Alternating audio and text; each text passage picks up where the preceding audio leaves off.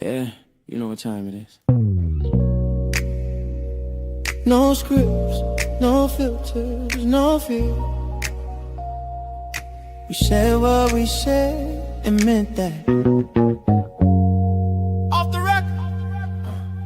Off the record, yeah, we keep it real. No filter, shit, we say what we feel.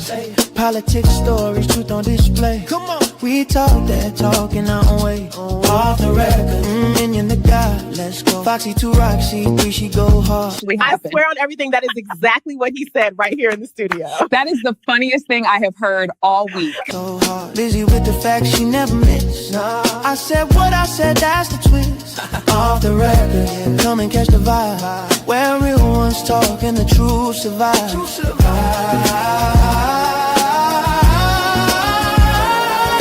Late night truth, we don't just speak. We pull the roots from what they keep.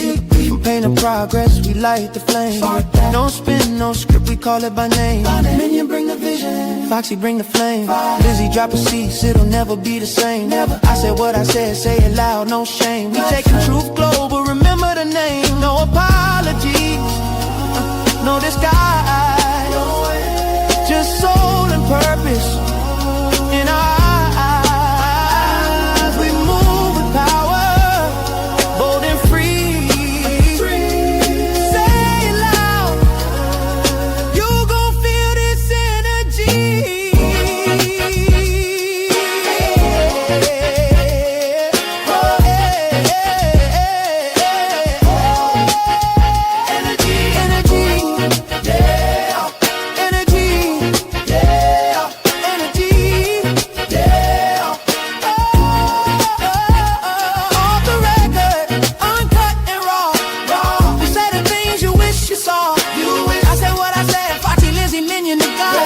This the realest show you ever saw. Off the record.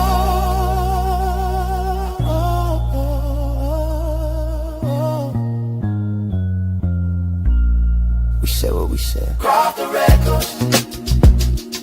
Yeah. Yeah. We said what we said. Off the record. Hey, what's good, everybody? It's Off the Record on this Friday night. Happy Friday, and I'm here. It's your boy Million the God, and I'm here with I Said What I Said and Foxy 2 Roxy, my two lovely co-hosts. What's good, ladies? Hey everybody, welcome back to the channel. Now, if you're new here, we're glad that you're here. This is where we keep things real and we talk about what matters and honest. And we have honest conversations. So let's jump into the show. And I hope you guys enjoy it tonight. But everything's good, Minion. Awesome. What about you, Foxy? Hello, everybody. I'm doing great. Welcome to the show. All right, now, just all I can say is buckle up, hold on. It's going to be a hell of a ride. Yes, indeed. We're going to talk about a lot of stuff today, guys. So before we get into the show, please do us a huge favor and hit the like button. Share the video if you haven't. It really helps the, algorithm and all that good stuff. And subscribe to the channels if you haven't done so. Make sure you subscribe to I Said What I Said, Foxy 2, Roxy 3, and of course, Off the Record. And before we get into all of the madness and the mayhem, I just want to let you guys know. Oh, well, I don't think we have. Do we have anybody to shout out? Do we have some shout outs? I believe we have one person in the chat Okay. that's actually participating because we got some watchers, but it's all good. Hey, allegedly in Harmon, thank you for being here tonight. And happy Friday to you, sis. Yes, happy Friday. What's good? And thanks for speaking. Y'all go ahead. Don't hesitate to speak in the chat. But let's go over some of the topics that we're going to talk about tonight so you guys know what the show is going to be about. Today we're going to be talking about Don Lemon getting arrested and released and his press conference. We're gonna talk about Marco Rubio getting caught pill popping while he's at a fucking well, excuse my language, y'all.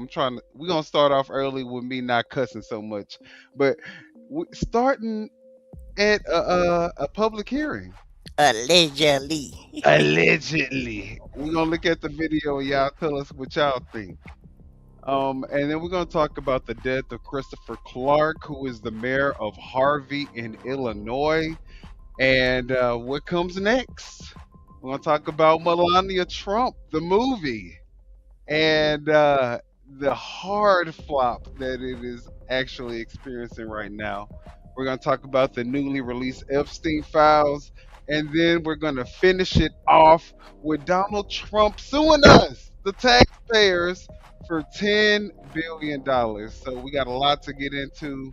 What? Yes, yes, we're We going ain't got What? that. I ain't got it. So leave. to. Right, Can you reconsider? Cause I ain't got it, dog. I just ain't got it.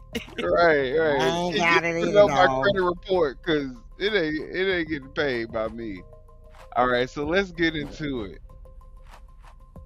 All right, so first things first, guys. We're gonna start off with the mayor of Illinois, Harvey, Illinois, recently hospital and then pronounced dead. So let's just look at this real quick and we'll talk about it. This afternoon, residents of Harvey are mourning the death of their mayor. Voters elected Clark in 2019 to lead the south suburb. He died this morning after a recent hospitalization. Our Sade Gray reports on how he's being remembered. Bunting sits outside of Harvey City Hall after the tragic news Harvey Mayor Christopher Clark has died. Those who were close to him say this is a horrible loss. It hit pretty personal, totally unexpected. The American flag now at half staff outside of Harvey City Hall. This comes after the death of Mayor Christopher Clark. It hits hard for former alderman and Harvey resident Marshawn Tolbert. I think his impact and what he did for the city of Harvey will be missed, oftentimes misunderstood, but it will be missed. The city released. It's so funny that he said missed, often misunderstood, because he definitely wreaked havoc before he left this world on the city of Harvey. But I'm going to digress so we can watch the full video, and then we'll have our commentary on the other side. A statement confirming his death, adding, "We extend our heartfelt condolences to the mayor's family, loved ones, and all members of the Harvey community during this difficult time." It is a huge loss.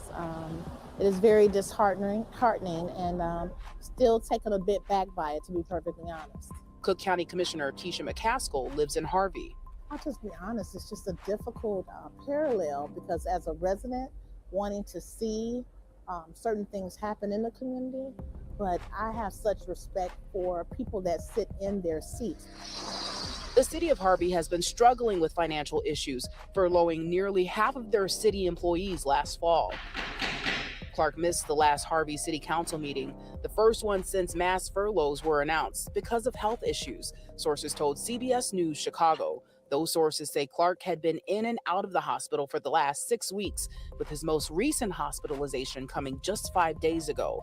Tolbert says the last time he saw the mayor was in December. He was coughing, but yeah, he was totally fine, normal to me. We spent about 4 hours at City Hall just going through some different things. The Harvey City Council will hold a special meeting on Monday to appoint an acting mayor in the wake of Clark's death. Reporting in Harvey, Sade Gray, CBS News, Chicago. Thank you, Sade. Well, well, well. I mean, I don't know if the people of Harvey City, the city of Harvey, if they're celebrating or if they are mourning. Morning. Yeah, I think it's kind of bittersweet because no one ever wants to see someone die, but the way that he treated those residents, I kind of bet he wish he would have made things right with them residents before he left this earth, because he kind of messed over a lot of people before he left. What y'all think? Well, first I want to give my condolences to his family. and to the city of Harvey for those that are mourning mourning his death. And two things could be true at one time. Yes, he did pass away, and it is a shame and a tragedy.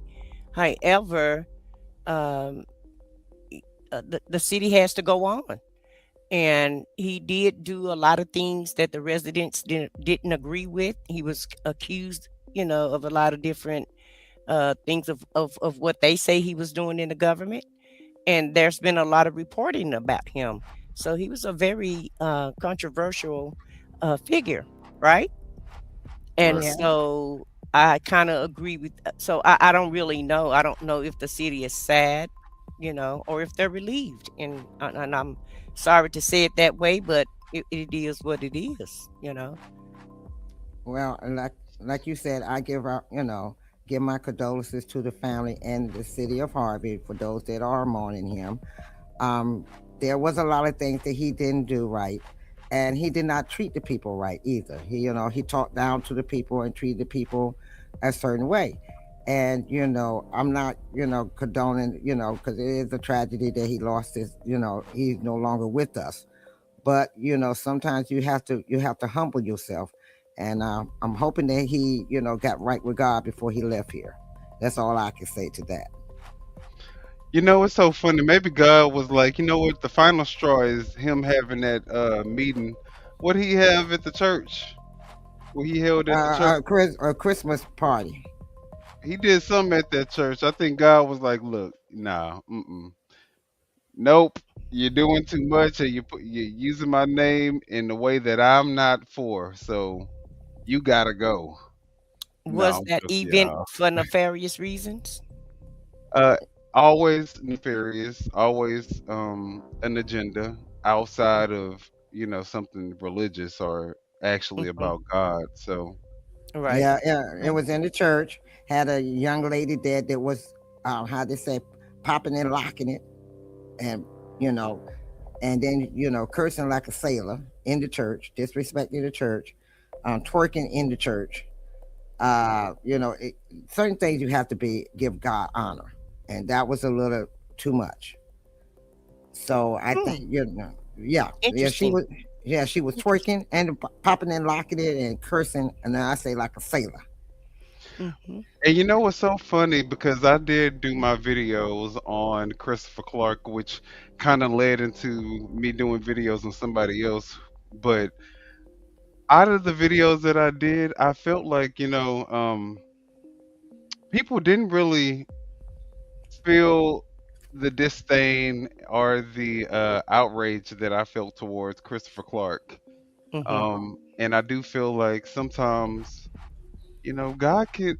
Sometimes you got to give things to God and know that He can take care of things way better than you. Because I was scared for a moment for the city of Harvey, but like I said, sometimes you got, and in fact, God has been working in overdrive this week, because I think another one of my arch nemesis channels has actually been eliminated as well. So, you know, Well, Javar say this is a big shift for Harvey, and so Javar, I agree with you, but do you think it's a what do you think it is? Do you think that they're grieving, or do you feel like they're relieved, or do you feel like they're kind of lost and don't know what to do, or were they prepared, or because it says that the news clip said that he was in a hospital for at least 6 weeks, so it looked like they may have had time to prepare if they knew, you know, the dire situation. You know what I mean? If they knew that he was towards the end. Well, they said he was in and out for up to 6 weeks, in and out of the hospital for six Yeah. weeks. So So, it but kind of, do you think they were preparing? Well, what I'm asking is, do you feel like the city was preparing, in just in case? Like, did they know to the extent of how sick he was? no, because the last time they had a meeting, and I watched the meeting, and they had one of the aldermen acting mayor, and he kept saying, y'all acting ugly, y'all don't know if he's sick or not, and y'all coming in here, fussing and acting, fools about it, and people got a little upset because he never came out and said that he's under the weather, or right now our mayor is sick. Let's pray for him or nothing. You just started attacking people, and people they didn't know.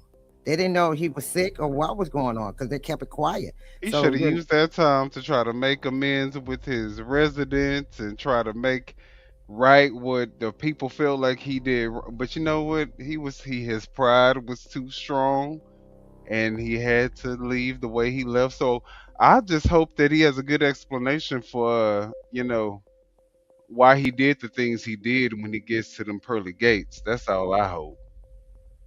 like I said, I hope he got his life right with God before he left here. We can only pray and hope that was happened. But like I said, the city didn't know. They had no idea. They kept them in the dark. The people that might have had an idea, they kept them in the dark. And from the last meeting, so that mean they scrambling then. They're yeah, scrambling. now they're Hmm. scrambling because they got Exactly. because it's like, well, what we're gonna do now? Mm-hmm. So And Yeah. he knew it. And he knew that he Mm-hmm. was about to and be that guy stripped. that was acting knew this, but he didn't say nothing. He just kept saying, well, y'all don't know if he's sick or not, and you don't know if the man is real sick or not, and he just kept saying it, but he would never tell the people, look, our mayor is under the weather, or our mayor is sick at this time. Right now we need to come together. Nothing. Well, one of our commenters said that he's not gonna lie. He kind of pictured that he was sick. He said, "Well, I ain't going to lie. I kind of pictures that he was sick because he was losing weight. So he kind of figured that he was sick because of the weight loss." Yeah, but you know what I'm saying? He should have still he we shouldn't have to assume. He should have came out, told the people he is the mayor. He should have prepared everybody, Hmm. and on top of that, he should try to make amends with everybody. This is your city that you running, and you know that you about to die. Come on now. Right, right, yeah. So on that note, he did have time. So you know, Right. maybe He- maybe I guess he did it in private. I don't know. His I don't know if pride. that's He gonna was too work. prideful. He was too prideful. So you know what? Enough about him because he is Right. gone. And the other Mhm. channel, like I said, that I will not name, is gone. And God is working in overtime. In fact, Mm-hmm. look at this, y'all. Look at this coon, Nicki Minaj, because she has said something about God too, and that's just my opinion. I'm calling her what I think she is. A raccoon. All right, so let's look at this. And get your motherfucking feelings hurt. But it's old motherfucking K. Cause Barack needed a Michelle, bitch. And Bill needed a motherfucking Hillary, bitch. You better pray to God you don't get stuck with a motherfucking Melania. You niggas want brainless bitches to stroke your motherfucking ego? Well, fuck you, nigga.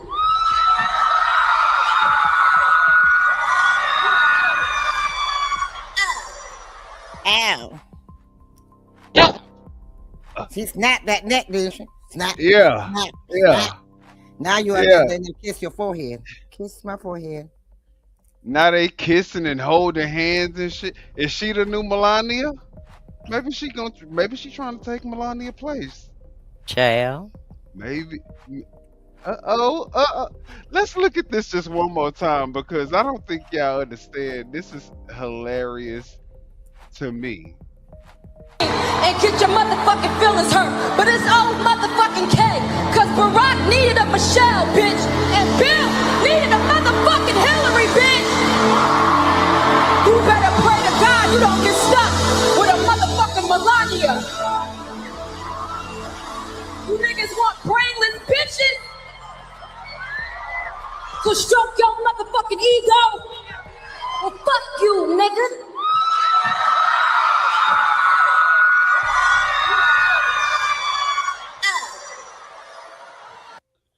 And the fact that she did that, Melania should feel disrespected to the highest degree. Do you see how he was clutching on her and looking at her? And And said and she was the best rapper around. And at the end of the day, um, this is who MAGA have to represent them now. They're proud to have her as a member of MAGA. Everybody is from the top all the way down to the bottom, so they don't mind her. Yeah, yeah. And see, it's so funny because everybody in the MAGA Trump administration are people who started off despising him and talking so reckless about him to where, if they said that shit right now, the MAGA people would probably want them to have to be hung if they said what they were saying about Trump, prior to them becoming MAGA. But yeah, so that is when I feel like Nicki Minaj said it best. I mean, she spoke her truth, and I feel like, a lot of you people want a brainless woman to Itch, stroke your ego. Let's not lie. Come on now. Men do want brainless women itches. trophies that they can use to stroke their ego. Ain't nothing wrong with that. But she Shit. definitely not no first woman. She not no Michelle Obama. Oh no. Oh In no, fact, no. she stole Michelle Obama's speech. Right. All right. Well, Yeah, she did do a little plagiarizing in the first administration, and I'll keep the rest of the comments for the rest, until we get to her portion of the show. So I'll just go on mute. why you say that? Yeah, yeah. We have all. Well, what I wanted to say was, we can't even understand what she's saying, and it's just real ironic, that we're chasing all these immigrants and Exactly. The whole committing all kind of administration is atrocities filled on with them. immigrants, Yeah, but and we've been pardoning all the yeah, international immigrants that have right. been, doing fraud on American taxpayers. It's crazy how much.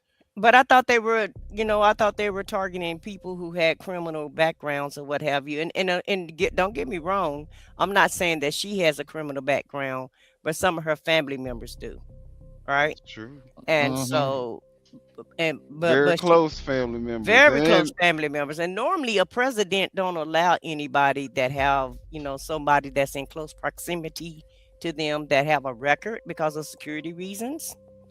And so for her to be up on that stage, with the president of the United States, it just, just don't look, it's not a good look. That's all I want to say about it. mm, Not at all, not at all. And the thing that gets me is you said you talked about his wife, but then yet you were up there on the stage with him, holding hands and letting him kiss your forehead, like everything is hunky dory. But I can't say nothing because JD Vance said some bad things about him, and he's his vice president. So I well, guess y'all do us a huge favor and press the like button. Even if you MAGA, and if you're MAGA, we would love for you guys to join the conversation by calling into the number that is scrolling on the bottom. Even if you're not MAGA, come on, we want everybody to join the conversation. The more, the merrier. It won't be just a one-on-one conversation. As many people that want to call that number can join, and we can all have a cordial conversation. But before we go any further, let's do a shout out to the people who have been in the chat.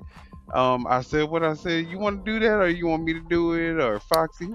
Yeah, go ahead. Y'all can go ahead and do it. One of y'all. All right. So first off, I do want to give a huge shout out to. I wish I had a drum roll, but Von the Madam was good. Look. Oh wait, no. Oh, I put the wrong. See, I put the wrong background music on. Okay, there we go. There we go. Bam, bam. Hey, we hey, got Javar Ellis in the building. What's good, Javar? Then we got Nunu JK2KH. We got Tracy in the building. What's good, Tracy? We got Last Beacon. What's good, Rico? CLS. Cross Country Cruise Her. So good to see you here with us in the chat. We got Last Beacon, which I already shouted out. Then we got Boy Eats World. Okay. Mm. All right. Is it good? Was it, spicy? We got Pokela or something like that. And then we got Terrible Times. They terrible.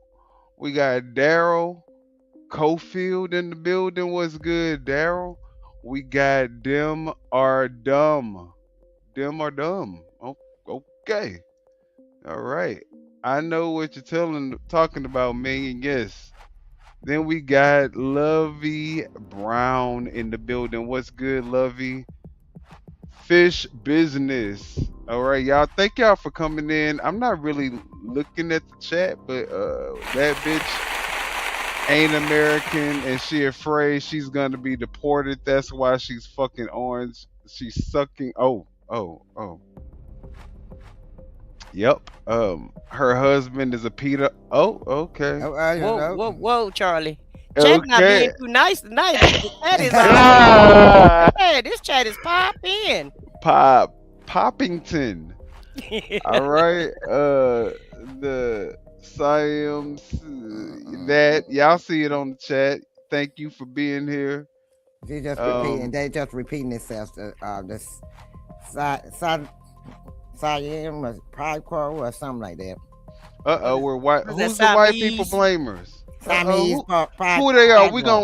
We gonna get them together, Daryl. Tell us who the white people blamers are, and we're going to get them together for you, my guy. Let us know. We got your back. Tell us who those white people blamers are. All right. How we blaming white people? We just did a story about Harvey. Oh no, he's not talking about us. I think he's talking about somebody else. So that's why I said, tell us who it is that you're talking about, Daryl. Because Daryl sound kind of black. Sound like a black name too, anyway. But love and peace. That's what we talking about. That's all we could ever ask for. All right, now let's look at Marco Rubio. He is gonna sneak something in his mouth. Now we not saying that he is up here popping pills or anything, but we saying that it looks very much like he popped the pill. Allegedly. Okay, so we just want to go ahead and see what you guys think. Okay, so let's look and y'all let us know. Oh, there goes Marco. See, he's trying to sneak something in his mouth there. He doesn't want us to see that. But there goes. Oh, it's right there like a little chipmunk. He's just going to store that up for a little bit. And hold on, I got to send the tongue in. There goes the tongue to swoop it up. There it is. Glug, glug, glug, down the hatch. Okay. Yeah. That's it. Not too big, but definitely what you guys think. And if you think that was a pill that went down his throat, what kind of pill do you think it was?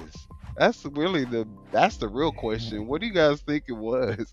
I'm not gonna say what I think it is, but y'all let us know. Mentos. Oh, the fresh maker. That's right. Absolutely. I concur. What do you guys think, though? Listen, I wasn't by that man. I don't know. All I know is he popped something in his mouth, and then he had to have a drink, and then he drank like 2 or 3 bottles of water plus his cup. That was on there. That's all I know. That's all I saw. Yeah, he perked up though. After a few minutes after y'all, he perked up. He definitely did perk up. He said, "You won't catch me falling asleep in these meetings." Yep. And he was extremely thirsty. So yeah. Real thirsty. All right. Well, let's look at the FBI reporting on Trump that he is compromised by Israel. I mean, look, this isn't what we're reporting. We're just bringing it to you guys so y'all make your own decision. But let's keep looking. Breaking news, the FBI has released a report confirming that Trump is, quote, compromised by Israel.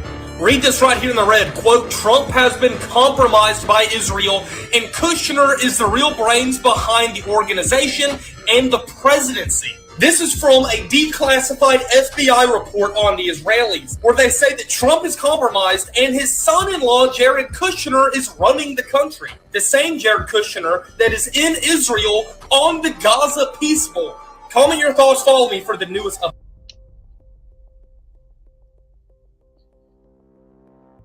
All right. Well, do we think Trump is compromised by Israel? I mean, it is kind of crazy that his son is on the board of peace for Gaza. I mean, that is kind of crazy. And is building real estate out there. And his sons. Well, it's just weird, to have all this family doing Ties, business. right? Yeah. This family doing all this enormous business while globally that they've never done. Right, and they're capitalizing off of the presidency, in my opinion. And so, the Republicans had a heart attack when Hunter Biden was just over a board in Ukraine. Yeah. And then, and let's not talk about that computer of Hillary's. Yeah. Oh my God, Hillary had a computer. And No, they, he had went, an email. they went berserk over some emails. Yeah. And it was Hunter Biden that had the computer. That remember that what's her name? What is the dipwit? No, Bad Bill. Hunter Biden had a computer, but they were concerned about Hillary's emails. Remember? Right. They were concerned about her email. They were concerned about Hunter Biden. Remember, because what's her name? Bad Bill Butch Body was showing all the explicit, exotic pictures of him. And she was showing the actual pictures that was on the computer. Yeah, in the hearing. Right. She had the pictures of when they had a congressional hearing. So yeah, I totally know what you're talking about. And then but you ain't saying nothing about what's going on over there with all this being on the board over there and sending out, getting all this information out to them. And okay. All right. I'm still stoned over the $1 billion that he's made since he's been in office. Oh, way over one. It's like $5 billion in wealth that he's accumulated since he's been in office. Now he's suing us, which we're going to get into a little bit later on, for $10 billion. And of course, he sues everybody who says anything negative about him. So, it's kind of giving very much, Nazi, authoritarian, fascist, dictator, all that good stuff. It's giving all that, but the people are still going to defend it to the bloody death. They're going to go out and even purchase guns to defend him making as much money as he possibly can while we continue to struggle on day to day, just regular everyday things. So but let's watch Melania's ad. She's placing it on Craigslist to get people to watch her documentary. So it's insane. Let's see what this is talking about. Yo, Melania Trump may be having the worst day of her life right now. And that's saying something, because she's married to this.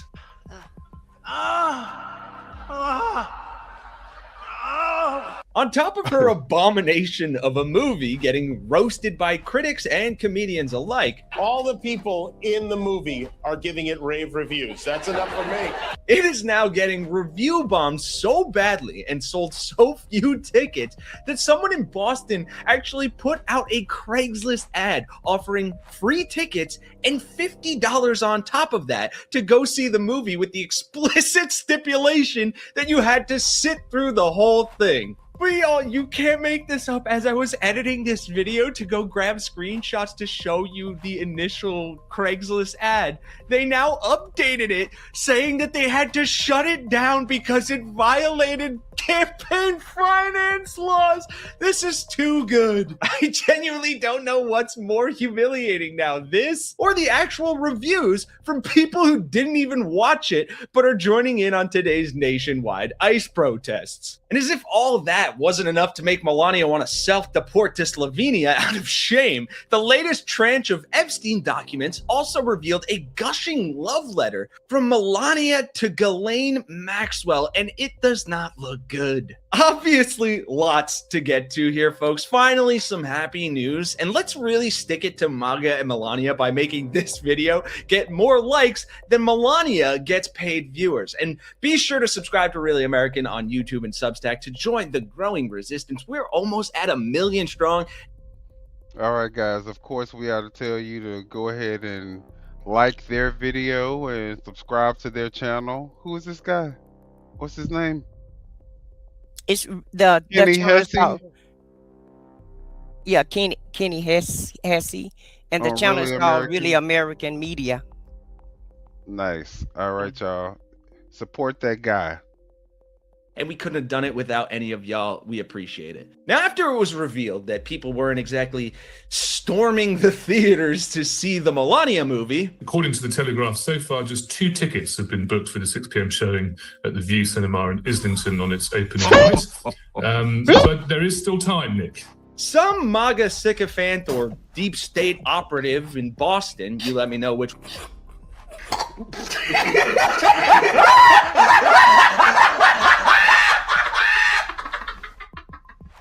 one you think it is, put out this Craigslist ad in the gigs section, and given Trump's economy is hot garbage, people were desperate enough to respond. The desperate ad reads, a 10 Melania documentary, free tickets plus $50 with 3 exclamation marks. And hey, to their credit, they said, we are at capacity for this promotion. Those selected to attend the film will be contacted directly via email with relevant details today, Friday, January 30th.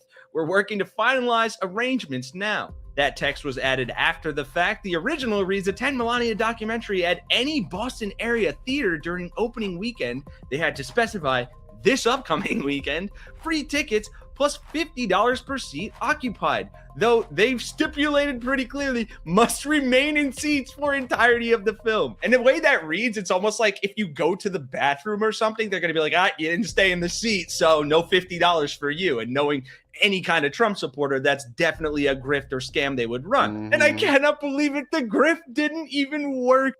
That is so funny that he said that, because I could definitely see them doing something like that.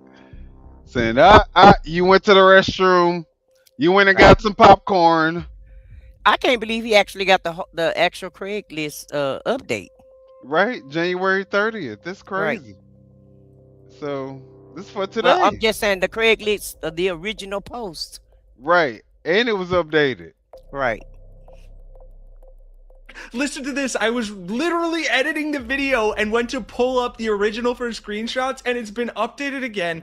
And they said, thank you for your interest in Melania 20 Days to History. We had an incredible response to this offer, and we were excited to provide true American patriots the opportunity to attend the best documentary ever created while providing some much needed relief for Biden's economy. However, due to widespread coverage and backlash surrounding this offer in the fake news media, Counsel has advised us that the proceeding would run afoul of campaign finance laws. Not that Trump ever gave a shit about those. Considering the funding of the film by Amazon, we were shocked to hear this, but cannot take the risk.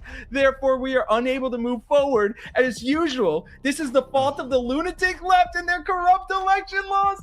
They hate America and will do anything to destroy this country. On the bright side, this incredible film is now sold out everywhere. No, it's fucking not, dumbass. Everywhere. With box office success like no one has ever seen. Like no one has ever seen. And it's sold out everywhere. I'm telling you right now. Oh my God. And baby, this post will be believed. They'll believe this post. It would be believed. Now, they weren't going to believe that it was an actual post on Craigslist, right? MAGA probably wasn't going to believe that. But after they saw the update and saw the familiar writing style. Incredible film now sold out. Yeah. Everywhere. Yeah. Biden's economy, you know, they with saw box office success. They like saw the no one dog ever whistles. seen. So now all of a sudden the post is legit now. Yeah. That Guarantee is you. hilarious. It always makes me laugh because everything that their answer is to everything, and this is for this so far president is Biden did this and Biden did that.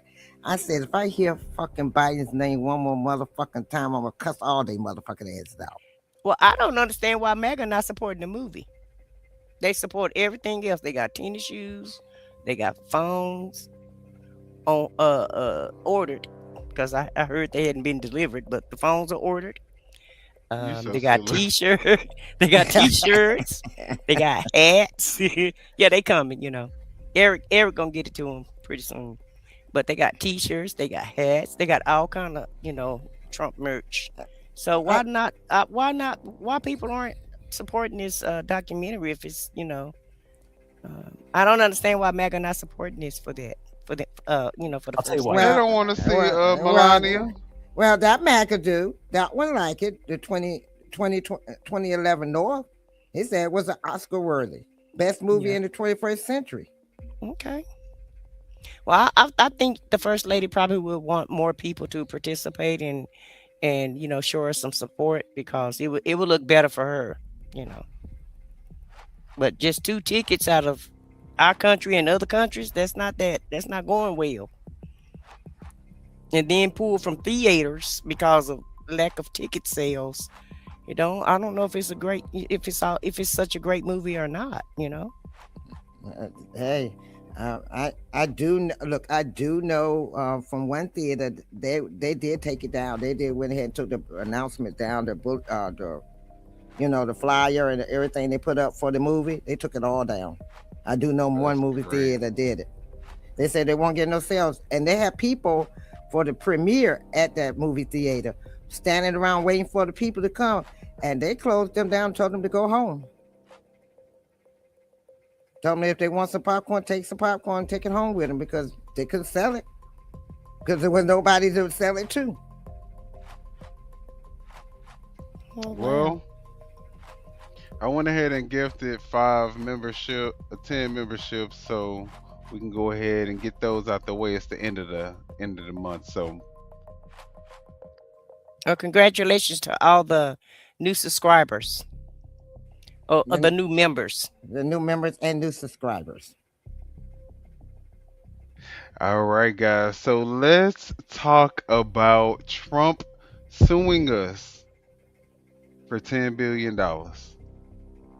Donald Trump is suing the IRS and the Department of Treasury for $10 billion, at least $10 billion taxpayer dollars. Oh, Lord, we ain't got it. Of your dollars.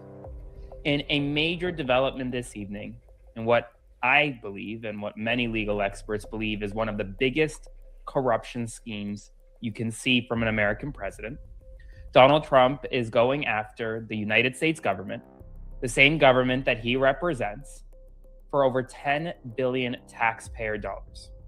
Why?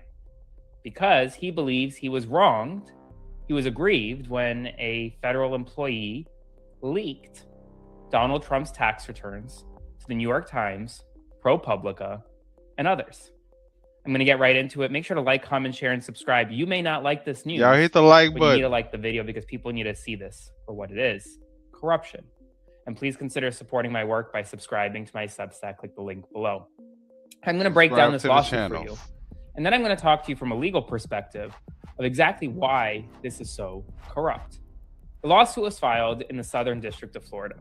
The plaintiffs, Donald Trump Jr., Eric Trump, and the Trump Organization. The defendants, the IRS, and the Department of Treasury. It begins by outlining the roles of each individual, from Donald Trump Jr., Eric Trump, and the organization. And importantly, in paragraph 1, it says that President Trump brings this suit in his personal capacity, acknowledging. So him and his kids are suing the American taxpayers. Now, if that's not a complete slap in any MAGA supporter's face, like he is saying, F you, you're going to pay not only me, but you're going to pay my entire family for the opportunity for me to rule over you. That he currently serves as the 47th president of the United States. From May 2019 through at least September 2020, former IRS employee Charles Littlejohn, who was jointly employed by the IRS and one of its contractors, illegally obtained access to and disclosed tax returns and information to the New York Times, ProPublica, and other leftist media outlets. Defendants, referring to the federal government, had a duty to safeguard and protect Trump's confidential tax returns and related tax information. Sir, you are the fucking president of the United States. What do you mean? The tax returns were supposed to be released anyway. Exactly. In his first term, look, in his first term, they supposed to be that we ain't never seen yet. Never seen. All the other presidents had to show theirs, but he's the only one that don't have to. And y'all maggots don't understand that now he getting ready to get y'all money. Y'all remember your taxes getting ready to come out. You getting ready to file your taxes, and he's suing them around the same time you supposed to file your taxes for $10 billion. Did I give you a little wake up call? Where your tax, when you don't get no tax back, what's going to happen? Let's just look at how, deranged these people are. No, his kids are suing, and they are bringing a lawsuit under Trump's behalf. They will say anything. Literally, they will say anything. This is a cult. To justify what, the grift. What are you talking about? The Biden IRS released documents that are personal and classified. The Biden IRS. You as a taxpayer, American taxpayer, you don't get to choose where your taxpayer dollars go anyway. But now they're going to also go to paying Trump and his family $10 billion. He's already running the fucking country. He's already amassed a $5 billion wealth from a cryptocurrency scam that you guys bought into allegedly. And now the American taxpayers need to be paying $10 billion. Are you a fucking idiot? Are you stupid, or are you just dumb? Or are you both? Because why would we do this? Why would we feel like Trump is entitled to $10 billion of our taxpayer dollars? And I'm just sitting back and saying, the thing that gets me, Biden is sitting home, drinking whatever he's drinking, eating ice cream with his grandchildren. He is not active president. You all keep blaming Biden, but these things are happening now. This lawsuit ain't happening during Biden. This is happening now through your president.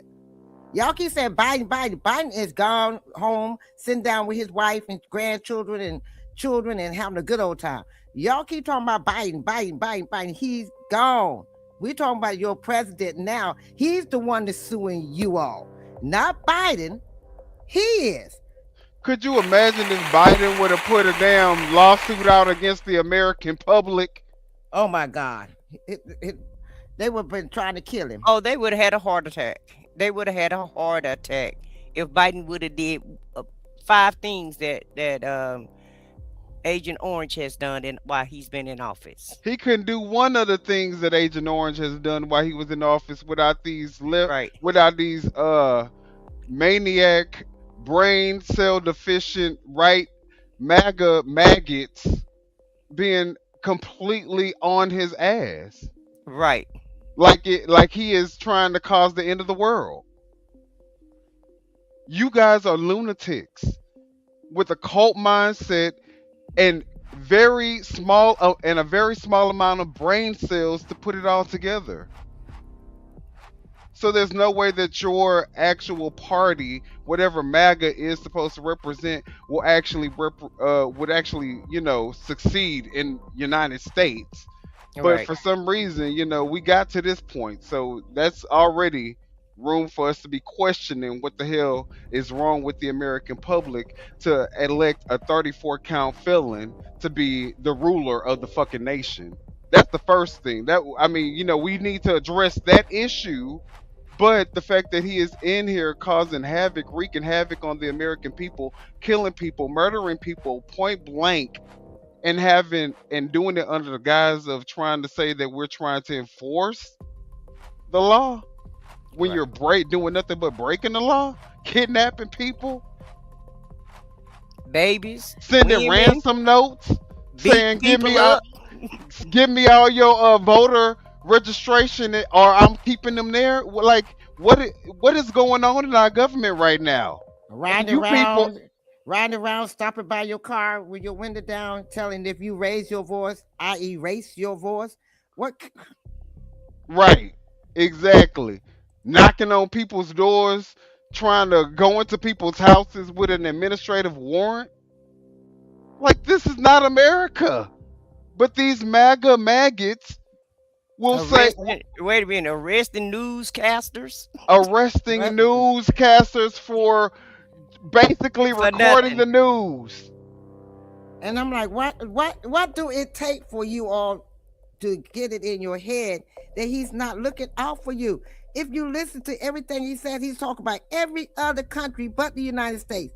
He's supposed to be bringing everything back over here for y'all to have better jobs, more money. The only thing, the only excuse that these people these MAGA maggots can even say is that they don't like the country. That's the only excuse that you can have for supporting this stuff. They don't. I saw a comment a while ago. Abolish the IRS. If you abolish the IRS, you can abolish the rest of the government entities that we take advantage of right now today. I'm not giving these people no passes. You see the type of stuff they say. If you know somebody in your life that's MAGA, shun they ass. They don't deserve any respect from you. If they decide to change their ways, you can let them back in your life because we need all the support we can get. You know, not even being a Democrat or a leftist, but being a person who loves America and being a fucking American citizen and a real patriot. If you're that person, then you should shun MAGA. They don't get any respect from you. And then the thing that gets me is y'all keep saying Biden did this, but Biden did it, but Biden did it, but Biden, okay, but Biden is gone. This is a year into this administration. What have they done that you don't like? We said some things that we don't like about what Biden did. Can you say the same about what y'all king or y'all God is telling you that he did wrong? I ain't heard none of you say nothing about why he's done wrong yet. Everything he has done perfect. And ain't no perfect person out here. Well, they need a boogeyman. They need a boogeyman. Because guess what? When he gets that settlement for $10 billion, guess what? All of you, regardless of if you're MAGA or not, you're paying it. It's coming out of your tax dollars. Right. Do you know how much those ICE people are getting off of you? First of all, they're getting a bonus off the top of $50,000. You ain't even getting a bonus in your own life of $50,000 just to sign up for any job you have had. And then they're getting that off the top. Even if they qualify, they're still getting that money. That's your tax dollars right there. And they have not shown how many criminals have they actually shown you that they took. So far, we've seen they taking lives of 1 to 5%. That's what I'm saying. This is the reason. This comment right here is the reason why I say just shun them, because there's no sense. I mean, there's no point in trying to talk sense into these people. These people are the scum of the earth. They're the cancer to the nation that has caused us to be in the position that we're in right now, where we look like the stupidest people in the world. Every country is laughing at us right now. Right. And then you said the tax dollars went to the Somalians. Do you realize that happened, 2 years ago? They just bringing it up now. What they doing is giving y'all a whole bunch of boogeymans. And y'all have not seen any proof of that since he's been in office. They know Listen, You goddamn right. You should pay reparations. If we can pay $50 billion to these other fucking countries, and we can do all this other shit for Israel and all these other fucking countries, yes, and Venezuela and all these other places that we spending our tax dollars to, yes, you should pay and now you want to pay $10 billion to Trump. Yes, you should pay reparations. Goddamn motherfucking right. now let's go ahead and go to the next slide. Finish this one up. Look, I ain't mad, but I'm just saying, yeah, I can get crunk. We can get the shit popping. Yeah, I From understand. such unauthorized inspection. Accordingly, they were obligated to have appropriate technical, employee screening, security, and monitoring systems to prevent Little John's unlawful conduct. Defendants failed to take such mandatory precautions. Now, the lawsuit outlines how Mr. Littlejohn has admitted that he disclosed to outlet ProPublica Trump's information. It goes on to say that ProPublica, quote, falsely reported that Trump's leaked confidential tax returns contain versions of fraud. It's not false reporting, it's true. It goes on to say that the IRS and the Treasury Department have caused Trump and the organization reputational and financial harm, public embarrassment, unfairly tarnished their business reputations, portrayed them in a false light, and negatively affected President Trump Portraying you in a and other false plaintiffs' light? public standing. Or is it Their just failures so have caused exposing? significant and irreparable harm to plaintiffs, their reputation, and their substantial financial interests. Here's where it gets interesting. This court has already held these alleged facts sufficient to support defendants' liability for violations of Section 6103 of the Internal Revenue Code. As to plaintiffs, the facts are even more egregious and warrant swift and sweeping relief to remedy the breach of plaintiffs' rights under federal law. Let's take a look at what remedy Trump is seeking. First, declaring that the IRS and the federal government willfully, knowingly, and or by gross negligence unlawfully accessed and inspected his confidential tax return information in violation of 26 U.S. Code Section 6103. 2, declaring that defendants willfully, knowingly, and or by gross negligence unlawfully disclosed confidential tax returns in the same violation. 3, they want the court to award Trump, pursuant to 26 U.S. Code Section 7431C1, the greater of either $1,000 in damages for each unauthorized disclosure of their tax return information, including each subsequent disclosure by third parties and by many other print, broadcast, cable, social media, and other platforms, which amounts to at least $10 billion. That is insane. So they're saying $1,000 in damages for each unauthorized disclosure of their tax return information. First off, it's authorized because you're the fucking president of the United States. It's authorized.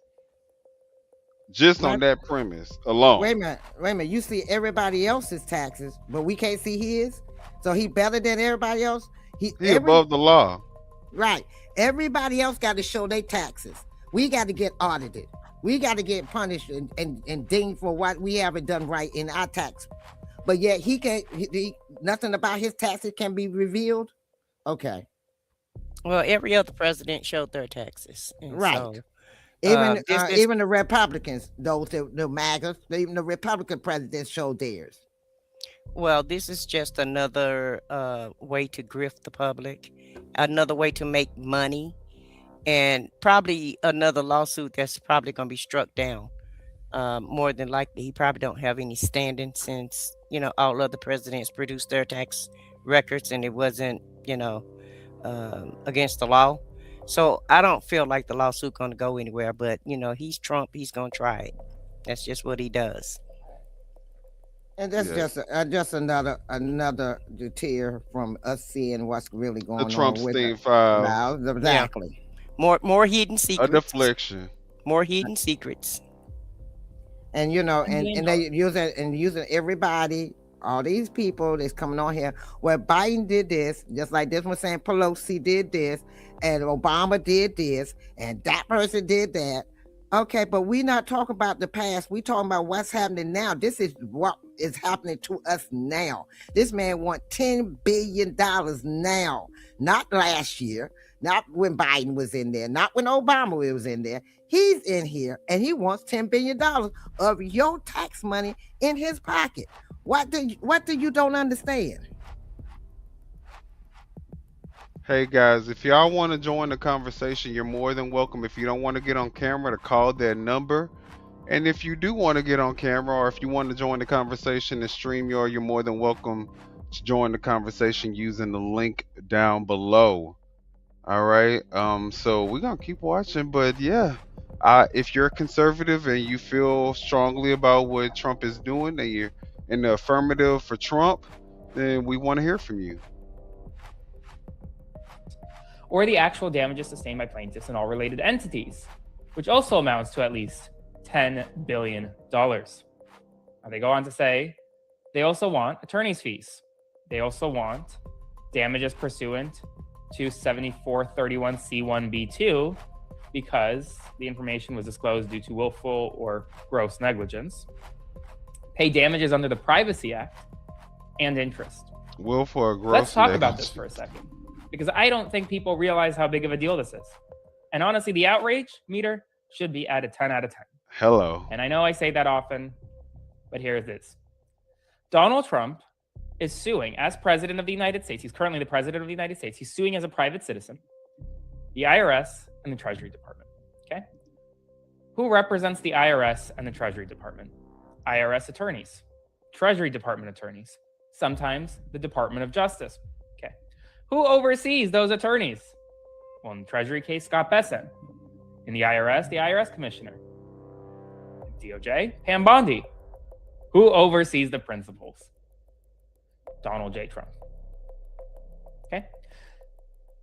There's nothing stopping Donald Trump from theoretically going to Pam Bondi and saying, settle this for $10 billion. Settle it for $20 billion. Settle it for however much I want to settle it for. And Pam Bondi can say, okay, we'll settle it for $10 billion.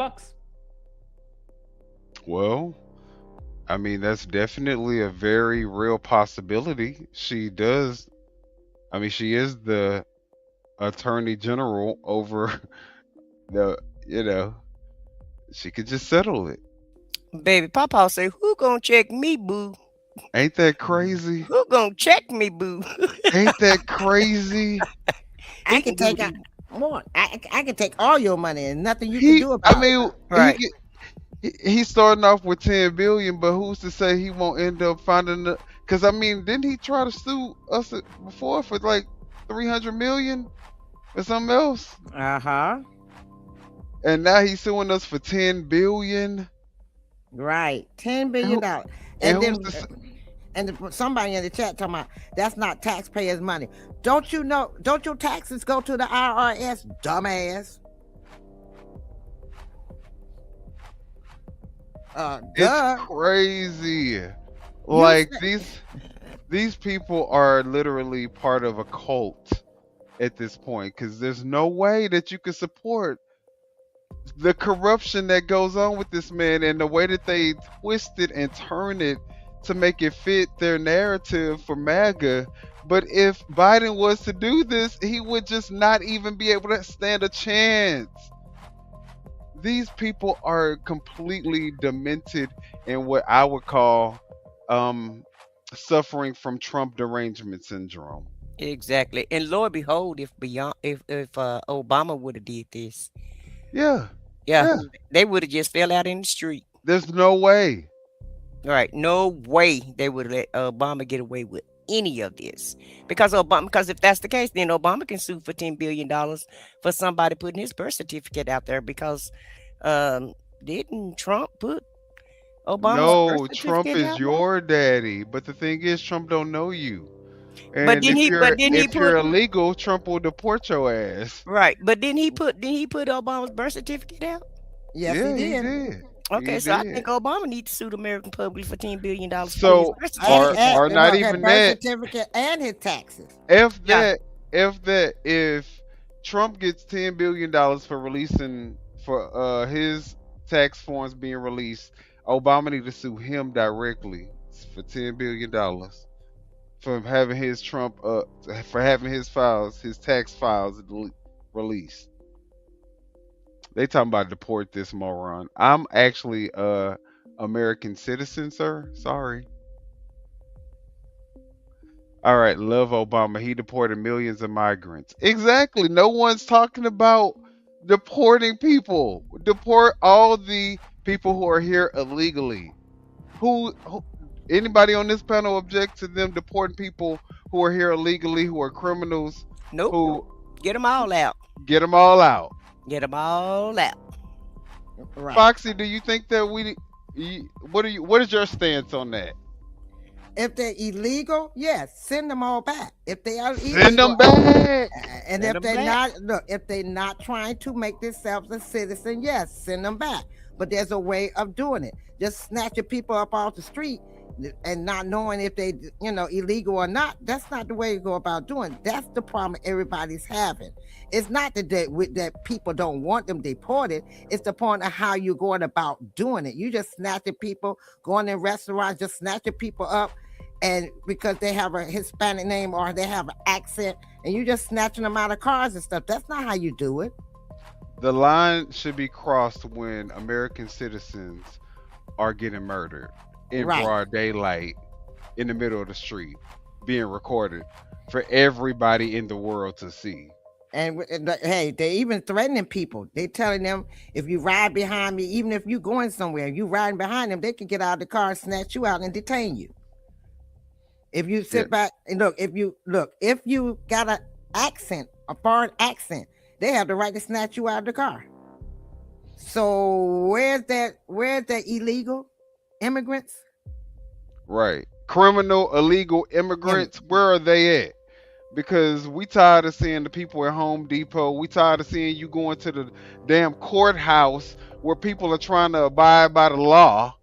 We tired of seeing you going to schools, that's not what the American people signed up for. They wanted illegals gone. They wanted criminal illegals gone, but they did not want to see people getting shot in the middle of the street. I mean, maybe some of y'all did. At this point, I'm inclined to believe that some of y'all like seeing that type of stuff. And grabbing little elementary kids and hold them hostage so the parents can come out so they can see if they and snatch them up and say they was illegal. And they probably illegal, and they telling you they legal. They got an ID, but you still ain't taking their word for it. You zip tying them or putting handcuffs on and throwing them in the car. Then say I'll deal with it later. Then when you get to where they're going, they find out they are legal. Then you put them back out on the street, and now they got to figure out how to get back home. Left to figure out how they gonna get home. And y'all think this is okay? Y'all really think that is okay? No humanity, no compassion, no justice. Really doing it the illegal way. Nothing about this is legal. I thought MAGA and the Republicans love the rule of law, but I can't tell now. Obama got rid of so many. Right? The red people, the right side are the Second Amendment queens, the Second Amendment kings. Yes, they love the rule of law until the law have to apply to them. Then it's a difference. Then it's okay. And this person said, open your house. Why they need to go in my house for? I'm an American citizen. Why they need to go in my house? Why should I open my house? Open your damn house. Well, let's get back to the presentation. We almost done with this video. Where does that money come from? You. That money comes from you, the taxpayer. The taxpayer will have to front the bill for this violation. Now, am I saying that it was right for someone to leak Trump's tax returns? Theoretically, no. That is a violation of federal law. And Little John was held accountable for that. But should the president of the United States be suing the federal government that he oversees in an effort to get a massive settlement, billions and billions of dollars to enrich himself? The answer to that is also no. This, to me, is arguably one of the biggest corruption schemes to date. And it comes after Trump has long wanted to fight the federal government for a whole host of issues that he seems aggrieved for, trying to pocket that money in the process. But that money is your money. What do you think $10 billion can go for? $10 billion can pretty much fund Medicaid for a long time. Okay? $10 billion is a massive amount of money. It's more than Donald Trump's entire net worth. Now, do I think he's going to get $10 billion? No. Do I think he's going to get anywhere close to that? Probably not. I don't know what will happen with this case moving forward. But what I do know is that this is an effort at corruption. This is an effort at conflict of interest. And it's clear as day. And I'll say this to any reporter out there watching this, be like me and call it out. This is not a time to say, oh, this is a normal lawsuit filed by a president of the United States. No, it's not. It's not a normal lawsuit filed by the president of the United States. It's not a normal lawsuit at all.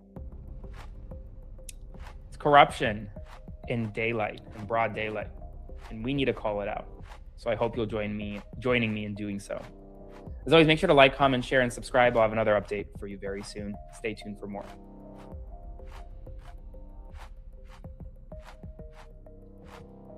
All right.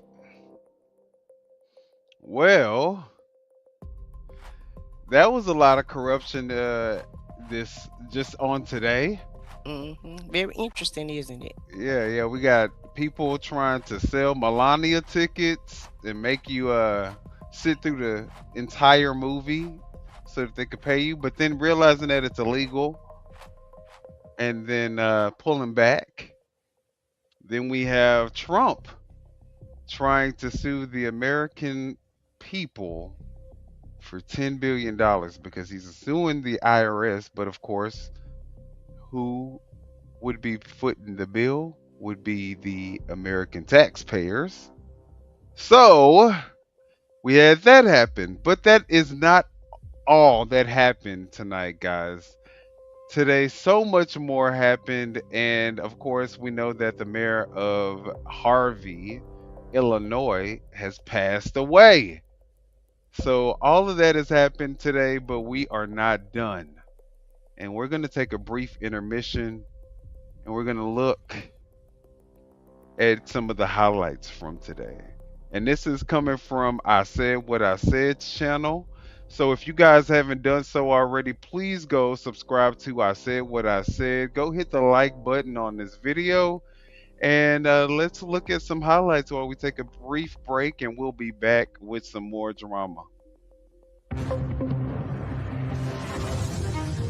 We have breaking news for you. Former CNN anchor Don Lemon was arrested late last night on federal charges tied to a protest earlier this month at a church in St. Paul, Minnesota. Lemon says he was reporting as a journalist when demonstrators interrupted a service to protest immigration enforcement. A magistrate judge previously rejected the case against him, but prosecutors later sought and obtained his arrest.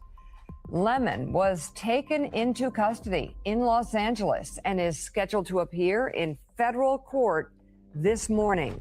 His lawyer, Abby Lowell, calls the prosecution an unprecedented attack on the First Amendment. We have Lisa Rubin here. A few moments later. The Department of Justice releasing its remaining documents from the Jeffrey Epstein investigation.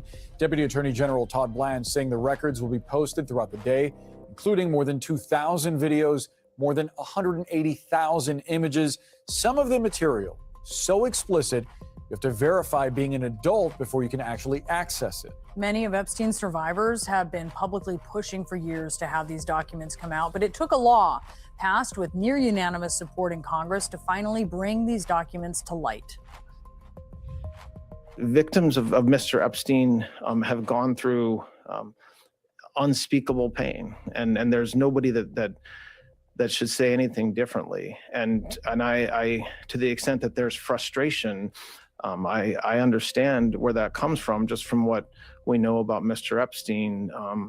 I hope that the work that the men and women within this department have done over the past 2 months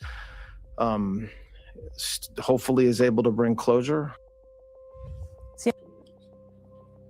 Should we expect any sort of organized response from Democrats to the arrest of Don Lemon this morning? And what do you think that says about the Trump administration? Trump administration has systematically targeted the free and fair press because they want to intimidate America and oppose anyone who is not willing to bend the knee to their extremism. We are not going to be intimidated. at all. The free and fair press is central to the foundation of American democracy. Thomas Jefferson famously made that clear, that he would prefer a country that had newspapers over government as opposed to governments over newspapers. This is central to who we are as a country. And so Don Lemon, we know, is an accomplished journalist who was doing his job as part of the free and fair press. There's no legitimacy, no basis to Don Lemon's arrest, no basis to the arrest of the other journalists. And the American people are not going to stand for it. And House Democrats are going to stand up for them. And the rights of the free and fair press as central to American democracy and our values in terms of who we are. But how? I issued a statement as it relates to where we are right now. It just happened. And so we haven't had an opportunity, even as members of Congress, to talk to each other about next steps. But of course, next steps will be forthcoming. The Minneapolis shooting has renewed a debate over the Second Amendment and concealed carry laws, but this time the political roles are reversed. The right to bear arms has been a Republican Party big issue for decades. Conservative politicians have strongly defended the Second Amendment by successfully passing gun rights laws such as concealed carry in every state. Minneapolis shooting victim Alex Preddy was legally carrying a firearm, but top Trump administration officials say he did not have a right to do so. You cannot bring a firearm loaded with multiple magazines to any sort of protest that you want. It's that simple. However, President Trump supported Kyle Rittenhouse after he shot and killed two men who tried grabbing his gun during a Kenosha protest following a police-involved shooting.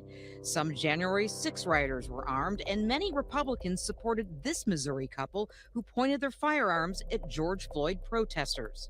It's the height of hypocrisy, which continues out of the White House, scrambling to find some reason to show why these agents were justified.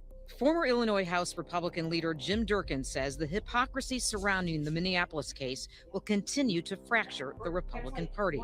And while it took over 20 years to pass a restricted concealed carry law in Illinois, residents have a right to carry a loaded firearm to a protest. Minnesota shares the same right.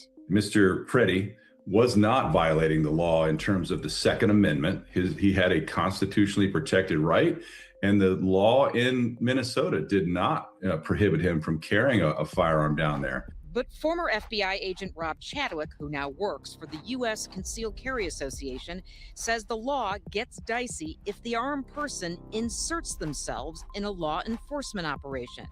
USCCA and a growing number of Republicans are calling for a full investigation into Preddy's death. When you take that step and get involved physically in a law enforcement action, it is incredibly dangerous, and unintended consequences do happen. Meantime, White House spokesperson Caroline Leavitt says today that President Trump absolutely supports the Second Amendment for law-abiding Americans, but not for people who impede immigration enforcement operations. Thank you, Mr. Chairman. Edward Lawrence from Fox Business. Has the effects of tariffs already moved through the economy on prices? A lot of it has. So basically, there are many different estimates, and they're all highly uncertain, but most of the overrun in goods prices is from tariffs. And that's actually good news, because if it weren't from tariffs, it might mean it's from demand, and you know, that's a harder problem to solve. We do think tariffs are likely to move through and be a one-time price increase. So most of the overshoot, if you were to take that out, you'd get, and you would, I mean, inflation, core PCE inflation is running just a bit above 2%, x the effects of tariffs on goods. And the other good news is, if you look away from goods and look at services, you do see ongoing disinflation in all the categories of services. So that's a healthy development. So that's what's going on. The expectation is that we will see the effects of tariffs flowing through goods prices, peaking, and then starting to come down, assuming there are no new major tariff increases that are begun. And that's what we expect to see over the course of this year. If we see that, if we see that, that would be something that tells us that we can loosen policy. Also, if we see something that suggests that the labor market is not stabilizing, that in fact the downside risks reemerge or the data just get worse, we'd have to look at both of those. We have a two-sided mandate. Oh, if I could, if President Trump does pick a new Fed chairman before May, what does that look like? How would you work with that person, and what does that transition period look like? I don't have anything for you on that. That will depend on Congress's actions and things I can't speculate on. Howard. Hi, good afternoon, Dina and Pat. Right now, we are hoping to learn more details about the circumstances regarding Mayor Christopher Clark's passing, but I can't share that. I have talked to a woman who said she's known the mayor since he wasn't. She did tell us that she knew he was battling an illness, but she couldn't elaborate any further. Mayor Clark served as mayor of Harvey since 2019. The city says it is working closely with Clark's family and will share additional information when the family says it's okay to do so. Last fall, WGN Investigates interviewed Mayor Clark for a story about the city's tax woes shortly after city leaders declared the south suburb financially distressed. To recoup revenue, Mayor Clark told WGN Investigates he was testing a solution for businesses that own properties with late taxes or that lease space in properties with late taxes. Purpose of the settlement agreement was to try to give those others that were having lean times, to give them opportunity to be able to right the ship. That was Mayor Clark speaking with WGN Investigates late last fall. Again, officials from the city of Harvey have confirmed that the mayor has passed away. We do know that a special city council meeting will be called to appoint a mayor pro temp. At this time, the city is asking to respectfully request privacy for the discrediting what I consider to be a very well-organized operation in ICE, but they're discrediting even these officers. They're going to make their job more difficult and more dangerous with this incompetence that I'm seeing out of Nome and out of Stephen Miller. The president called you a loser, I believe. I am thrilled about that. That makes me qualified to be Homeland Security Secretary and Senior Advisor to the President. Yay. Brian Thompson, number one, Damn. will not face the death penalty Whoop. if a jury convicts him of Thompson's murder. Second, despite a dogfight by his attorneys to keep Mangioni's backpack out of evidence before a jury, we've now learned that backpack can stay in as evidence, and a jury will see it. So let's go live to CBS News legal reporter Katrina Copeland. Katrina, what's behind these rulings?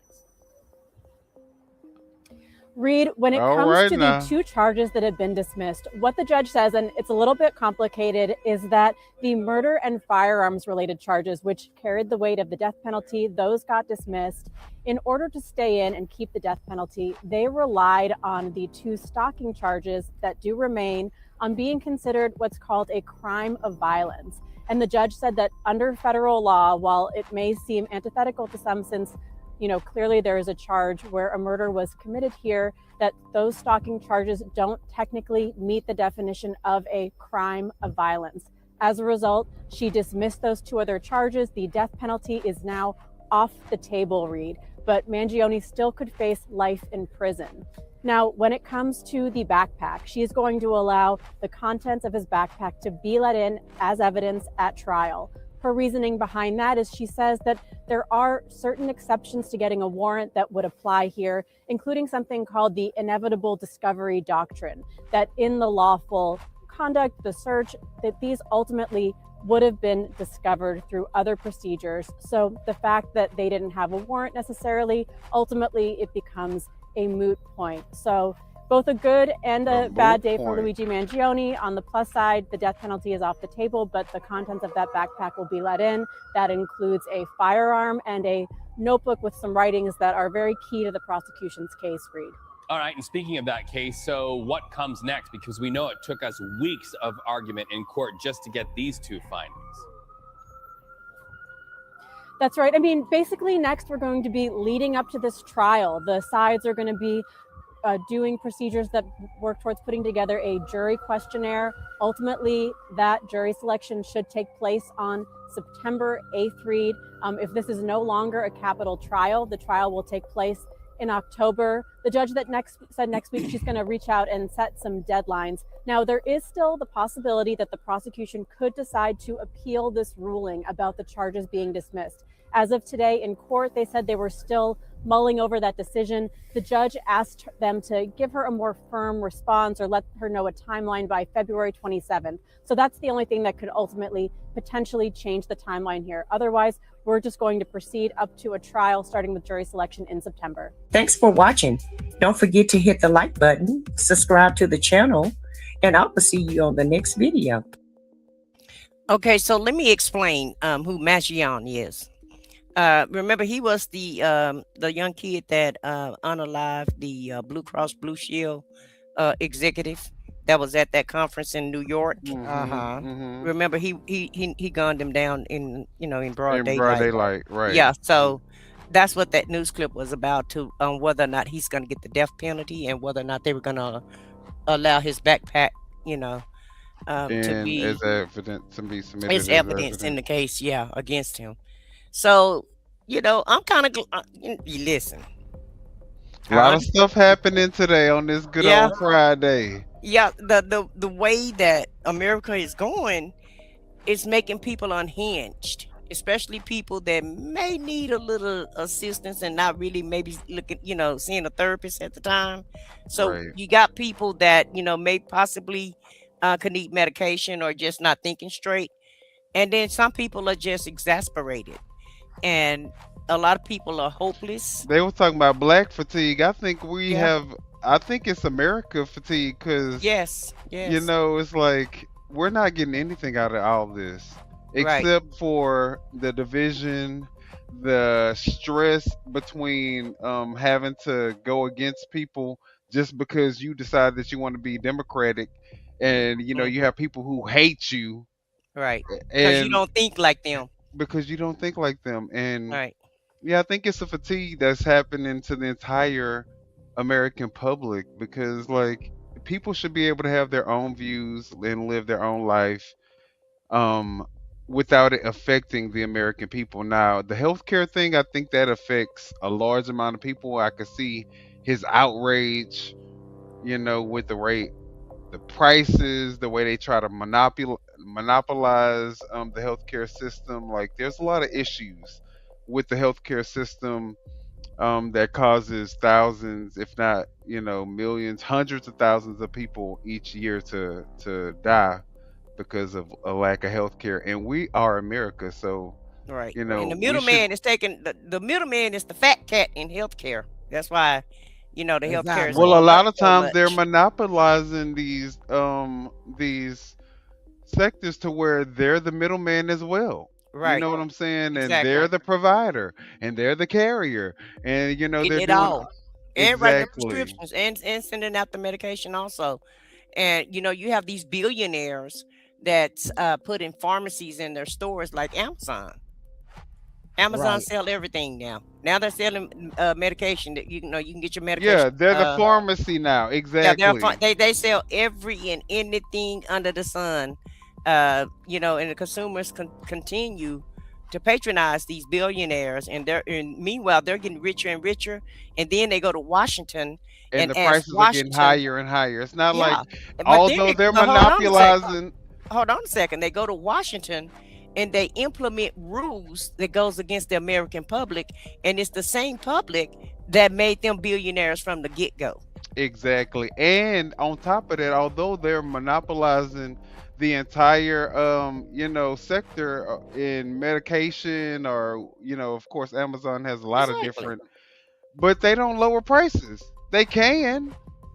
You own all of it. Why can't you lower prices? But they make them higher. So yeah. All right. Then, well, you even got grocery stores now that even putting pharmacies in their pharmacies in their grocery stores. Yeah, I feel like the American public is being bamboozled by the health system, and you have a lot of people who are MAGA who just are okay with whatever. So But let's look at this release video. I blame the education system in America for In that. America? In America, yeah, for not having government classes. And the classes that they do provide, you're not learning much, No, Right. they're not. They're not. Some breaking news. Don Lemon has just been released after appearing in LA federal court this afternoon.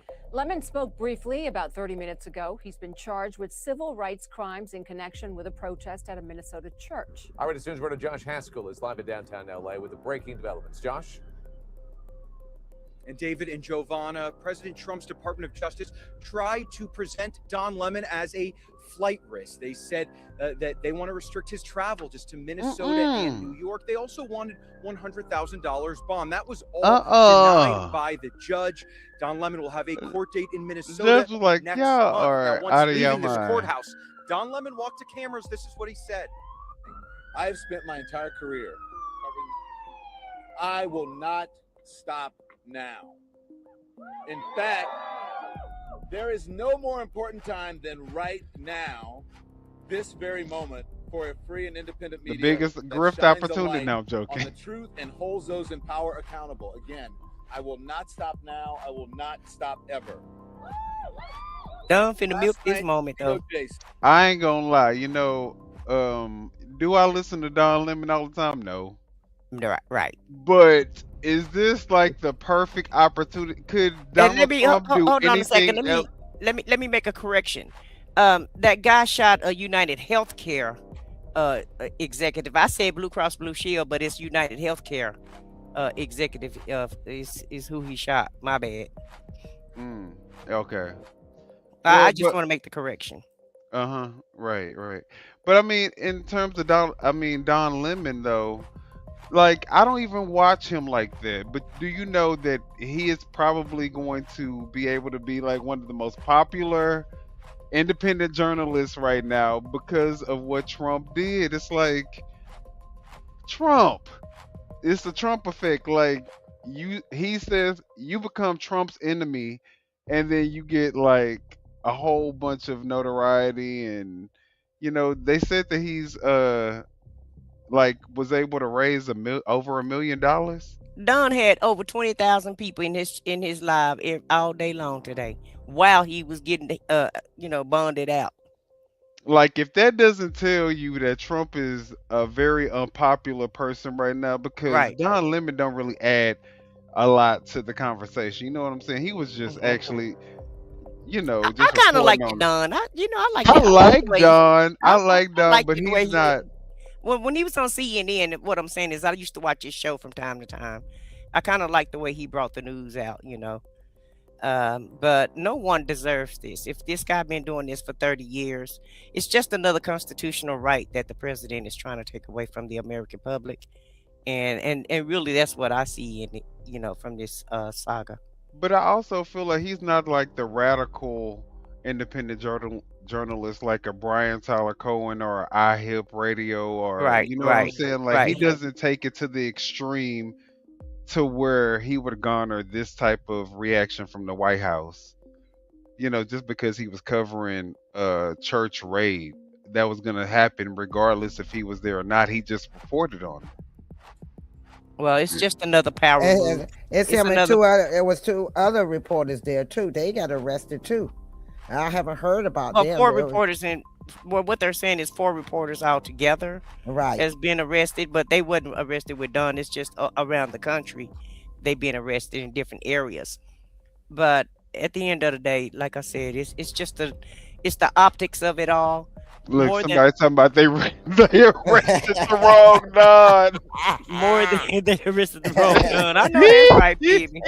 I know that's right. That's right. That is. But at the end of the day, it's just like I said, another trample on our constitutional rights. Don has been a journalist for 30 years. You don't think he know how to dot I's and cross T's?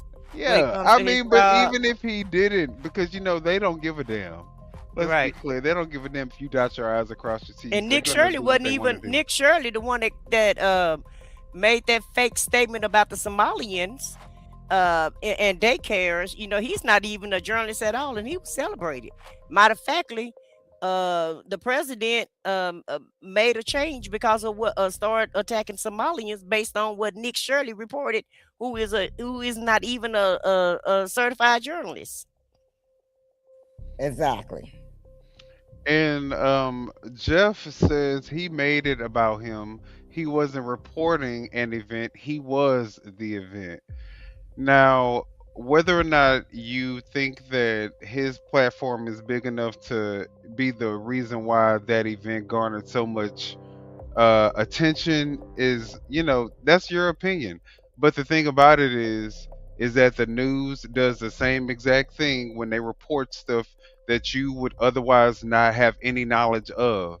So just because he decided to do what a normal journalist would do and shed light on something that outside of him being able to broadcast that we would not be able to see, which is everyday journalism, I don't see where he went wrong. I don't see the crime that he committed.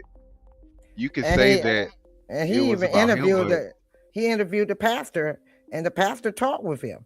The pastor and some of the parishioners talked to him. So how was it that he came in there when they actually stood there and talked to him? He said, well, let me go back and, start, with my sermon and blah, blah, blah. He said, okay, thank you for your time. He said, no problem. That was the end of it. So where was the crime? Well, Don said it ain't gonna stop him, so that's what I'm happy to hear that. Yeah, I am too. Keep hope alive, Don. Keep hope alive, dog. A team of federal agents to arrest me in the middle of the night for something that I've been doing for the last 30 years, and that is covering the news. The First Amendment of the Constitution protects that work for me and for countless of other journalists who do what I do. I stand with all of them, and I will not be silenced. I look forward to my day in court. Now, this all has to do with that protest in a Minnesota church back on January 18th that Don Lemon covered. The government accusing Lemon of doing more than just covering a story. 3 snaps and look, 3 snaps. Lemon arrested by federal law enforcement late Thursday night. Don was wrong for that.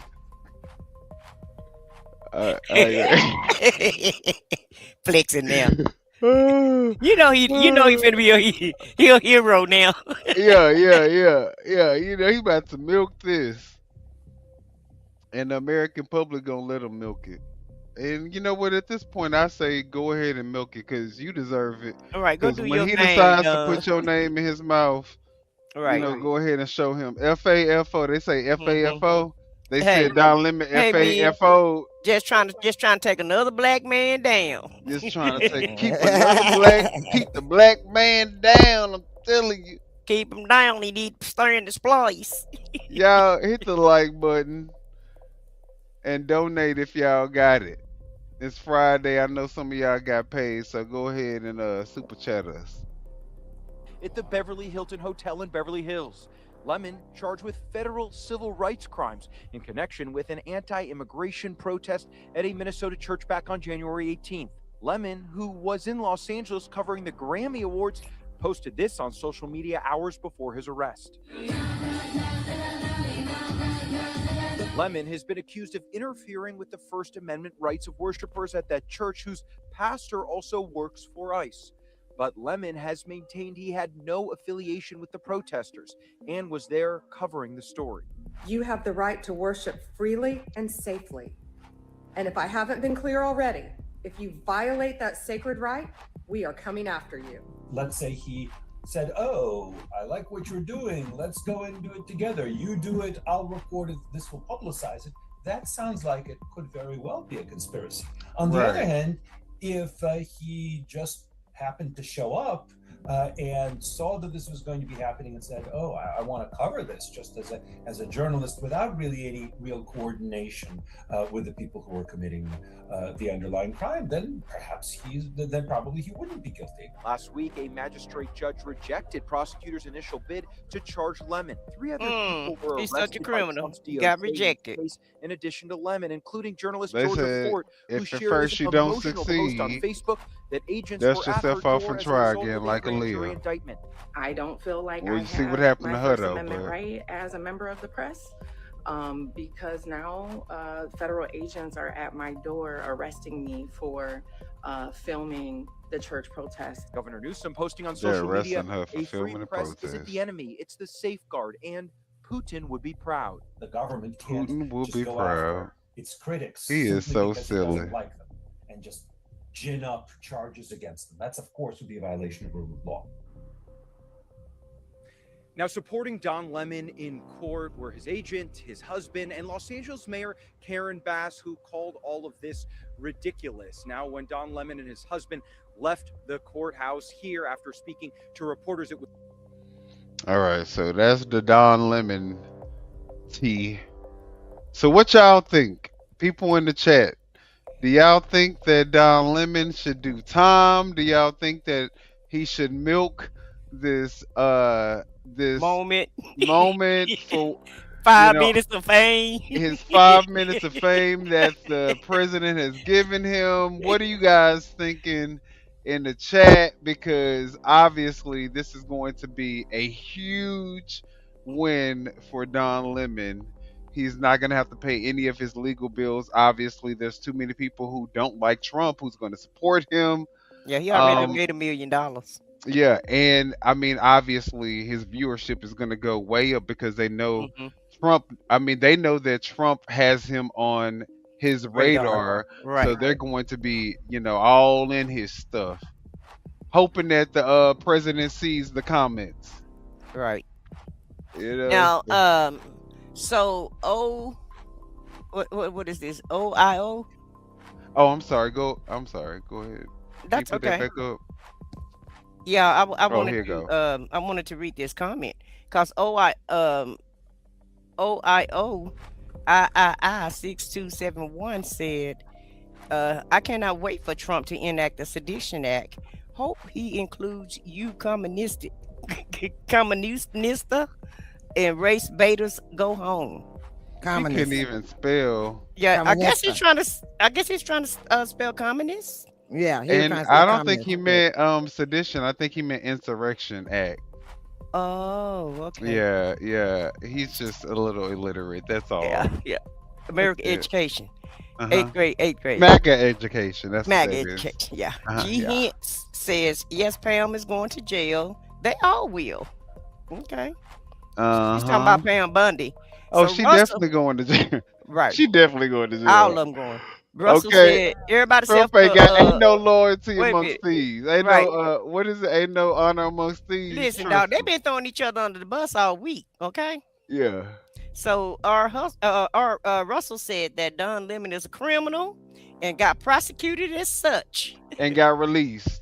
I guess most criminals in America get Right. released the same day they get prosecuted. On and their own such. recognizance. They didn't Right, even charge right. him $100,000 bond at that Right. government. The The government judge even, said, "What? But wait a minute, the government is struggling trying to get these cases together. Maybe James Comey got free and charged dismissed. Letitia James free, Right. charged dismissed. Don Yeah, Lemon yeah. out on his own recognizance. Yeah, they talking about FAFO. No, Yeah, he's out, yeah. and now he got $1 million out of the shit, Right. and a huge following that he If didn't that's the way you otherwise get to find have. out, I So, wouldn't mind finding out like mean, that. can we FAFO? Can we Okay. FAFO? Because if that's Okay. what it takes to. We're gonna get a cool meal out of it. Okay. So as for me, said Don is a journalist. Okay. Okay. Well, I guess let's keep going, child. Yeah. What the people saying? Okay. Tony said he think that Don Lemon has been trying to get back on TV for a long time, one way or the other. Okay. I mean, well, Don Trump just helped him. Don Trump, Don, what's his name? What's the middle name? Don J. Trump? Yeah. Yeah. Donald J. Trump. Yeah. He just helped Don Lemon get his way back on TV. It says growing golfing. Say, did the old lady go to jail for praying outside an abortion clinic? Well, that don't have anything to do with Don. I was trying to look for the Don comments. So here to help says Don Lemon has been Don Lemon is a has-been. He himself need all the publicity he can get. He's got bills to pay, and the president is giving it to him. So kudos. That's all we It's a saying. That's what we win-win. saying. It's a win-win for Don. Now he got them bills paid because Bills paid, baby. bills paid. And I don't know how he's broke if CNN gave him $20 million as severance pay. Right. You know, whenever he left Not gonna CNN. say anything to make Yeah, they so Don feel ain't that better. broke. Okay, Don is not that They'll broke. say anything to make but even if that was the case, yeah, bills paid now. Yeah. Thanks, Donald Trump. Yeah, even if he did have to start all over. Yeah. He Even good if that now. was the case, thanks, Donald Trump. That You know that what I'm cool saying? meal would have helped him start over. But yeah, Don got paid when he left CNN, so you know he can do what he want to do now. He doing just what he want to do, independent journalism, and he gets to make his own schedule, and he still get paid. He may not be getting the same amount of money he was getting on CNN prior to him getting arrested, but now he probably gonna get that CNN money. What y'all think? He gonna get plus that CNN money. Do you hear Plus, me? and Okay. everybody gonna sit back and say, "Can I go ahead and quote you Well, on this?" well, let me be clear. Let me take some of that back because it's gonna be how, like I said, when I watch Don Lemon, there's nothing earth shattering about his content. You know what I Right. mean?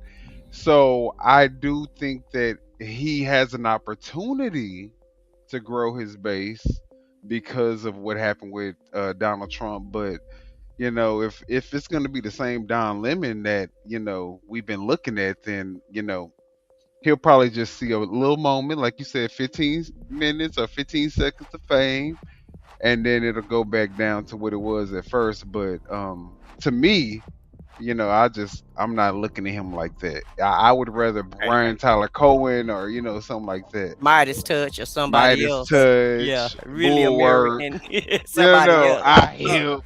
Lincoln Project. Lincoln Project. There's a few people Yeah. ahead of him. So it's up to him what he's gonna do with this opportunity that Donald Trump just gave him. So Ooh. Oh, I also don't recommend our channel. Oh my goodness. oh no. Why would you say Well, why would you that? be on a channel that you wouldn't recommend nobody else be on? I'll make that make sense. Oh, I thought we were better than that, my guy. Right. I thought you was enjoying the Yeah, content. I thought you were enjoying the content. All right. Well, let's talk about the real reason why people should hate ICE, according to this next person's video. Liberals hate ICE because they think it's about border policy. It's not why I hate ICE. I hate ICE because while we were all arguing about politics, they were importing the software from Gaza's genocide. I'm talking about a company called Paragon Solutions. They make a spyware called Graphite that was used to track and target Palestinians in real time. They took that exact same technology, rebranded it as Immigration OS, and then sold it to ICE to use on us. This is no longer about stopping illegal immigrants. This is about creating a digital prison for every American citizen. They're using the same digital twin technology that mapped every single person, car, and building in Gaza to create a live, real-time map of your neighborhood, your phone, your car, you. The goal has never been about security. The goal is total control. And this is the foundational system for the New World Order. It's the beast system everyone talks about, but it's not a prophecy, it's a product. It's already here. They tested it on Gaza. They saw how perfectly the AI could automate targeting, how it could remove human conscience from the equation, and just follow the code. They saw that it worked. Now they're rolling it out on us. So don't talk to me about left or right. It's bullshit. It's about a system of technological control that's so vast, so complete that it makes all of our political opinions completely irrelevant. So while we're fighting over bullshit in politics, they've brought the AI that they built for war back to us. I wrote a book that proves all of this. Link is in my bio. Check it. Y'all go buy his book. Subscribe to his channel. Right. Where's he at on Twitter? Yeah, X. Jake GTV. The digital prison, how AI built the new world order, y'all. Okay. All right. All right now. Interesting. Very interesting. But I mean, it's not surprising. Come on now. Right. AI is kind of like. Right. And I tell you what, you know, we were getting this show together, and how about my phone my phone had a system update all of a sudden. And I could not use my phone. And normally when I get a system update, you know how you could just swipe it away? Mm-hmm. So my phone was saying it was a critical update. So more than likely, everybody gonna have to, they're gonna implement this software on our phones. That's what I was thinking about when that happened. And I was like, okay, well, it's beginning. So probably more than likely, everybody's phone watch and see once you get a system update. I still haven't updated my phone. I don't even want to buy a new phone, to be honest. Like, I'm so scared of even buying a new phone that I just done kept my same phone for the last like 3 years, maybe 4. Exactly. So. And that, because the older your phone is, then the less likely that, you know, well, I don't know with this technology. I haven't researched it or anything, so I don't know how advanced it is.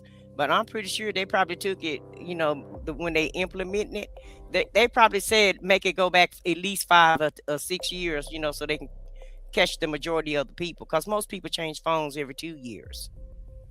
And if they're young, and look, if they're the real young ones, they change them every 2 months because they breaking them. Right. Yeah. So.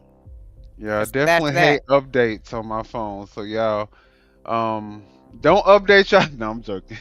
I mean, I don't update my phone. My phone still needs an update, so I can't even download like current apps because my phone is so outdated. I couldn't even hardly use my phone without updating. I mean, every time I got ready to do something, it kept popping up. Like, it normally don't do that because I normally can snooze it and don't have to worry about it when I get updates. But this update was like, it just wasn't going anywhere unless I update it. What is this? Gents 565 says shut your phones down a few times a day. It breaks the downloads. Okay. Well, okay. Thank you for the. And we're gonna try that. I keep my phone on airplane mode a lot too. And what's it says it was never about immigrants. They want to start civil war, so Trump can declare martial law and stop all elections. I mean, you know, allegedly. At this point, you know what? We're gonna say allegedly. But you know, at this point, I don't even think that's like. You know how back in the day it would be like a far-fetched conspiracy theory? I think a lot of people can even say, you know what, that could possibly be what's going on here. Right. And you know, he said, once I get in office, we will never have to vote again. Remember, he said that during his campaign. He said, once I get in office, you will never have to vote again. I think we should do a show just on all the suspicious evidence that we have of the voter manipulation. So if you guys want to see that show, hit the subscribe button, because we have a lot of information about what other people are considering to be voter manipulation in the form of facts and proof. So if you guys want to see that, make sure that you hit the subscribe button. If I get a lot of subscribers, then we will definitely do that show. So hit the subscribe button if you want to see us talk about if this could be possible voter manipulation, voter fraud. All right. Let's look at a MAGA podcaster who finally realizes that maybe Trump lied to him. Maybe all this time Trump lied. Really? Yeah. Interesting. That's very interesting. Not Trump.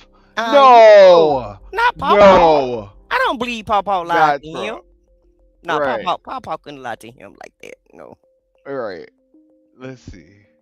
So Andrew Schultz is the host of a podcast called Flagrant, and sometimes they definitely get. Actually, before we get into this video, who is this guy? So you can shout him out, because we got his Tennessee Brando. Tennessee Brando. Yeah, Tennessee Brando. I'm like, who are you talking about? I'm looking at the chat. Like Shout out to Tennessee Brando for the content. If you guys haven't done so already, hit the like. You can go check him out and do all that good stuff. All right. Really, I was changing banners, so you kind of threw me off. Oh, okay. Lumped into the whole bro podcast crowd. It would be easy to sit here and say that people like this helped pave the way for the mess that we're in today. But they've came out really strong against Donald Trump and everything going on in Minneapolis, and I wanted to talk about it because I think it's very important these days when people with large platforms start speaking up and speaking out. We all need to rally around each other and continue to speak up even louder because I really do feel like more than ever that our democracy and the country we once knew is absolutely on life support these days. And I know a lot of you are depressed and feeling down about things. I'm right there with you. As a matter of fact, it's pretty damn cold where I'm sitting right now, but I just had to get out of the house. I've been cooped up in it for so long, absorbing all these stories. You don't look that cold. You look pretty comfortable right there, but all right. And trying to wrap my head around it that I just needed to come out here and breathe some crisp, cold Tennessee air today. But I'm going to play a couple of clips from the Flagrant podcast where they finally just come out and say it. And if you're going to break from Donald Trump, if you're going to call Donald Trump out, this is how you do it. Take a look. Talk about what happened in Minneapolis. ICE murdered an American citizen in cold blood, and then the Trump administration called him a domestic terrorist. Yeah. That's it. Yeah. Like plain and simple. Yeah. I see the administration trying to spin it, and it's fucking disgusting. Yeah. It's like they didn't even have a moment where they're like, hey, we're reviewing the footage. We're going to try to see what's really happening. All of them, Trump and all the cronies, put out collective statements that immediately blamed an American citizen that was exercising his First and Second Amendment rights, right? He has the right to protest. He has the right to carry a firearm. He's a legal gun owner, right? Mm-hmm. There's no question about this whatsoever. And the administration immediately comes out and they try to gaslight the public, which you cannot do when we have 15 different videos of what happened. Yes. And that is what they do, though. But that is what they do. Yeah. And I think that governments have probably been doing this for centuries, millennia. And now you have a public that is armed with phones and we can see what actually fucking happened. And you're not going to just lie to us, plain and simple, like that. All right, guys. So, yes, he's talking as a MAGA podcaster. And now he is, you know what? I'm tired of being lied to and treated like I'm dumb. Like I don't have any brain cells. Like I can't see what the fuck I'm looking at. And then on top of that, to add insult to injury, you gaslight me into trying to think that I saw something other than what I saw. Like, you can't possibly think that I'm that fucking dumb. All right, so MAGA is coming, to their senses. All right, but if you are still MAGA and you agree with this shit, 617-769-8848. Call us, hit us up, let us know how you feel. Let's have a conversation about why it is that you feel that it's okay for Trump to disrespect you and treat you like you are a brainless sheep. The number again, 617-769-8848. If you want to call and join the conversation, you can just call in. There's no codes, no anything. You just join the conversation.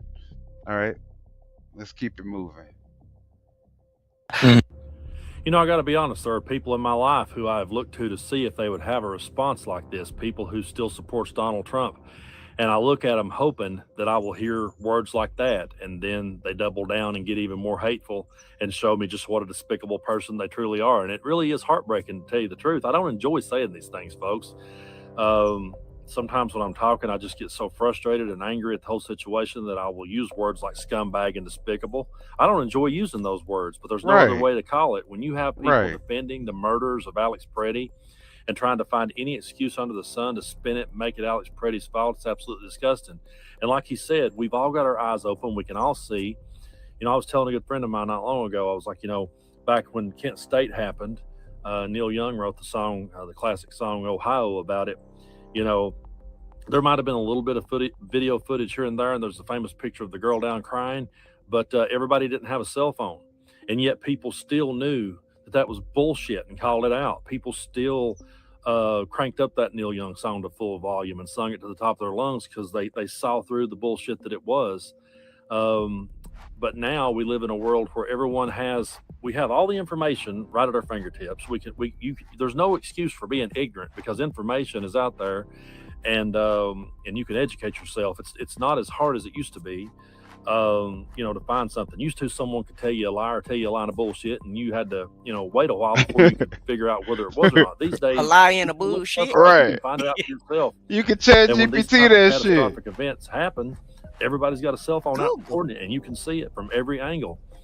And if you've watched the videos of Alex Preddy, there's absolutely no excuse whatsoever for what happened. There's no way in hell you can spin it, and anybody spinning it is just clearly wanting to further divide this country and clearly showing us that they hate us and they want us dead. That's how I interpret it. That's Anytime exactly I how see I someone interpret it. spinning Alex Preddy's murder, I say, well, that person You right got there would have to. no problem with it happening to me either.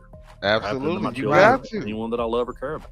You got to. That's exactly the way that anybody who would justify the murder, the assassination, and that's how I feel about what happened to Alex Preddy. I don't care what none of you guys say. I feel like I witnessed an assassination and a murder in broad daylight in the middle of a street of a nurse who was worked at a VA hospital, who was helping a woman who was unlawfully and unethically Attacked. pushed down to the ground, Attacked. and he was trying to help that woman, and he was assassinated in broad daylight. And they even show from the side angle where they removed the weapon from him, so he couldn't hurt anybody, and they still opened fire on him. Anybody who is going to justify that will justify them doing the same thing to me, will justify them doing the same thing to any person on this panel and anybody in the chat room. If you are in that situation and you are in, whatever the case may be, who knows what the scenario may be, but there's never going to be a scenario where in these people's eyes you're justified, so it doesn't even matter. Yeah, and now there's a video on social media saying that he kicked the truck and he spit on an ICE agent, and I call bullshit on that video because number one, I feel like it's fake. Number two, if he would have did that, he wouldn't even made it to the next week to tell to get unalive the way that he did. Right. Well, that's what I say. That's the thing. They would have never let him go in order to help. He wouldn't even been here to help that lady out. Or if he did, and that is a real video, my thing is if they were able to let him go that day and not kill him, not charge him with any crime, they saw his gun was still on him on that day, then there's absolutely no justification to what happened to him the day that he got shot with 10 gunshots a week later with 10 bullets in his back while he was on the ground disarmed with 7 agents on top of him. And the thing is, if you look at the AI, which we allegedly AI video, they shove him down and jump him and beat him then, but they didn't arrest him, they didn't detain him, they didn't grab him up or didn't do any of that. But this time you decide to unalive him. Okay. Right, that's what I'm saying. If that video is real, then that is a clear indication that the level of force in which they use for this situation doesn't even equate to what they normally do in situations that are much worse. So what provoked that particular agent to say, you want to know what, even though he's not doing what he did a week ago, even though he's not the same level of aggressive that he was a week ago when he busted out our vehicle lights, even though he's not that same person, I'm going to go ahead and escalate to a level of force that probably wouldn't even still wouldn't have been suitable for him a week ago. Like, is that justified at this point? Even a week ago, if that's what was his behavior, he still should have only been arrested, right, and if at the most charged with a felony. Still no justification for not being here, for being firing out 10 shots and get beat up first and then get 10 shots fired in your back and all over your body. So let's keep watching. He's about halfway finished. So I appreciate, these guys speaking up and calling this out. Like I said, when you have a large platform, you need to. And he ain't stopping right there. I love what he says in this next clip, because so many people did vote for Trump because they wanted to see the Epstein files released. And there are those who will go to bat for Trump, and when they do that, they go to bat for pedophiles. And there's people like Andrew here who sees through it and calls it out. And I appreciate it. Take a look. If you see it with your own eyes, you know exactly what happened. And there's something disgusting that's happening, not only in Minneapolis, I'm sure it's happening in other parts of the United States, where ICE is under the guise of security, right? Under the guise of safety, because that's what they're doing, right? Is every time something horrific happens, they keep going, but look at the pedophiles we got. Look at the murderers we got. Look at all the violent criminals we got. I looked at the numbers. It's 5% of the people they deported are violent criminals. Yes. There's probably more pedophiles in the Oval Office. Exactly. If you bring up another fucking pedophile about deporting and you're not releasing the Epstein list, just shut the fuck up, all of you. Yes. I don't want to hear anything else about, we got to deport the pedophiles. They're right here. Right. Yeah. They're right here. They're a list of them, and you're not exposing it. I don't ever want to hear MAGA talk about pedophiles again. I don't ever want to hear them talk about protecting the children. I mean, for real. At this point, don't say shit about pedophiles again until you release the Epstein files. Release the Epstein files, and then you can even start saying the word pedophile again. But until then, you are a pedophile protector. Release the fucking files. What do you guys think in the chat? Are y'all saying don't release the files because he don't want them released? Or are y'all saying release the files? I'm saying release the Trumpstein files. What are you saying? I said what I said. Look, I'm putting y'all on blast. What? Let's see what they're saying. Okay. IG Hint says Reagan told them to come, told them to seek asylum. It's not illegal. Education is key. Exactly.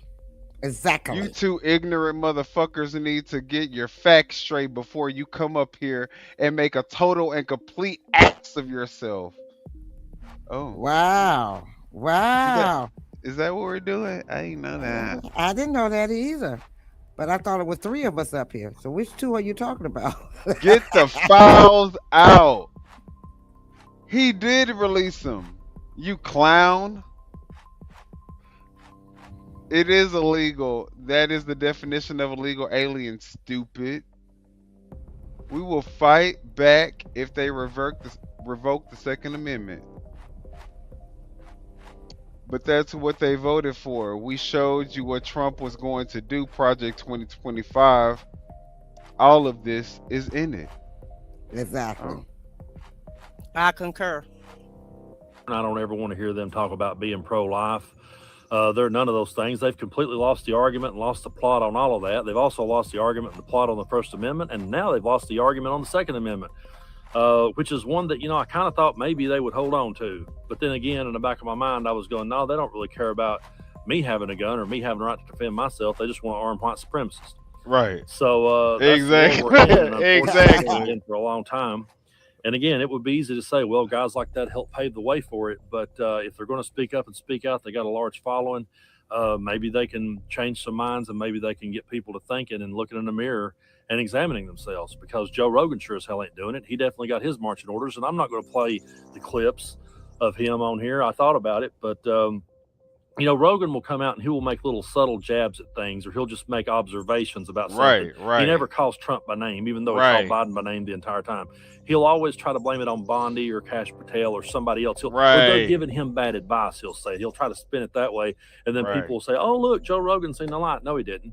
A couple of weeks ago, or whenever it was, there was a clip going around of him, criticizing ICE and saying, Americans don't like this. They don't like people, on the streets like this, just yanking up American citizens. But then clearly he got his marching orders, because he's right on there now saying, well, now, hold on. I don't like that this guy got killed. I don't like that at all. But look, Alex Preddy, you can't take a gun to a protest, and you can't walk toward police with a gun on you. So I'm like, yeah, he clearly got his marching orders. And I think as we go forward, the one thing that MAGA and Trump has absolutely whipped our ass on is creating narratives. And they create bullshit narratives. They come up with bullshit nicknames. We have the truth on our side. So when I say to you that Joe Rogan is a mouthpiece for billionaires, he's a mouthpiece for the administration, he's a mouthpiece for Gestapo, you can pick anyone you want to. I'm not making that up because that's what he's doing. He's absolutely going to bat for it, and he's not that stupid. He's not a stupid person. I see people call him stupid. No, he's not. He's not stupid. He's a propagandist. He is a paid propagandist, making more off Spotify than any musician I know, and never busted his ass or paid one due in the music world, which he's not a musician. But I'm just saying, there's musicians out there that have absolutely busted their ass for years and gets pennies off Spotify, and he makes a really, really comfortable living off of it, and now just pushes propaganda for a radical right-wing regime. So as we go forward, people can say, well, you're trying to further divide, man. If you start calling him the mouthpiece for the Gestapo, that's division. No, it's not. It's the fucking truth. Okay, and they've sat here and lied the entire time.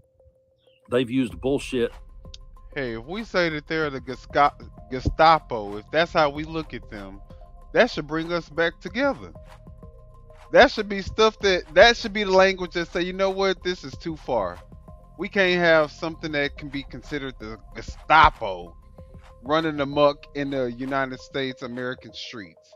But you maggots, you MAGA maggots, you say put more Gestapo in the streets. We want Gestapo. We want a dictator. We want more chaos. We want more division. We want to see all the craziness that's going on in the streets. We love seeing ICE agents, completely disregard people's rights, human rights or otherwise. We love all that shit. And that's the reason why people don't take you guys serious. That's the reason why the people who were in the middle, who were like, the people, what they call those people, they're not like independents, but they're like people who can be persuaded. They call those people are saying, you know what? No, this is not what we wanted. We wanted illegal immigrants out, but we didn't want to take the humanity out of it. So, well, humanity is gone. Right now, the way things are going, and we even see that in some of it in the chat. There is no more humanity. That's why I'm saying. That's why they're losing even the middle of the road voters, because they are so extreme in their views that the people are like, you know what, y'all are crazy. This is a cult. This is really a cult, and I'm not doing that shit. 37%. The president approval rating is 37% this week. Right. 37% of the public agree with what he say, and that's if MAGA would come to their senses and say, you know what, we do got to make sure we maintain some humanity. At least they can maintain the middle of the road voters. Exactly. We got to maintain the Constitution. At least they can maintain the middle of the road people who are not necessarily left or right, but they did want the immigration issue to be, something that was dealt with, but now these people are talking so outlandishly and so crazy that even those people are like, never mind. Maybe this is a cult. I'm sorry. Well, look at this. Y'all Dems love fentanyl, fraud, and cartel control. Isn't there a Honduras cartel? Wow. Wait. Wow. Marco Rubio is getting caught popping pills during a damn public hearing. We're the fentanyl fraud and cartel loving people. Allegedly. Okay. Allegedly. Wait a minute, but didn't they just let the Honduras man? Didn't he just pardon him and he brought up how much cocaine? Speaking of Trump's pardons, we ain't even talk about Trump's pardons. But but they saying we love the cartel. Right, exactly. But you and the fraud. I'm talking about the fraud too. Right. But billions of dollars in fraud that the American people have been subject to for these criminals, and guess what? They got pardoned. And yet you sit Papa back. Papa said y'all get on board. And then saying, look, and then you let a cartel that has been sentenced 45 years in our country, you gave him a pardon, that brought over so much cocaine. So what's the difference? I think a drug is a drug. That part. What? One drug is worse than the other? I think both of them are bad. And I can't tell you how many times that Don Jr. looked like he was allegedly gone on some type of high on something. Him and Eric both have been I out feel in like public. Allegedly. Look, and how many people have OD'd on cocaine? Right. But yeah, y'all sitting back, fentanyl. Well, you've got to worry about the cocaine too, because cocaine is crack too. Then you got meth, so you still got drugs. I was just about to say, did y'all forget our girl? All right, folks. So I know I'm going a little ahead, but I just want to kind of throw this out to y'all. This is Christy Nome. Right. I'm on meth. This is what I'm on it too. So am I. So am I. I'm on meth. Meth is not someone else's problem. It's everyone in South Dakota's problem. And we need everyone to get on it. I'm on it. I'm on it. I'm on it too. Meth, we're on it. Yeah. Look, and that's in South Dakota. Andrew Schultz is the host of a podcast. Pause it for 1 second. I did. She said, Sharon said, you can't believe polls Democrats love riots and hate. Now, all of a sudden, because the polls don't reflect goodness and success, and it don't show favoritism, you can't trust for the them. current administration, now you can't trust the polls. That's the new lie for the week. Every week we get a new lie. Yeah, if the polls were in the if it was like 75%, yeah. Oh yeah. If it was 75% of the it would be the Bible. It would be the Bible right now. The polls will be the gospel. Yeah, it would be the gospel. It would be the gospel. Yeah, But and the you do know your president is trying to sue for the polls also. Y'all heard about that? Sure is. He want to sue a pollster for giving out true information. Right. And the thing that gets me is, y'all saying that Democrats, y'all blame everything on the Democrats. Democrats done everything wrong. But Trump and his administration, all perfect. Nobody in the Republican Party or anybody in the administration has done anything wrong. Well, and the fact that Christy Nome spent thousands of taxpayer dollars just to tell the world that South Dakota was on meth.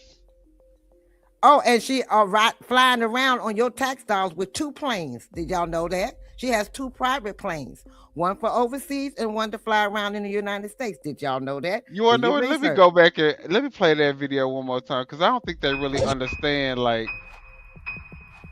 look, this is what Christy Nome spent thousands of taxpayer dollars for. I'm on it too. So am I. So am I. I'm on meth. Meth is not someone else. This is basic. I mean, y'all, first off, nothing against these people. Nothing against these people. But could she have not gotten somebody that looked like they was actually not on meth? I want to know, could she clarify the ad so that we can know that they are on meth, or are they or just against meth? I think they must be against meth. Is what this is supposed to be. But can you the tell? Ad is so unclear. You can't tell if they been on it or in rehab. I don't know. You're supposed to draw your own conclusion with the ad. I guess I don't know. Meth, we're on it by Christy Nome, y'all. This is who y'all want to get rid of all the damn ICE illegal immigrants. This is the same one that took the dog out because she couldn't train the dog, took the dog out to the thing and unalived the dog. So let me just go back because child. So Andrew Schultz is the host of a podcast. The less education you have, the more higher up you can get. You heard what Tom Tiller said. Cast called Flagrant, and sometimes they called him a dumbass. He was like, "Thank you." Then that means I'm qualified to work in that administration. Now a senator said that. Catchphrase. A Republican. Look, a Republican at that. the truth under them. So it's up to us to make sure that the truthful narrative gets out there. People can say, well, you're just trying to push a narrative to fit your side. No, I'm trying to push a narrative that fits the truth. And, when Joe Rogan comes out the way Andrew Schultz did right there and says the things he said, then I'll be like, whoa, shit, man, Joe really turned around. But I think he knows better. And I think he's a coward. He got his donuts to look I think out he doesn't have the balls to speak up. Ooh, because shit. I think they have him by his balls. Come on, little and bitch. So, yeah, I'm totally not a fan of him. But anyway, I really appreciate y'all for sticking with me. And we'll just keep fighting through this together. It's getting kind of cold if you see me stiffening up. I just had to get out of the house, man. It's been so depressing. All right. Yeah, he right. It has been very depressing. But we're going to leave it at that. Y'all, if y'all want to look at the whole video, go to, what's his name? Tennessee Brando. Tennessee Brando. It was like maybe 30 seconds left of the video, y'all. So if y'all want to see the whole thing, go to Tennessee Brando so y'all can go ahead and watch that full video. All right. So we're going to watch a couple of posts that our president, some call him the grifter in chief. Some call him the dictator in chief. But he's made a couple of tweets. And according to Trump, Melania's movie should be required in every history textbook like a pop quiz nobody asks for. That's the quote from this next video. I'm sorry, that's the post that he has posted. I'm sorry. In celebration of my incredible wife, Melania, and her brand new movie, critics are calling it very important. I am proud to announce that it will now be considered a foundational moment in American history. Effective immediately, this movie will be mandatory viewing in all history courses, elementary, high school, college, everyone. People should learn winning early. This sounds like North Korea to me. Any universities that refuse to teach this masterpiece will unfortunately see their funding disappear. Sad, but rules are rules. This is about education. This is about culture. This is about respect. Congratulations to Melania on this historic achievement. That two people bought a ticket for. Are saying it's the greatest film since the invention of film. So was it the first person or the second person that went that them tickets was purchased for that said that it was the greatest film? Because it's been pulled out of theaters at this point. Since the invention of films. I gotta give it to Papa though. He definitely can brand. I ain't gonna lie to you. He can brand. Okay. He can sell anything. Yeah, but the numbers aren't voting for him in the same direction that his brain is wanting the people to go in. They're showing the exact opposite. Did that letter sound like an announcement or did it sound like a threat? It sounded like a threat to me. It was a threat. If they don't teach it, her video. It's mandatory. It's mandatory. If you don't teach it, you won't get no funding. So that means elementary, junior high, high school, college, universities. None of you all will get any funding. Melania don't even know how to talk proper English. So why the hell should we look at her like a historic monument? Or, you know what I'm saying? Like, and from what I saw with the clips, she's not a historical figure.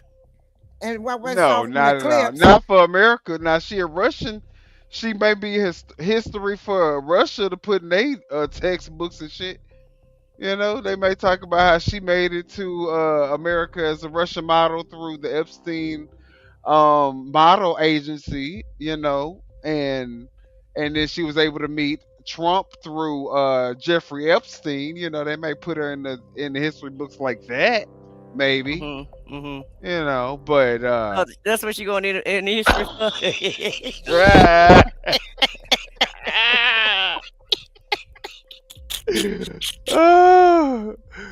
But you know, I don't see this movie being a reason for her being in the history books though.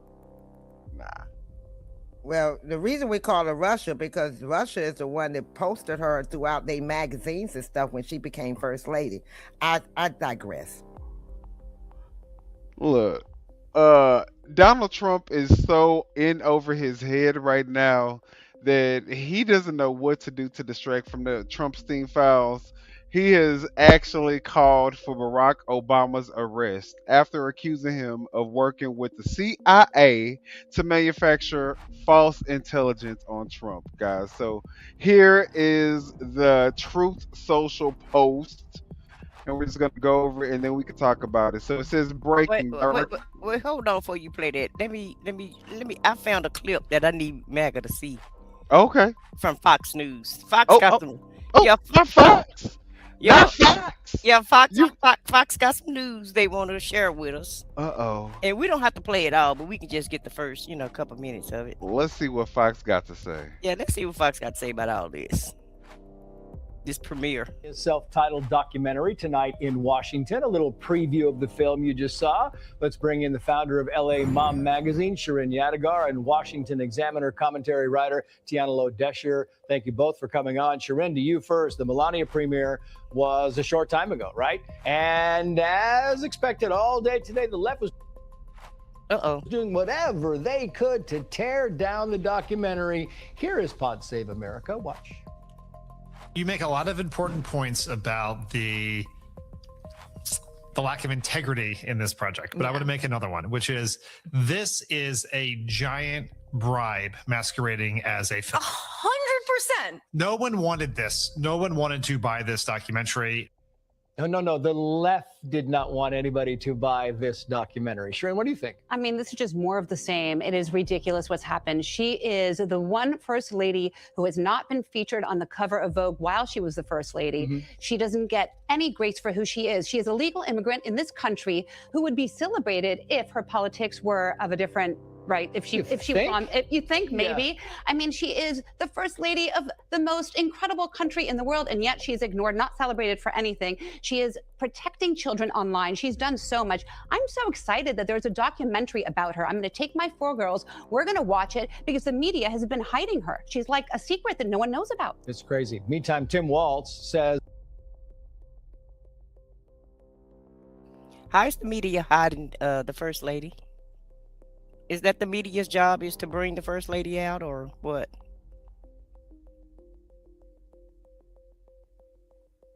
Can y'all hear me? Yeah, I can hear you. Okay. I thought she hiding herself because she has not came out since he been in this year so far, except for now. She the one being hiding. The media is not hiding her. No, she but hiding her. If Fox didn't believe that clip, that it was a bribe, why would they play that on their air? Can y'all explain that to me? Right. And that's the number one. If you're talking, we can't hear you. You're on mute or something. If you're saying something, but why? I'm curious to find out why did they play? I'm really curious of, do they want to sow doubt in the American public's mind or whatever? Because this is supposed to be Trump's machine, and they always go along with everything he say. This is his propaganda news channel, and I'm interested to know why did they play this clip. And my thing is, okay, I understand before she was in hiding because she didn't want her son in the spotlight. Now your son is in college. Oh, my bad. Now. I thought I could hear me. My bad. Look, your son is in college now. He's on his own. So why are you hiding now? Why are you not in the White House walking with your husband, holding hands with your husband? Every time we see him going to a helicopter, he walking by himself. Time to getting off the plane, he walking by himself. Where you at, Melania? So how we hiding him when she's not even showing up at all at the White House? I feel like they trying to push this Melania movie because of Nicki Minaj, the way he was holding on to Nicki Minaj. She said, "Are you trying to fuck that bitch?" And so now he like, he like, no, baby, I would never, I wouldn't, no, I would never. And so now he's trying to make up for, you know, the optics, and he's like, go buy her movie. In fact, I'm gonna make it mandatory in history. That's how much I love you, baby. Me and Nikki ain't have nothing. No, It's I think nothing. they're trying to push this movie too. They're trying to make the Fox viewers go and watch this movie. You heard what the newscaster said? She's gonna take her 4 kids. Oh yeah. So then it'll be 6 people see the movie. Like that's supposed to make it sound like the movie is good to watch. You Right. forcing your damn family to go see the damn movie behind Forcing your family against to go see it. against they will. Listen, the kids and the grandchildren gonna have to learn about the shit. Yeah, against Okay? they will. They don't want to know against about they this will. shit. Yeah, and what are they gonna learn? And from what I saw with the clip that they did show, How to become it's a more- foreign model and sneak your way up to How to escape an island. right. How to escape the How island. to escape Fantasy Island. A lot of people was not able to be as lucky as Melania and get a life out of, you know, doing the stuff that she had to do to become Melania. You know, a lot of you people know- didn't have her allegedly. My thing is, in her movie, did she show what Russia showed about her and her past, and as far as her modeling career and her explicit attire and her explicit ways, and where they showed on the magazine? She might as well call the Melania the life of a high class hoe. That's all it is. This person said that she's showing them, teaching them how to pose naked with a woman. A high class heartless hoe. Oh, interesting. Right. Allegedly. Look, this is Allegedly. look. Is This that is what what children gonna learn? Look, this is what Russia put out in there. Okay, because you know Putin controls the media over there. So he put time she became first lady. He made this announcement, America, this is y'all first lady, and put out all these pictures of her in misappropriate ways. He sure did. He sure did. Just a couple months ago. Yep. And this is what y'all want to go in the history books for your children to see. Okay, I Shaking my head. Our people are some of the biggest gossipers and haters. This bitch ain't even American. She was born in Russia and can take her ass back to Russia. It wasn't Because Russia. if you're American first, but if you're American first, then you shouldn't even care about a Russian perpetrator who can't even speak English and will plagiarize the damn first lady, the first black lady's speech to try to entice you stupid ass dummies who listened to that stuff and got inspired. Those were Michelle Obama's words. Y'all so stupid. I'm like, wow. I'm like, whoa, okay. And then y'all spew all this crazy stuff, but y'all won't ever just like call in. All right, so let's finish this. I put it in the chat since they want to constantly correct us. This is where she's from in the chat.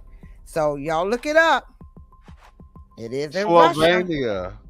which is in Russia.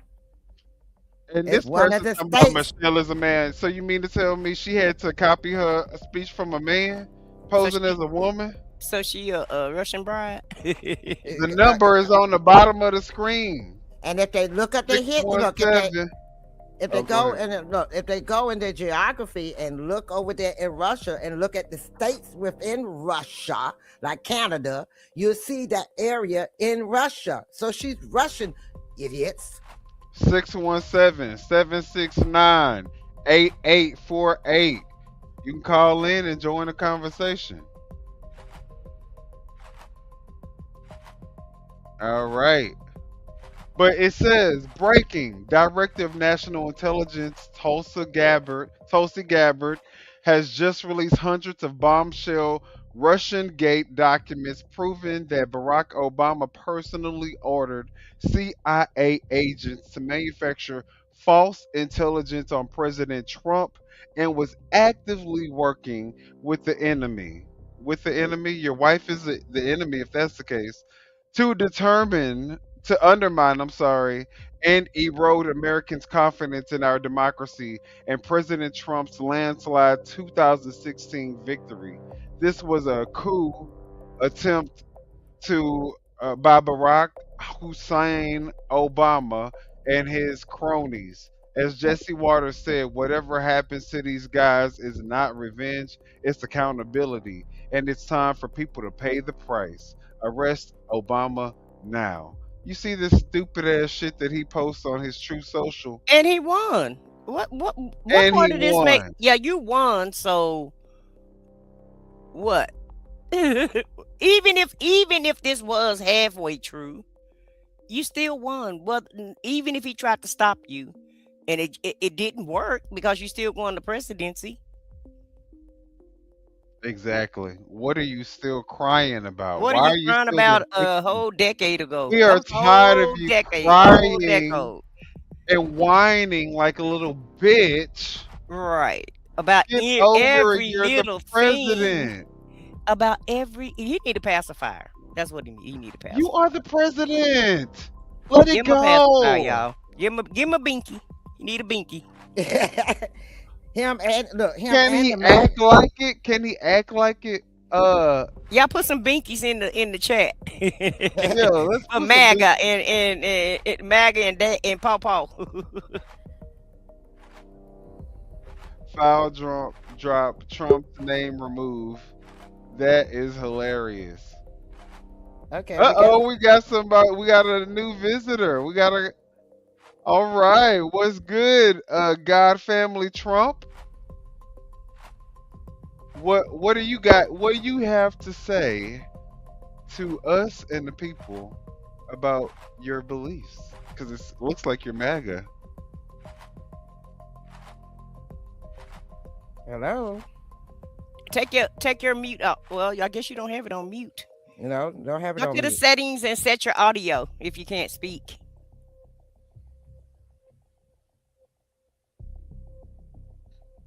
Well, if this is MAGA, it's probably not surprising that they can't figure out how to get the audio to work. Now be nice. We got a guest. Yes, we got a guest. Be nice. Be nice. We got a guest. We're gonna treat him like a guest. Or her. Okay. Whoever it is, him or her. Come we on, don't know. MAGA. Figure it out. Figure it out, MAGA.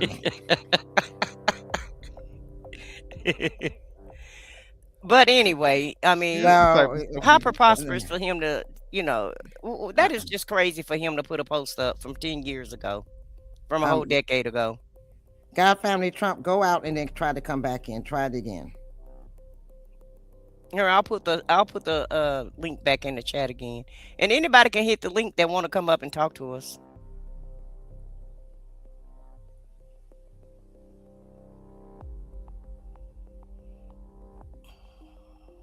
And I promise we'll be nice.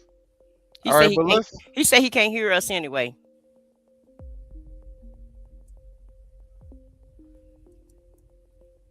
But go ahead. I'll talk to him in the chat until we can All get him right, together. guys. So we got new information on the Epstein files. Let's see what's going on here. All right, folks, so a huge new batch of Epstein files has been released by Donald Trump's Department of Justice. And let's be clear about something. It's not all of the files. There are still some major redactions protecting very powerful men who are very obviously associated with Jeffrey Epstein. But in some of these documents, there are very serious allegations against Donald Trump. Elon Musk's name comes up a lot. Members of Trump's current administration come up a lot in these documents. I'm going to preface this by saying they're pretty bad, but also keep in mind that a lot of these are just allegations. We don't know if they're true. These are not documents saying that they have been proven to be true or not. Just keep that in mind. A lot of it is unsubstantiated, but these are, again, very serious allegations made against Donald Trump. Some are more credible than others. So We're going to get into it. Before I do that, please make sure to subscribe down below. Drop a like on the video, comment. Let me know what you think about this story. If you're on Apple or Spotify, please make sure to rate the show 5 stars and make sure to follow along. It goes an incredibly long way. I'm not going to hide anything from you in these documents. I think the American people really should see them. This is what Donald Trump has been covering up, and I think you'll see why in just a moment. So let's just start here. This is one allegation that has gotten quite a bit of traction against Donald Trump online. It's gone viral, essentially. Donald Trump, it says, the president had parties at Mar-a-Lago called calendar girls. Epstein would bring the children in, and Trump would auction them off. And there's...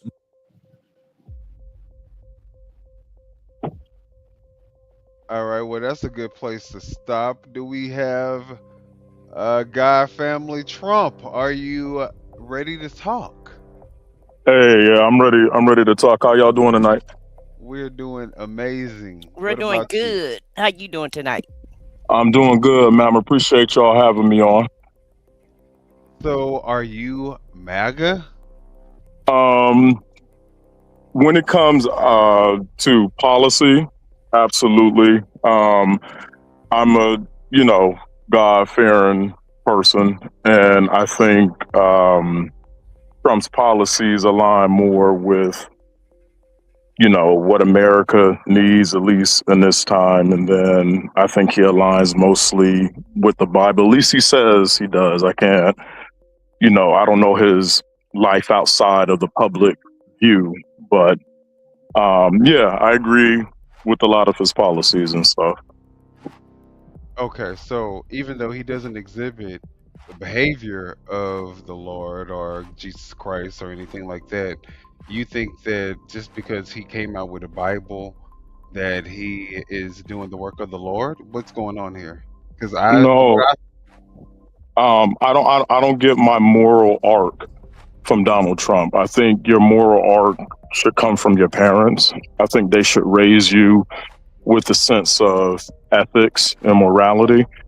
And, I believe those ethics and morality does come from the Bible, but no public figure, no matter their status, should ever be anyone's moral arc. And I think a lot of people look to stars and people with political status for their moral arc. So Trump is not my moral arc in how I live. However, I do believe his policies, I'm going strictly off policies, I do believe they align with, the Bible, and I think his policies helps America, including our community, the Black community. Okay, so you think a 34 count felon who says grab women by the pussy is the moral? I mean, you're saying that you're not using him as a moral compass, but you're saying Yeah. that the person who makes those policies is the person who is a 34 count felon and who degrades and belittles women and has no respect for women. You're saying So, that is the person who's using. yeah, but like I mentioned, I don't follow his moral arc, but I'm a young Black man and or Black woman, and the Black community, let's say the South Side of Detroit, Baltimore, Birmingham, Alabama. I give you any city, Black city that is real bad on crime, whatever the case may be. Who do you think, if they were trying to become president of the United States or a politician, who would they relate more to? The person that has a bad background, they have felonies on their record, they want to make something of their life. Who do you think that young Black woman or man in the Black community is going to be able to look at and say, man, if he did it, if that felon did it, I can do it. Is it going to be the polished? But I'm just saying, is it going to be the polished? Let's not gaslight the Black people. I'm not gaslighting. I just made a point. I made a point, and you know the point I just made. Yeah, I'm gonna clarify the point that you just made. You're basically saying that Trump is the equivalent to a Black person that's struggling. No, that's not what I'm saying. And looks at that's not what I'm saying. Can do it, I can do it. That's absolutely absurd. That's exactly what you just said. And whatever. Okay, why? Okay, I'll go with you. Why is it absurd? Well, Well, first of all, you just sat here and said because he's a felon, because he's doing all of that, and which one that's will what get? Wait a that's minute. what makes him A more identify right. somebody to look up to. No, no, This no, is no, no. I somebody we can said relate when it. That's why relate black to. Wait a people will minute. Let me relate to finish. him because Okay. he's a Right. 34-count felon. That's absurd. First off, that's absurd. Right. You'd even That, say that. that that's nothing Like, to sit back to look up to for somebody that's a felon. Okay, but I'm asking you in the community in which somebody is a felon and somebody does want to make something of their life, and they looked at being a felon as a mark against them and never being able to step outside of maybe a trade or something. But now that, and when people say he's not that smart, I most said, well, felons that's can good. make it. All you got to do is just go into politics and be as corrupt as humanly possible, and you can become a millionaire, billionaire, or whatever off the taxpayers' backs as well. Yeah, you're right. That is the message that he's given to crooks. So Not even black crooks all over how did he become a the world. millionaire off of the taxpayer? But let me say this, God. I'm listening. He can get away with it because he has, his skin color.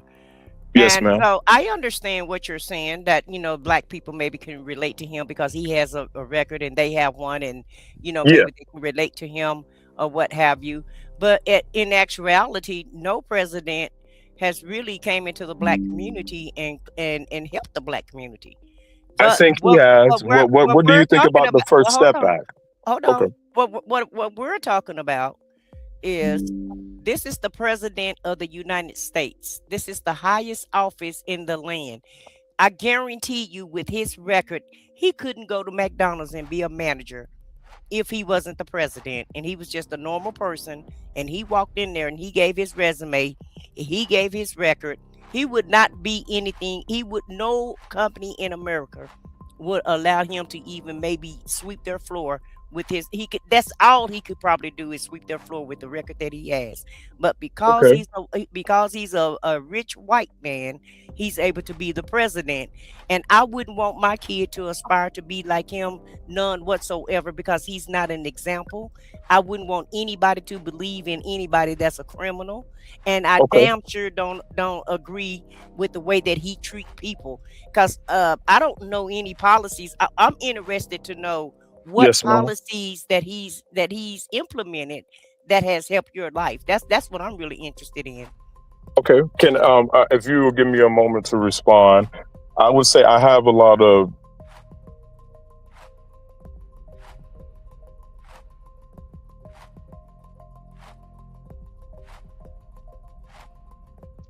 What happened? Did something happen? I don't know. Are you still with us, God? Maybe he got a call because sometimes when a person get a call, it'll kick him off. Okay, Can you hear me? we can now. Yeah, now go ahead and Okay. respond now.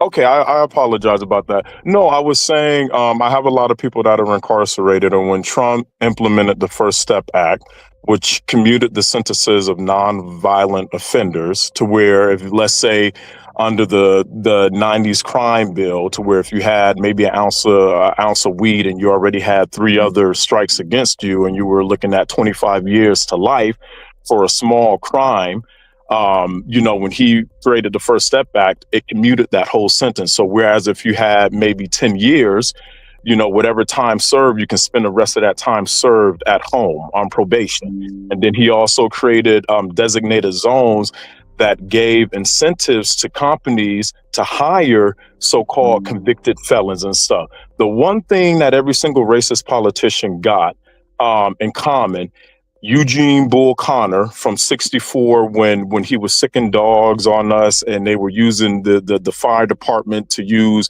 high powered water hoses, all of them have in common is the incarceration of black people, predominantly the black man, to take him out of the home. When Trump got in office, one thing that went down was the incarceration rate for black men. He wasn't putting black men in jail, he was actually taking them out. So I have to take that into consideration when people call him racist and say he didn't do anything for our community. I think that's a huge deal. If he was racist, That is huge. I have to agree with you on that end. And then if you look at the numbers, Let's okay, be clear though. Let's just be very clear, because yeah, if that is the case, then we would be able to give him his flowers on that. But there's not a lot of black people who are saying, "Oh, I'm free now because of Trump. Thank you, Trump, for my freedom." That's just not what's going on. So you can say that all you want, but I want to hear from the black people who are being freed, not from someone who's saying that that's what Trump did. I would rather hear from actual people who are released from prison and Okay, who are and saying, I wanted say this too. In October 2022 and December 2023, President Biden issued proclamation pardon thousands of people convicted of simple possession of marijuana under federal law and in the District of Columbia. He pardoned these people.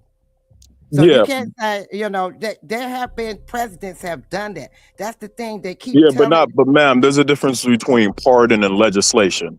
He never legislated. He did something in which he looked out for, which is good. If anybody that is able to get out of the prison industrial complex by somebody's good graces, I'm all for it. But he did not legislate anything. Personally, that has been able to benefit from Trump's legislation? Yeah, I had people that have benefited from Trump legislation, especially when it comes to the designated zones, incentivizing business owners to build in the black community. I think that's a big deal. I think we have a lot of people outside cultures who do benefit off of our money that are building in our community, and they have no stake in our community. They're just using us for our money. You act like that. You act like that's a Democratic Party, or I never put party to it. I never put party to it. I'm talking about in general. Because black people have the same opportunity to go into their neighborhoods and build businesses just as anybody else. That's not the problem. The problem occurs when, because I think you're trying to make this about people and black people being able to have more opportunities to build businesses, but it means nothing when your rights are completely stripped from you. And what rights are stripped? ICE can come into your business, your home. What does ICE have to do with the black community if we're American citizens? Everything, because guess what? Well, he getting ready to go to Ohio next week with the ICE, and they're going to start arresting You said they're stripping our rights. Can you give me an example? Don Lemon was in jail for exercising his constitutional no, he wasn't. He broke the KKK. He broke the KKK. That is an act. It was illegal for him to do what he did. He incited a riot into a church. Any place of worship should be off. But why did the judge? Why wouldn't the judge write a warrant for it if that was the case? Why did he have to go all the way to the DOJ to have the DOJ prosecute him? And other judges said, no, you don't have a case against Don Lemon. We all know politics, right? I don't want to placate to one side, but I think we should recognize that some judges may be for this side and other judges may be for this side. So it's hard, if you know how the judicial system is set up, it's hard to get certain things passed in certain municipalities and certain counties. So I know you guys understand that. I understand that. So I can't speak to why the judges didn't sign it, but I do know that plays a factor in it. Okay, first of all, you were saying that the president did the legislation. You do know the House does the legislations, right? Then Senate approves it. Then it hits his desk. He does not do the legislation. You do know that, right? So you can't say the president. You can't. No. Let's back up. Okay, I'm listening. Okay, who creates the laws? The House. The House passes it to the Senate. If that's approved in the House, it goes to the Senate. The Senate votes to approve it to hit his desk.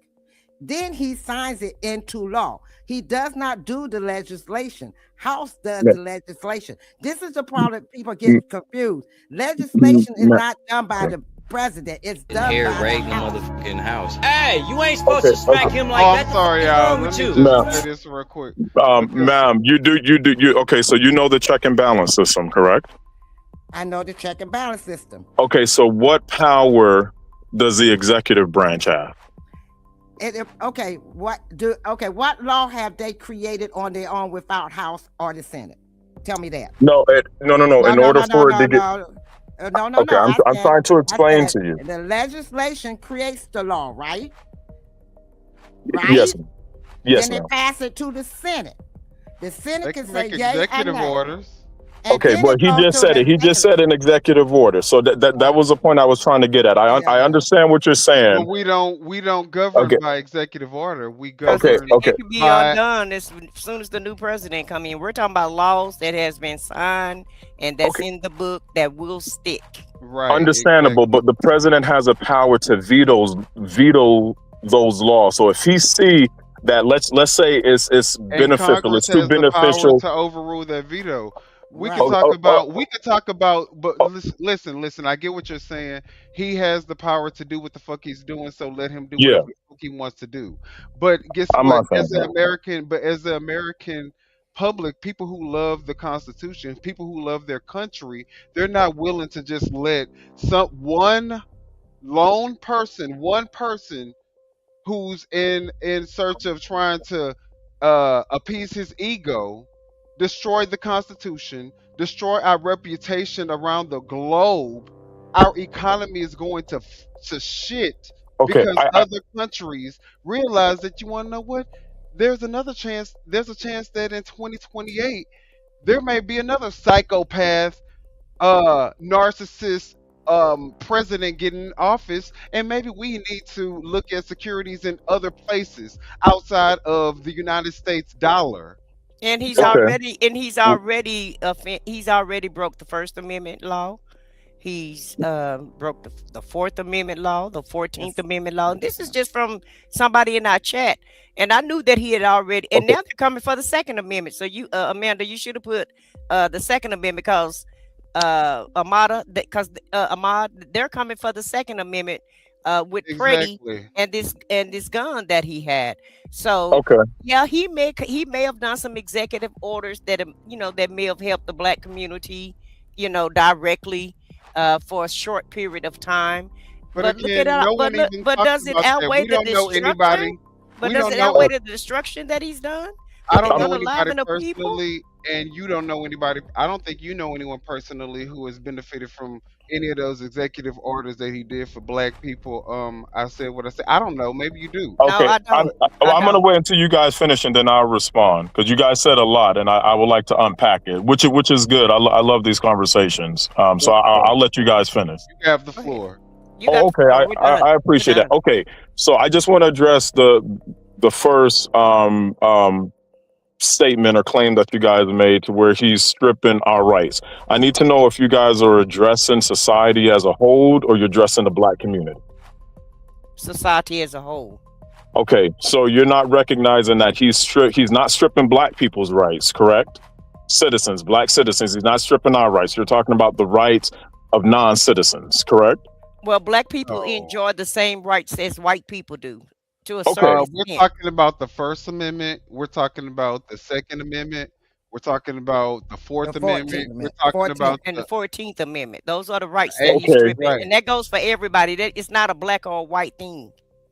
Okay, so but I mean, if we're American citizens, essentially, there's no rights that he can strip from us. If you are an illegal citizens, you are not. Unfortunately, you are not privy to our rights because you're not an American citizen. So there's no rights. That's the thing. I think you're conflating two things. We're not having an issue with him deporting illegal criminal aliens from America. No one, I don't think no one in their right mind who lives in America, who loves America, is going to have a problem with Trump deporting illegal criminal Well, this aliens. is new to me. I thought they didn't like him even deporting illegal. So I appreciate you saying that. Okay. No, we never said that, and we keep iterating. Not you. Yeah, Other but we people. don't mind them deporting people that's not supposed to be here illegally. It's Okay. how he's doing it, the lawlessness of how he's doing it, how he's killing American citizens, how they're beating people up, going into people's houses with the administrative warrant, and it's all the unconstitutional processes that they're using to get And to the obtain the American immigrants. citizens that have been Okay. killed point blank in public. Which ones? The young Pretty lady? good, pretty Okay, Porter. 'cause I know you're Okay. not asking that question. No, I mean, I don't first like off, assume. one is too many. First off, if there is an ICE agent who kills one person in broad daylight on Yeah. camera unlawfully, that's too many. That's the Can I first. can I play devil's advocate and give you You're more than guys? welcome to. I mean, you're gonna do it regardless, so we can't stop you. No, I mean I was, but I want you guys to understand before I just start going into some soliloquy. I want you guys to understand what I'm trying to say first. So I like to say, I just want to paint a scenario for you guys. For the longest time, our community have been disparaged by, you could say, white police officers or law enforcement in general. We have always made the comparison that if white people were placed in our situations, they would live. And, we just so happen to get killed in all of these situations, whether armed or unarmed. Now you have situations in which white people are placed in black situations and they are dying because of it. And our community is griping and moaning about others. It's unfortunate if anybody passes or die, but these people are being placed in the same situations that we're placed in, and now they're getting that same treatment that if we were in those situations, it would be we more than likely we would not live. And now we're trying to defend and protest against what's happening. I'm just a little I'm glad you confused. brought that up. I'm so glad you brought that up, because that is a very important point to bring out, right? Because this is stuff that's happened to black people, in black people's eyes all of our lives, right? We've Yes. always had to deal with police brutality, Yes. and they've been able to enjoy impunity as they kill, all of our people. So just imagine a world where they've already gotten to the point where there's no consequence for them murdering us in broad daylight on camera. They can still spin the narrative however they want. And now we've gotten to the point to where now they're able to kill white people. Not only white people, but white people who are actually contributing, like actually good, upstanding members of society. And my So thing if is, we've gotten to the point where we they're can't pass. I able don't think to we do can that pass with judgment on impunity, who's but I think that outstanding. if we're able to get to that point where they can spin a narrative on someone who's clearly not a domestic terrorist there to cause maximum damage and massacre ICE agents. I mean, we can all agree that we saw with our own eyes that that's not what that person was doing. But if they can spin that story to where black people like you are okay with, we'll let them do it. Go ahead. Now they get to experience what we've been experiencing all our lives. And guess what? They're able to get away with it. Do you think that is going to make it better for you? You think that's going to make No. your life easier? You think that yeah, but law enforcement is going to become, now you're going to be the person who has the privilege when you're dealing with law enforcement? No, Like, the what are you the only point I'm trying to make is if you believe that you are unbiased in your convictions and your righteous indignation would burn for any life lost, then you would have to recognize, okay, did you have this much like I said, righteous indignation when Charlie Kirk was killed? You may disagree with his views, but he was still alive. If you do But it agree, wasn't by law enforcement, and it wasn't. I'm just saying in general, political violence, We political said violence and all. We're talking about law enforcement that we Okay, are hold paying their on. You salary. said you Hold on, denounced we are that too. hold on. Okay. But we did denounce Okay. that, but let's be very clear. Let's not conflate two things that do not even compare to each other, because we are paying ICE's salary. The taxpayers are paying the $74 billion that And we was also paying the Leering Center. Also, our taxpayers were going to the Leering Center. So okay. But My now thing we're is, paying them okay. to assassinate American citizens. Is that what we're doing now? So you tell me, hey, we're gonna do we're gonna do a moral comparison, right? I'm going to state something, and then I want you to give the moral equivalent to that. I'm going to state, so we're going to see who has which side who has more violent tendencies. My first representation. Hold on. We're talking about ICE and what they have done. And You what are they have trying to done. make this about whataboutism, and we're talking about I'm what not trying to do that. actually happened.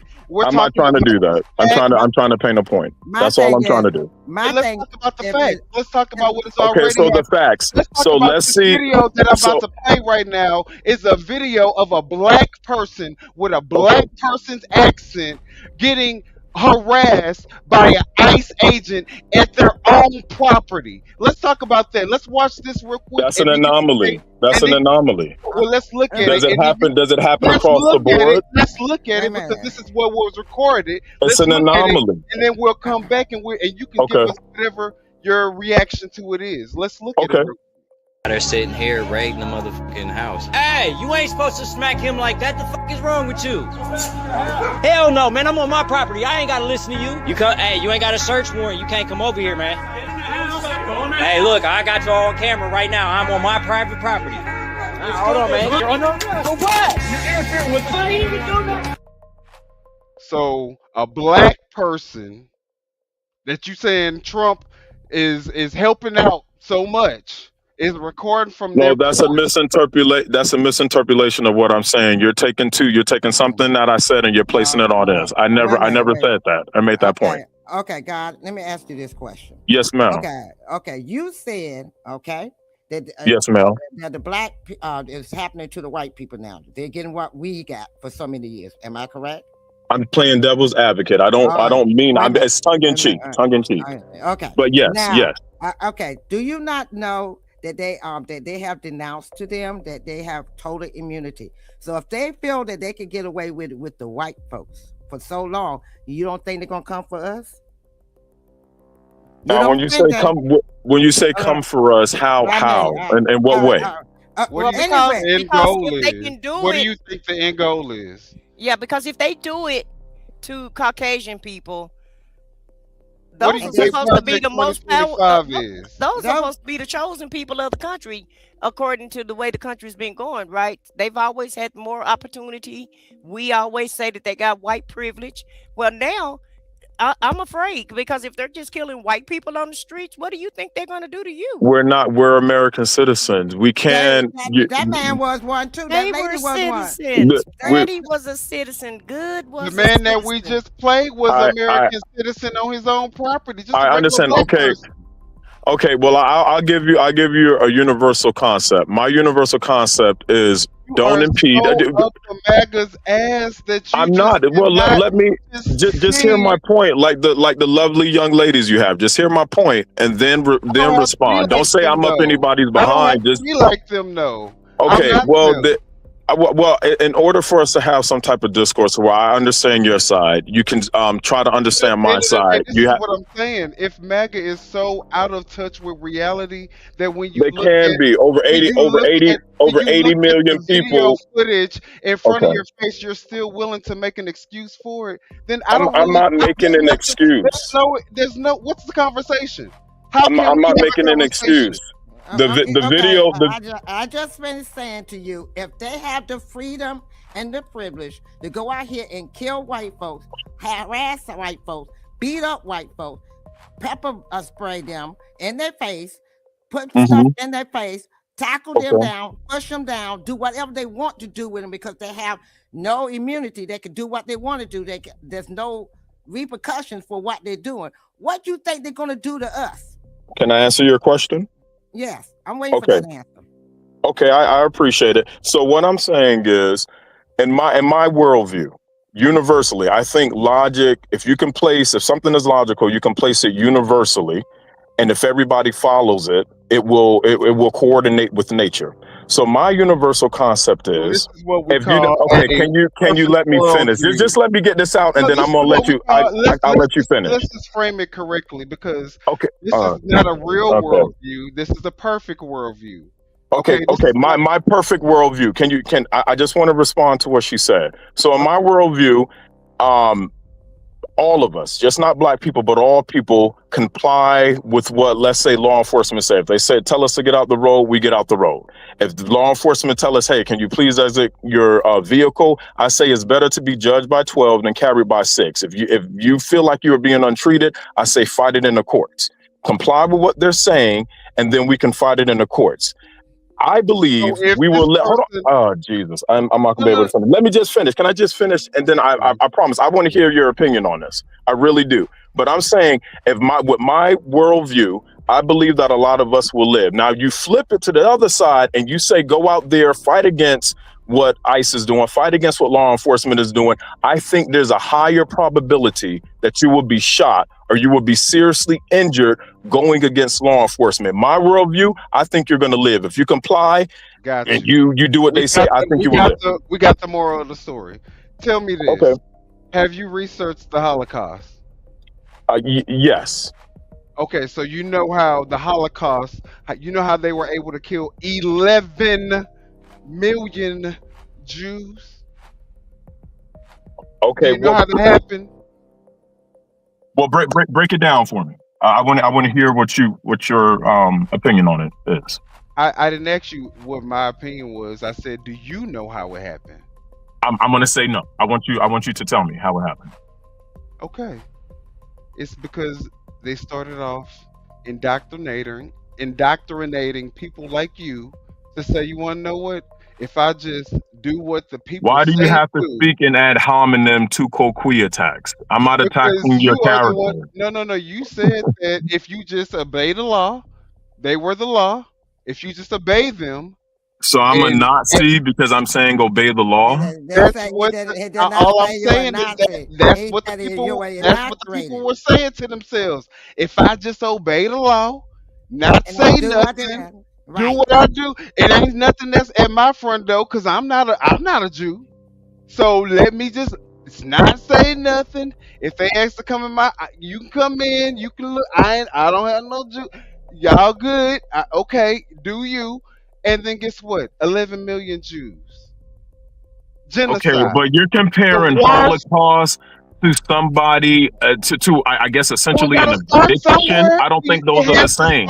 Somewhere complacency is where it starts. Your mindset is where it starts. That's where it is able to build on top of what it is trying to create. It needs people like you. Right, but why is everything dealt with in race? I don't understand that. Explain that to me. About your race, I'm talking about your mindset. People like you is exactly like you what? Because I disagree with you. Who will say the police can do no wrong?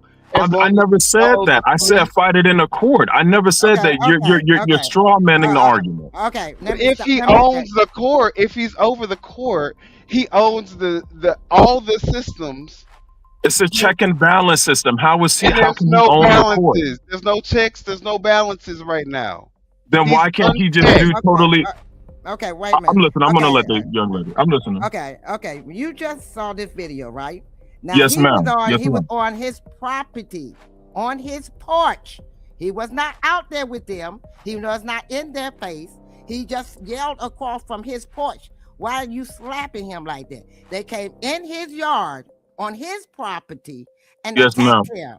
So you tell me that gentleman shouldn't have just stood there and looked and watched him beat the hell out of that guy and say nothing because they lost. And turned his phone off. He should have did the most logical thing in that situation and minded his own business. And turned his phone off and not recorded what the police were doing. No, I never said don't record. I never said don't record. The police told him. They told him to go back into his house. He could have recorded without talking. He could have just recorded. Why is he yelling and exercise his First Amendment right? The fuck? So are you scared of police now? What is going on here? I'm not scared of police. Tell you something, you just automatically gonna take you gonna do what the fuck they tell you to do? You ain't gonna stand up for your rights? No.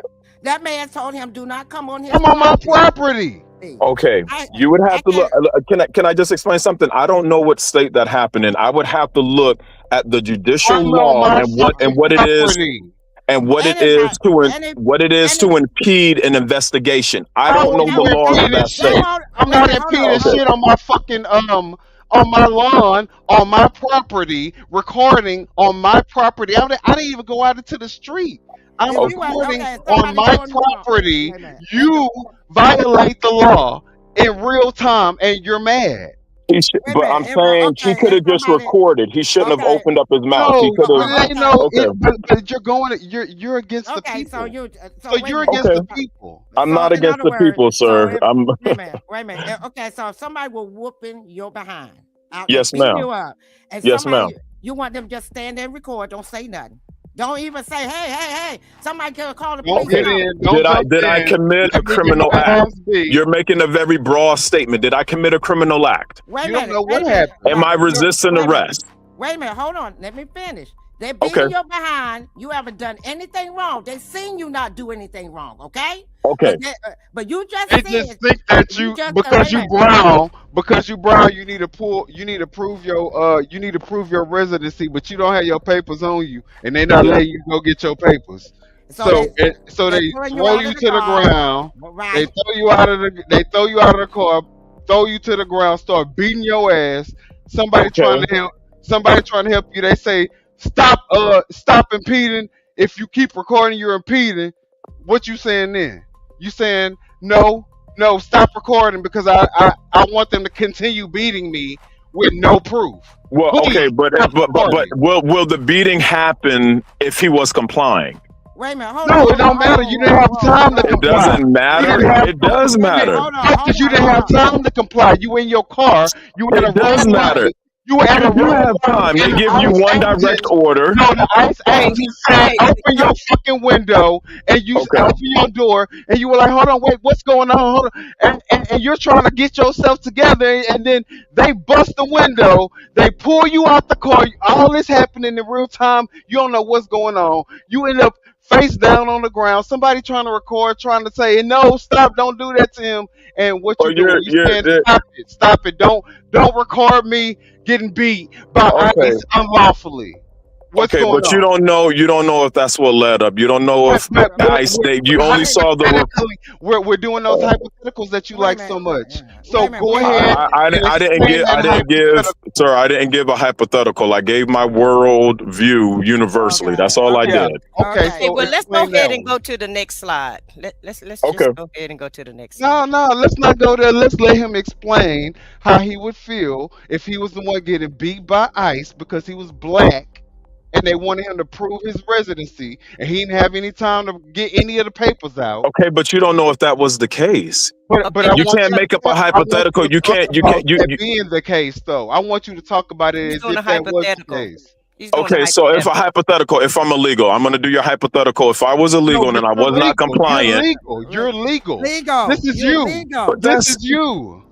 But that's called the red herring fallacy. You're painting a totally different scenario in order for me to argue to strengthen your argument. I don't believe that's fair. You can't change all the parameters of the argument to fit your narrative and then expect me to argue it. So the woman that was disabled that was carrying into, wait a minute, because it's not outside of the realm of reality and what really actually happens. Because we can talk about many of the U.S. residents who were detained.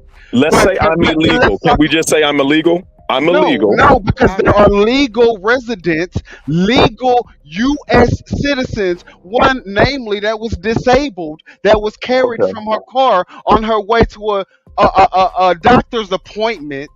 Okay. And she said one man said move, another one said stop. And she's in the middle of an intersection. One said move out of the way, she go to move, another one say stop, then they break her window, snatch her out. But she ain't done nothing wrong, and they detain her and slam her into the car and put handcuffs on her. Now you telling me that's supposed to be legal? She should have just listened to what they say. When two people, you can hear it. Two of them saying, one saying go, another one say no, stop. And who is this? What story was this? I don't know what you're referencing. It was a woman that was on her way. She was leaving her house on her way to a doctor's appointment. They stopped her. She said, okay. She said, what I do wrong? They said, you need to move. She said, okay. And another one said, don't move. Another one said, go ahead and move, ma'am. and I'm gonna break your window out if you don't. So she go to take off. They said, "Oh no, don't you move!" Pow! Broke Oh, her you're talking window. about the lady that was shot in Minnesota. No, not No, it her. was another one. Okay. It was another one, and they drug her out of the car. She was autistic and she was handicapped, and Okay. they snatched her out of the car, and she was. I got the video. So right here. can I ask you guys a question? How would you handle? I'm gonna ask you a 2-part question. How would you handle illegal immigration? And then my second question, follow-up question, will be, what would you do with Same people way that Obama are did. impeding and being Same way non-compliant? Obama did. The same way Obama did. My answer to all of that is the same way Obama did, because What did Obama do? He did what he did was deport the most illegal immigrants in United States history. Yeah, so, and he the did it in a the way- ACLU and he also did it filed a in a case way- against him. They did. They said it was inhumane with what he was doing. Exactly. He still did it without what he's doing, without killing any. It didn't matter. He still did it without killing not one American citizen. He did it without having to invade not one American city with military force. What was he battling these type of agitators? Within the parameters of the law. But he wasn't. He was not dealing with these type of agitators or protesters. Damn. No, he was. No. Okay. No, he wasn't. I'm trying to explain to you. He wasn't dealing. The times is different. It's a different temperature. He was humane. He got a case against the LCLU. Filed a case. What humane? They said it was inhumane. Their exact words. What are you talking about? They said it was inhumane. They said it was inhumane, but guess what? He was still able to get past that case because it didn't have any legs on it. He still moved past it. He still was able to deport. There was no. It's a blemish. It's not. It wasn't a case. It tarnishes his record. It tarnishes his record. Let's talk at one time so that the audience can hear you guys. Because he if y'all still talk at the same time, we can't hear you. Yes, ma'am. He still deported the most amount of immigrants, and he did it within the parameters of the law. So you can say whatever you want to say. But at the end of the day, no American citizen has gotten killed under Obama's administration as he was deporting the most illegal immigrants in American history. No city had to be militarized under his administration in efforts to deport the most illegal immigrants in American history. Okay, so you can say what you want to say, but at the end of the day, Trump hasn't even touched the amount of illegal immigrants that were deported under Obama's administration, and look at how many people have already died. Okay, are you ready? Okay, I'm going to let you go, and then I'm going to respond. Okay, I want to ask you. Okay, Can I just respond? It's just 1 second, ma'am. I just got to respond. So, how many detainees under Obama's so-called deportation tactics died? I think that's relevant. 87 people. How many? 87 out of 10 out of that is a lot of people. I think you said one death. One death is enough. In Trump's first four, but like I said, one death is enough. I don't know. Those aren't American citizens. Those are immigrants. But so they don't matter. Okay, that makes sense. They don't matter. They're not American citizens. Okay, that makes sense. Those matter, but at the end of the day, none of those people who are American citizens came here illegally, and they were following the law, and they were contributing to American society. So. When you say he did it perfectly, you have no idea the amount of civil rights groups that spoke out against Obama. I said he was able. All you have to do is research all of the civil rights groups, all of these so-called human right activists. They were all against Obama and what he was doing. And did he still get it done? It doesn't matter. Detainees died. Any life lost, you said matters. How many American citizens died? How many children did Obama put in cages? He's the one that made the cages, ma'am. No. Ma'am, a lot. No. Okay, I'm looking. Number? And where's cite your source? A lot. Trump put them cages up first. No, ma'am, that's highly inaccurate. Let's go to Google. Let's go to Google. Wait a minute. I'm about to Google it now. Let's see. Trump was before Obama. Obama came after. Let me share my screen. Trump was before Obama. Ma'am, you're wrong. When was Obama president? When was Obama elected president? I think you got your dates mixed up. Trump was not before Obama. You got your dates mixed up. Okay, I mean, Please go research. After Obama. I'm sorry. No. It's okay. Obama made the cages. No, that's Trump had the cages. Ma'am. For those children. For those Ma'am. Go show me the photo in which you're referencing with the cages. Look at the date. Pull it up, What's the ma'am, go look at the date, please. I'm begging you. Look at the date. Okay, y'all, hold on one sec, guys. They're asking who put the immigrants in cages first.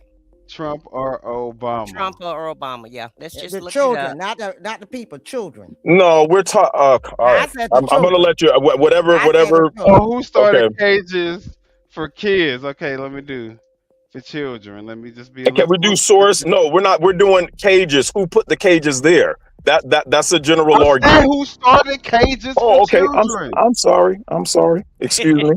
I'm sorry. I ain't trying to. God say he's sorry, y'all. Please forgive me. Okay, so let me live a little bit, guys. Let's see. The Obama administration 2014 bill. There we go. They used the chain There we go. cage-like enclosures to hold There we go. unaccompanied minors during surge There we go. migration in 2014. These facilities were designed for temporary short-term holding. There we go. Administration 2018 implemented zero tolerance policy that resulted in the separation of no cages. No cages. But wait a minute, hold on, because there's a distinction. There's a distinction being made. Are you about to gaslight? It sounds like you're about to gaslight. It says the Trump administration implemented a zero tolerance. What did that have to do with the cages? I knew you were going to gaslight. It's got nothing to do with the cages. I told you, Obama. Obama was the one that started it. See, y'all gotta give him. Y'all gotta give him his. Hey, listen, he called it. Obama did it, so we gotta give it to him. Obama started it, but you want to know if Trump ramped it up. He said no, he didn't. He never used cage. No tolerance. So if you were to get arrested, if I have my child, God has blessed me with two beautiful children, one on the way. If God never happened, if I'm dealing drugs and the cops arrest me for dealing drugs and I have my child in the car, will we be separated? We're going to be separated. That's how it works. You cannot keep, unless you want to put that child in a jail cell with the parents, you have to separate the children from the parents. In common law, that's what happens. When you commit an illegal act, you have to separate them. Listen. My thing is, why didn't you say We the can't parents be. Hold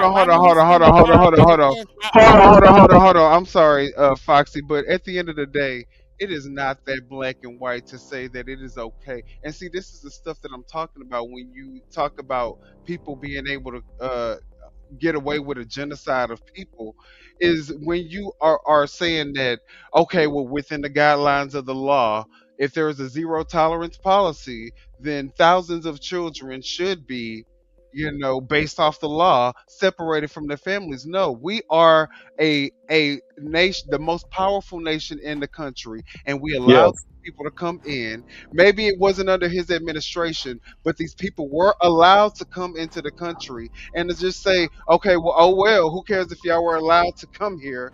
I'm just going. Do you know why? Do you know how many were let in? We have to, but it doesn't matter.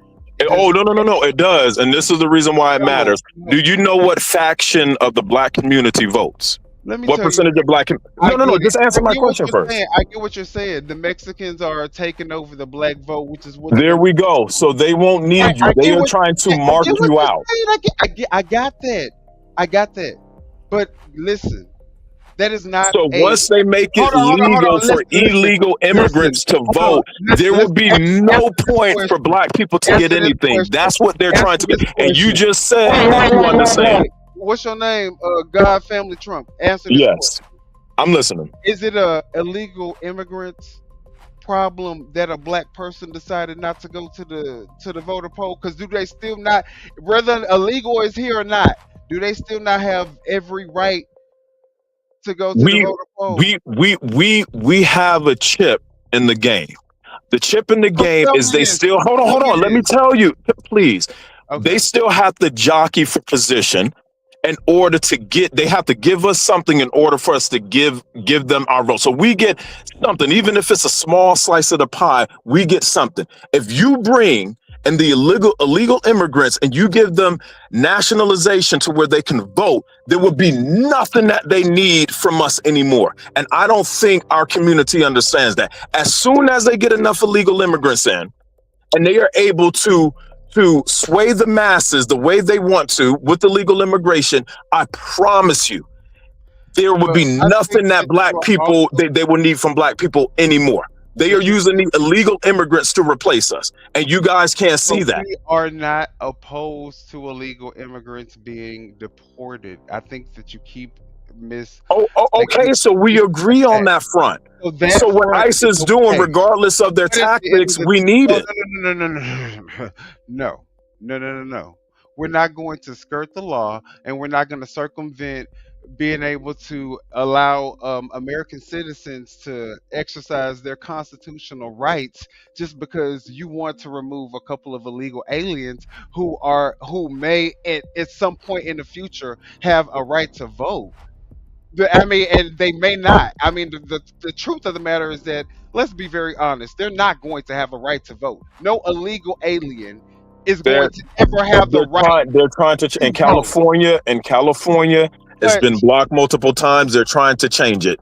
California is becoming a rogue state. Minnesota, Seattle, these places are becoming rogue states, and as soon as all the blue states are rogue now, huh? No. I'm not saying all of the blue states, but you see it. They made a so-called, utopia in Seattle. But at first, where they tried to all the black people jobs. Like, what is the real reason why we need to get rid of all the illegals? Because let me explain economics in the future. Okay, I'm just gonna explain economics to you for a second.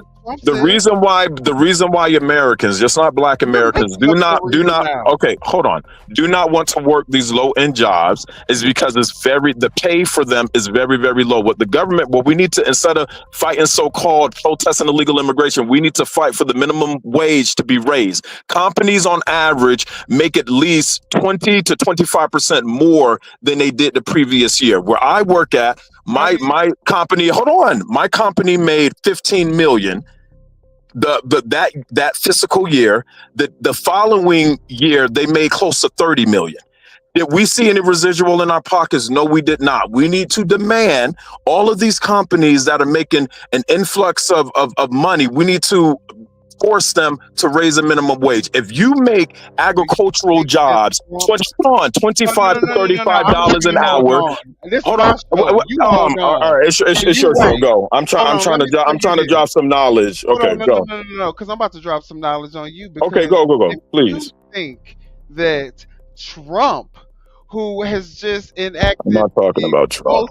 The worst, ugliest bill in American history, called the Big Beautiful Bill, who just enacted the biggest transference of wealth from the middle class to the rich, to the richest people in the world. If you think that that's the person that is going to be the one who raises minimum wage, are you? I never said Trump. You're so stuck on politics. I never said Trump. I'm talking about in general.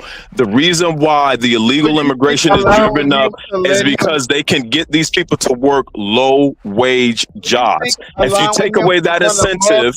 So you think allowing him to run amok with these ICE agents is going I'm not talking about politics right now. Wait, no, I'm just saying, do you think that, follow the law, let ICE do whatever the fuck they want to do, go run amok across the nation as domestic terrorists, let them do that, and then we can go ahead and address the minimum wage for just average Americans, because then once we have all the illegal immigrants out and Trump knows that he has our undying loyalty and is going to let him do whatever he wants with impunity, then he's going to allow for us to be able to. I'm trying to come up with a comprehensive plan outside of politics. I do not care about Trump. I do not care about any Democratic nominee. I'm trying to give the people a reasonable a comparison. I understand that, but right now I'm trying to give the people, the truth and how economics work. Okay, we know how, but you got to understand, it does have to do with law.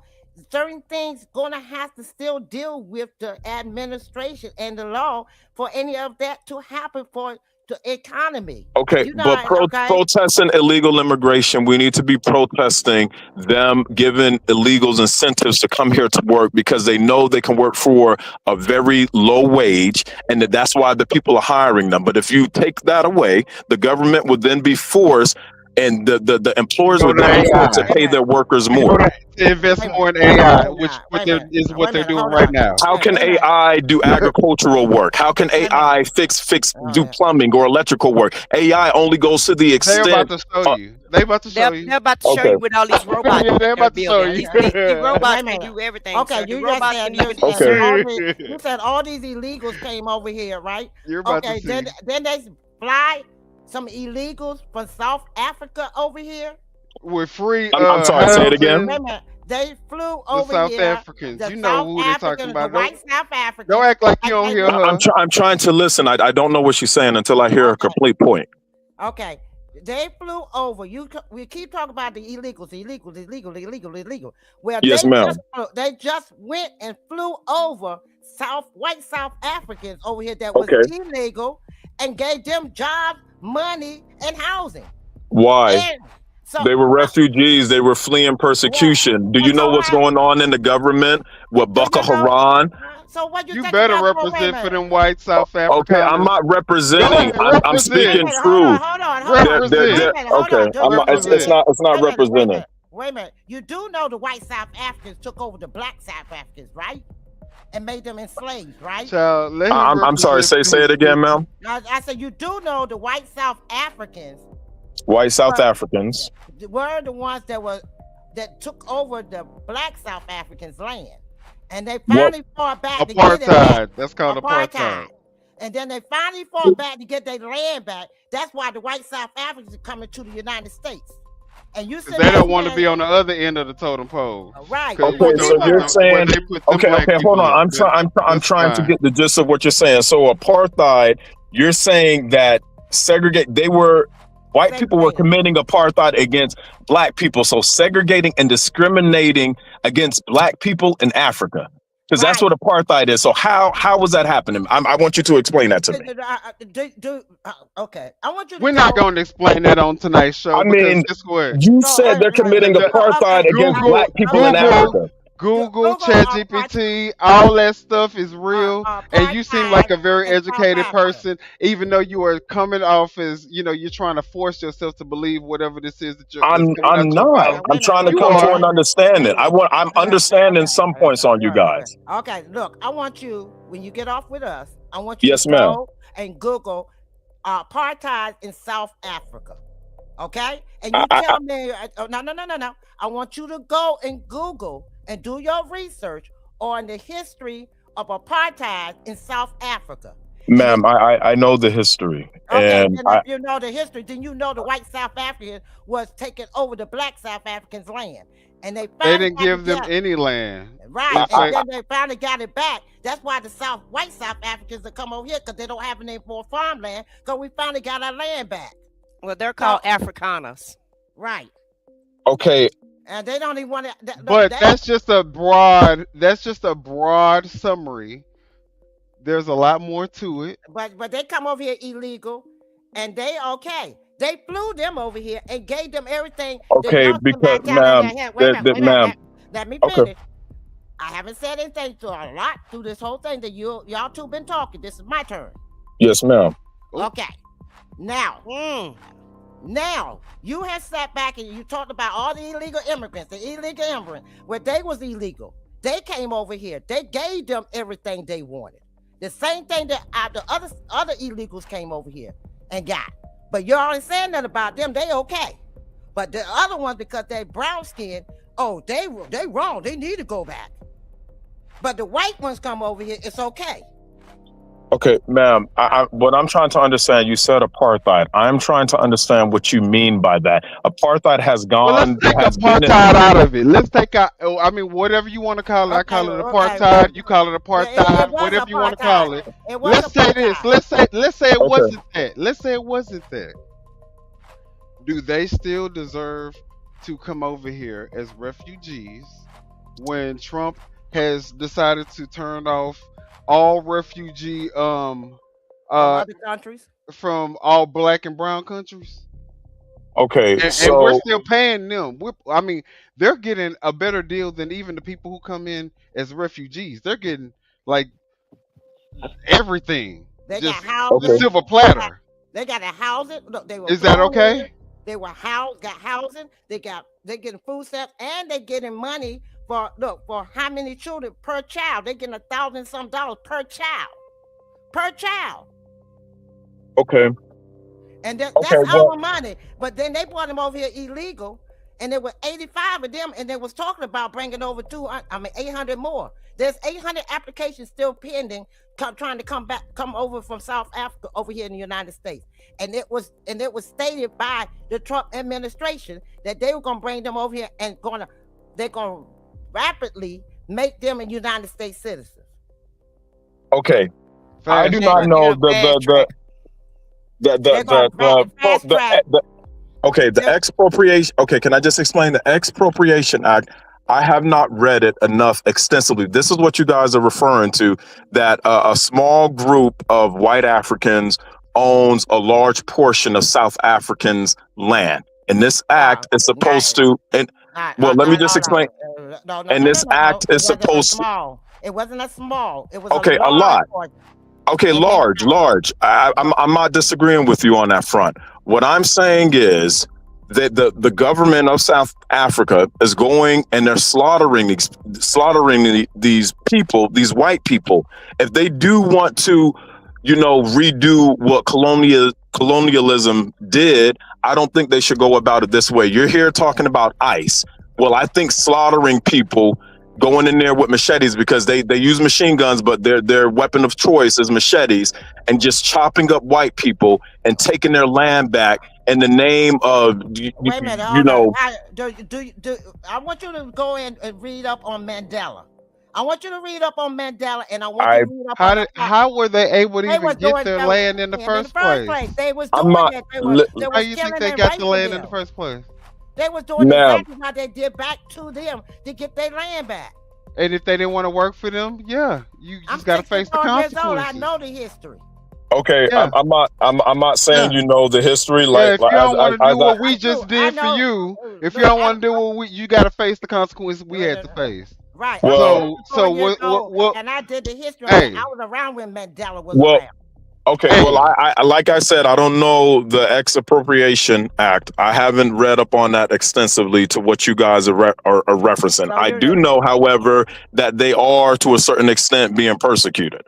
So that's all I can say. I don't have all of the information on there. So you should have your own people back before you have they back, though. Period. He did. What did he do about the Christians? In Nigeria. I do. Wait a minute. But the fact that he has said that, okay, well, South Afrikaners can come here with whatever they want, but black and brown people can't, should bother you. He said the black South Africans cannot come. He was trying to deploy the black South Africans back to Africa. Listen, I'm not saying I totally, like I said, I would need to read up more on what's been going on over there. I can't speak on something I don't know 100% of. And the act, I can't speak on it. What I do know, and I recognize what Trump did, is that the persecution of African Christians, he went and sent our military over there to assist and help them. That was a ruse. That was not real. That was fake. No, he went over there to get the oil. He said it out of his own mouth. So and killed regular people that didn't have shit to do with that stuff. So who did he kill? You got tell me, because you guys are informing me. Who did he kill? He said he killed some of the Nigerians over there. They bombed. Yeah, regular people. What's like a bomb gonna do? Okay, he bombed people. Yeah, he bombed. Damn. Oh, okay. God is trolling now, y'all. So I'm not trolling. I'm asking you to explain. You're trolling at this point because you're too educated to not know what's going on with the bombing and. I mean, I do, but you guys you're making it seem like it was bad. There was a group. Wait a minute. Hold on. He bombed Syria. He bombed Nigeria. He bombed Venezuela. He bombing these places. I'm talking about in reference to the Christians being persecuted. Wait a minute. You bombing these people and don't think that other innocent bystanders are going to get bombed with them? Do you know what a bomb can do? Okay, ma'am. And you say who did they kill? People. Ma'am, I never said who did they kill. Those words never come. I'm asking you, in coordination with him defending the Christians, you're saying he just bombed random Africans. It took him 3 bombs to take down one little fish boat. It took him 3 bombs to just take down the little fish boat that couldn't possibly smuggle the drugs that they were alleging that they were smuggling into the United States because they didn't even have enough gas to get here. And where's the evidence of the drugs? That's what I want. Okay. Well, Trump, I think Trump defending Africans, Christian Africans. I have family, I have friends, and I have family, and I have friends. I love him for that. And I am Trump all the way. We get it. We understand. That's what I'm saying. It's just so you guys love history. So let's get into our history. In 1964, right? Or let's go back. Let's go before 1964. W.E.B. Du Bois, Booker T. Washington, when they were going out, at it, wrong. Oh no. I'm asking you a question. Who would you guys agree with? Really don't W.E.B. Du Bois or Booker T. Washington? Okay, it's like 1:15, y'all. Booker T. Washington or W.E.B. Du Bois? It's a good conversation. I understand. Yeah, but we kind of been here like 4 hours almost. Yeah. You trying to find the aha moment that's just not. I'm not trying to find. I'm asking you a question. I don't have get your moments. I already have my get your moment with the cages, and I'm done. I got one, and I'm done. That is not. So I'm asking you a genuine question. It's not. It's not. I agree 100%. W.E.B. Du Bois or Booker T. Washington? You guys know history. So which side would you be on? Why is there so much silence? I'm so confused right now. Because I'm still trying to figure out what you're talking about. I mean, it's extremely simple. You guys, his moment because you guys, you. Okay, if you want to, you guys said you know history. I'm asking which philosophical thought would you agree with? I'll help you out. Booker T. Washington, who was a slave, said we should become more industrialized, not worry so much about civil rights. W.E.B. Du Bois said no, we should become educated, don't worry about trades, don't worry about becoming industrialized, and work on civil rights. So I'm asking you today, which train of thought would fit more into America's system? W.E.B. Du Bois or I don't agree with either one of them because I think we need both. Right. Okay, I agree. I agree 100% with you. I agree 100% with you. Only point I'm trying to make is Booker T. Washington. Do you remember the Alabama Compromise? That famous speech, "Cast your buck is where you stand." I know you guys know your history. I do. Go ahead. Okay, so everyone here knows the famous speech by Booker T. Washington. I don't know if you read his book autobiography, Up from Slavery. Brilliant piece of manuscript. So cast your buck is where you stand. Booker T. Washington believed that if black people were to simply, I guess you could say, assimilate into the system, the white system, that eventually civil rights would come. But for the meantime, we should have became more industrialized. We should have worked on, land, securing patents for the inventions that we have, other things outside of civil rights, because they believe. Didn't they take it from us? How can you secure land when you wouldn't even consider the person? A lot of land was accumulated, and every time land was accumulated, every time blacks were prosperous, what did people do? They burned cities down. Absolutely, I'm not disagreeing. Only thing I grew up where I saw the crosses. I don't trust no one person's ideology is what let me say this. I grew up where Okay. I saw the crosses burn in the front yard. If we try to go against anybody white, I grew Yes, up when ma'am. when it came time for me to vote, and if I didn't vote the way they wanted to, they would rip it up and ball it up in my face and tell me what you're going to do about it. Number 3, I had to go through, months and months and months just to get a house to live in. Me and my mother and my sibling, just to move into a Yes. house that we had to go through, and we had land, but they carried us through hoops and bounds. It took us almost a year just to put a trailer on our own fucking land. Mm-hmm. So Okay. So can you do that today? If you were to buy a trailer, could you put it on your own land today? Yes, I can. You could. So Yes, what rights? So what rights? Why are we so angry? What Because rights Because don't we have? let's Because be that very was clear that was though. during Let's the hold Jim on. Crow Let me say era. something That about was the this. Jim Crow era, and that we have progressed since the Jim Crow era. Some, and I'm saying Well, all, we've progressed, but but some. let's think about the generations and generations before us that could have been able to build their own generational wealth for all of us, Right. and where we would be if that was the case. If We they are can so burn much down far everything. behind. I mean, you can say we have the same opportunities, but the truth of the matter is, you like economy and you like economics, then you Yes, know I do. that that is a lie. You What is know a that the lie? black community What is country has nowhere. produced more You black know that the billionaires? black. You know We're that so the black. racist. We're I'm so talking racist about as a whole. You know as that a the whole. black Okay. community who built this country, Yes.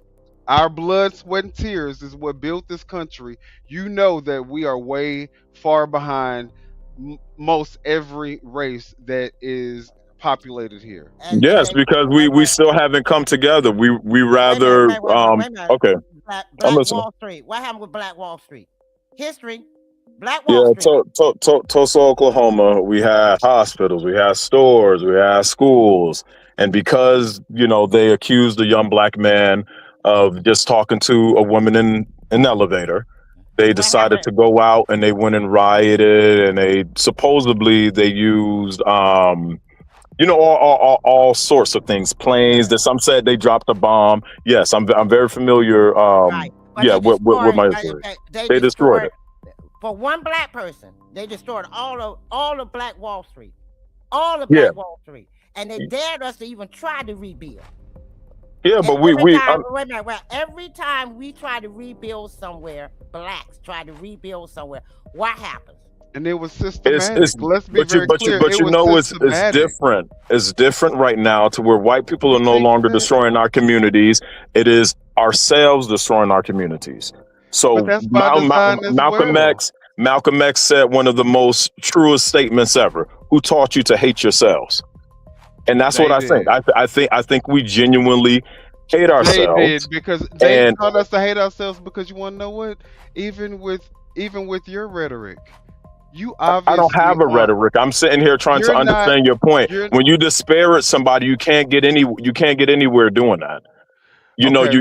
You close the door off to opportunities that we could have. But listen. You were so quick. Someone who knows nothing about the Afrikaners, the white Afrikaners, you were Oh so my quick gosh. to form a defense for them. I'm not forming. When I we just said start I did. talking I don't about know. black Okay, then you people, break down the act. You start to say that we're the worst. We're our worst enemy. We It's are our people worst like enemy. you. And how do you? If we how can do we manage to fix come it when we together have and people stop. like you?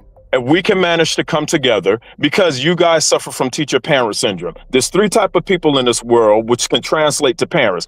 If you go to a class, if your teacher calls you and they say, hey, your student is acting bad, you come to that classroom, you see the whole class acting bad. The first parent goes and say, well, why are you calling me? All of these kids acting bad, followed by the second parent who blames the teacher for all of the students acting bad. The rarest parent in the world is that parent that takes their child, So what do corrects you their do? child, So what and do you then they do? tell, and then So when what do they you do correct, to make the black then community better outside of complaining? I just broke it down, taking What are you responsibility. doing?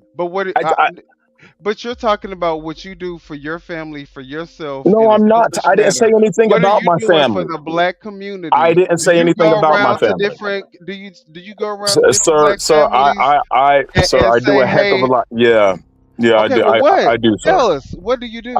Sir, I do a lot. I was in the Brother to Brother program. I was in the Talented 10. Do you know what any of those mentorship programs are?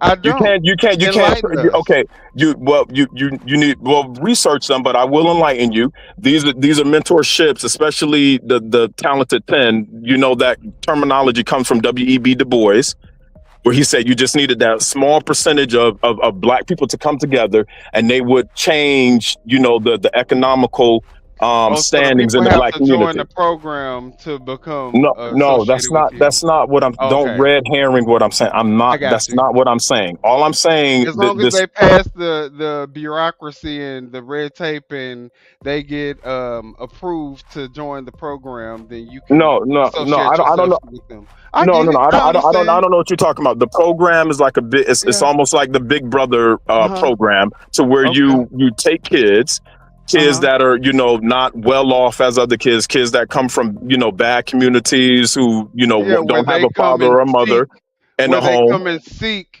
guidance, right? Yeah, What where about they the see people guidance. that Yeah. don't have the guidance to even know to come seek it? What are the average African Americans that you are referring to that are the reason for why you feel that the black people are their own worst enemy? What are you doing to Well, those people, first, not the people who are trying to make a change in their kids' lives and all that none of stuff? these kids What are care you about doing to the changing. people? Okay, well, how do you know that? None of them, because I talk to them every single day. None of them care about changing. If you live in a broke down neighborhood, Yes, ma'am. and your school is no good, you're not really It's you're not really learning anything at school. Everything school around choice. you. It's not You true. have School black choice. people You who do not judge have to you. stay. You don't have to stay You have a within your. black hierarchy within But your let own. me finish up, guys. Everything Okay. around you is desolate, broke down, nasty, Whose fault is that? old. Look. It's the government's fault because they Look. pay taxes also. Look. But just because they Do don't you own know no- how? Do you just know because- how? hold Do on, you know how the hold on, government is set up? Hold on. Self-hating. hold on, It's hold it's on. a block Self-hatred. fund. Each Hold on, municipality and county is given a block fund. So let's say Self-hatred. the representatives of that state decide, okay, out of the 280 million, I'm just using a rough number. Out of 280 million, we'll put 80 million toward. Hold on, sir. Okay, I'm trying to break it down for you. Okay. Let our Okay. host speak. This is our show. Let her Okay, speak. understand. Yeah, I'm sorry. I've just been quiet and let you guys talk. Okay. Okay, I'm listening. I'm and we listening. need to talk one at a time so that the audience can understand us. And you're taking this into a whole nother direction, direction of what I'm saying, because now Yes, you want ma'am. to break down about economics. And what I'm saying is, Okay. a black kid cannot aspire to be, don't have the incentives to be successful in their neighborhoods as a white kid does. Okay. What do you Because- mean? Can you tell me what you mean by incentives, please? Okay, well, when I say incentives, a decent place to live, activities for them to attend to instead of just hanging out in the streets. And so a good community is going to make. Getting in trouble, like what you're doing, mentorships. Don't try to act like black people are just lazy. And, I never said that. And we're not getting ahead, and it's our own fault. Yes, some of it is our fault, but some of it is the community around us that have left black systematic. neighborhoods. Okay, and what have system? black- Okay, Look at what what the system? media. Look for- at what for the media years. promotes for black people to aspire to. Sexy Reds, Megan the Stallions. Okay, all now ti- you're speaking my language. Okay. But that's Yeah, what I'm rappers, saying. This is it's just- systematic. It's And being systematic a racism. And then you got some, then you got some children that their parents can't get out of the neighborhood. You keep saying there are better schools. Some parents can't get out of the neighborhood they're in. No, you don't have to. It's pro-choice. It's school Wait a minute, choice. wait a You minute. can get out of your. No, Ma'am. I'm sure they would. I'm sure. Ma'am, they would I have children, I'm sure ma'am. they would choose that school. I'm sure they would choose that school. If their parent didn't have to work 2 or 3 jobs. and based on your salary, based on your, No. I mean, there's probably a lot of things. That's not how. Based on a lot of things. No, Zip that's code. okay, ma'am. It's not. They took that away. I'm trying to explain to you guys. I have kids. In my state right now, they're Yes, taking ma'am. they're taking funding from education and giving it to the damn private schools, Right. and the A kids that go to public $10,000 free voucher. grant voucher. Ma'am, Right. that doesn't make ma'am, what you're saying and the is kids that go to public school will be ma'am, left what you're behind, and saying is they're false. already left Private behind. schools do not receive government funding. That's why I they're said private. in my state. That In our doesn't make state, sense. there's a Private schools don't voucher. receive government Okay, funding. Look up Look the it up. state of Texas. Look it up. Okay, I'm gonna look it up. This is new to me. Look that up. It's Yeah. a school voucher. Look, What does a school voucher have to do with government funding? Your host made The an government, Tax dollars to the fund government is no, funding the voucher. no, they don't. It's a it's a privatized school. Look Do it you know how up. Look it up. Look it up. Okay, Look it up. I'm looking. Look it up, my gracious. Texas. Washington, D.C., Virginia, Maryland. I live in a the lot of DMV states. area. Doing the school Any voucher. state Okay, in the so- South. Most states in the South are That's taking, how they able to launder this they're money. taking taxpayer dollars and giving them to private schools. Exactly. And the other public schools. No, will it be isn't. left Private behind. schools, normally you have to pay tuition fees. That's how they're funded, or private donations. I have no idea on where do you guys get your information? What private school receives government subsidies? We live It in a doesn't. state that does it. That's Okay, why. tell me the That's school. the Okay, reason awesome. why. Tell me the private school that receives government Why don't you government just funding, look please. up? Why don't you just I'm look trying. up Tell me the school. the Texas $10,000 No, tell me the school, the voucher. private school. Give me the name of the private You school. can go to any voucher. you Look can up go the to school any voucher. school that you want private that has a tuition, and that $10,000 will go towards that tuition. So if you're rich, guess what? That's just an extra $10,000 for you. Guess what? If you're not rich, that $10,000, you think that's gonna still pay for the damn tuition for a private school for good education? No, it's not. But you're definitely helping those rich people out. So go ahead and look it up.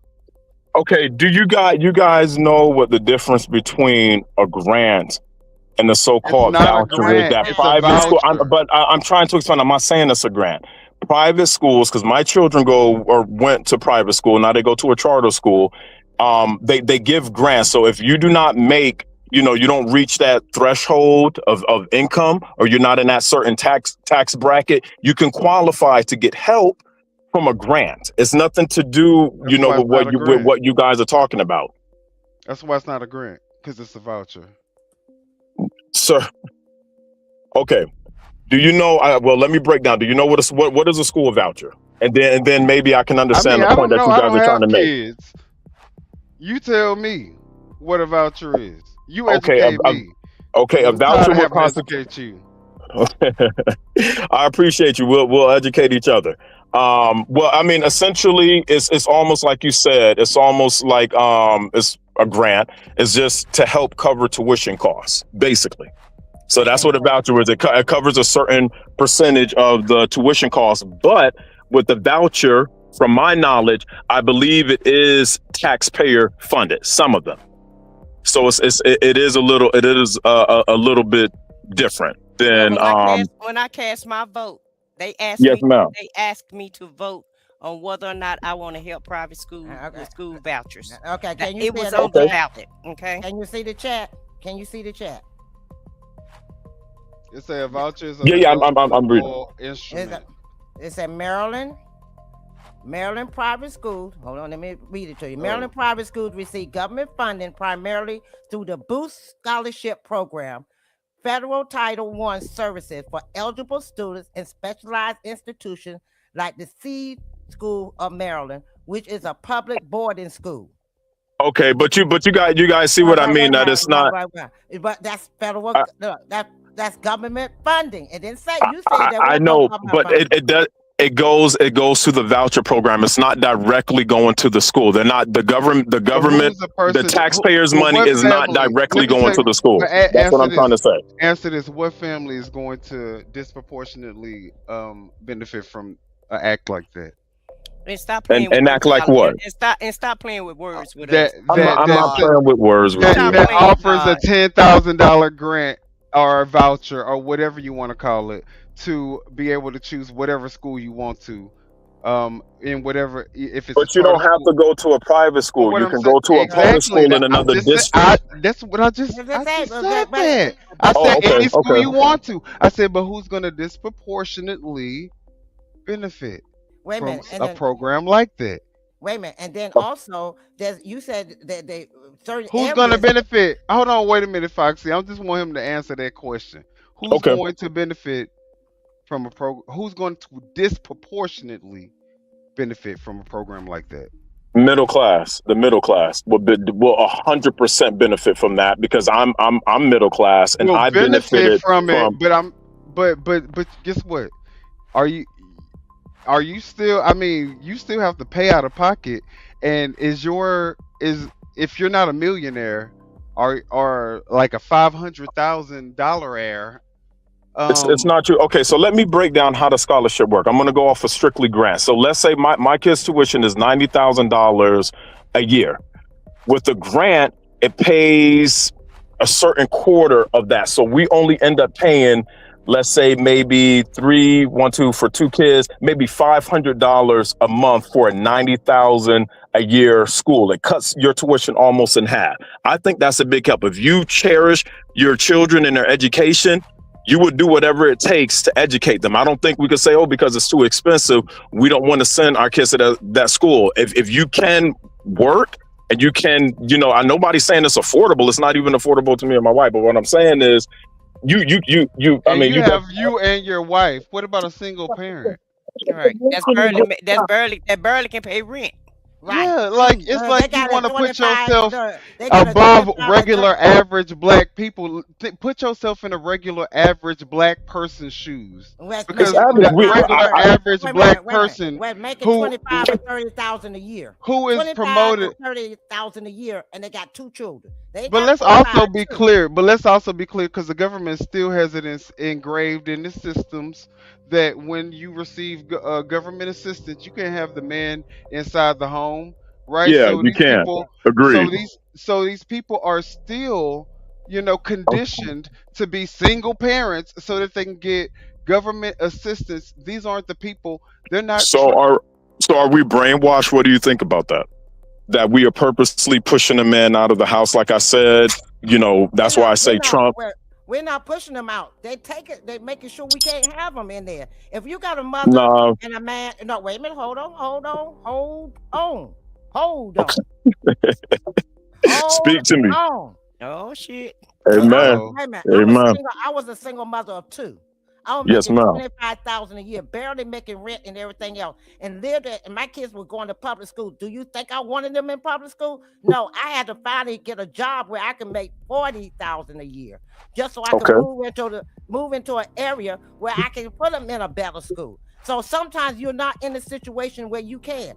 And no, I didn't put the fathers out of the house. The fathers didn't want to be in the house because they didn't want to take responsibility. So you can't sit back and punish the mothers because the man ain't in the house because they don't want to do what And they black want to do. men should be shunned for not wanting to be parents, but you want to know what they're glorified Okay.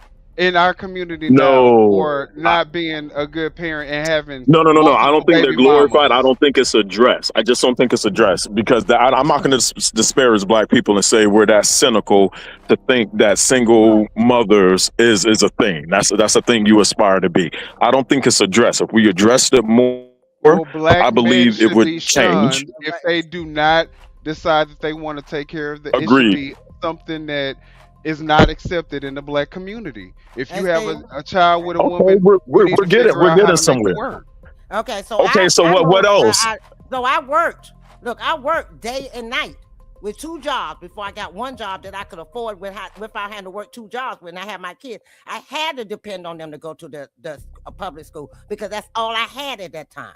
Then I was able to find a job, but not everybody going to have the education and the college degree that I had to move up in for a better paying job. Some people don't have that education, and so they have to do what they have to do. Though they have to work 2 McDonald's, a McDonald's and a Hardee's, or a McDonald's and a And you want to know what? It's easy for a white person to make that work because guess what? They have property that they've inherited. You know, Right. they have other things, other means of income that Trust they've inherited. funds. Okay. Exactly. So they're able to go ahead and work those Do what they need to Whataburger do. jobs in the suburbs, you know, and I'm still have their own house and have their own car and I'm live the about to life blow you guys' mind. What about Okay, the go I ahead. Promise School in Akron, Ohio, that was started by LeBron James? Public school, access to anybody that wants to go.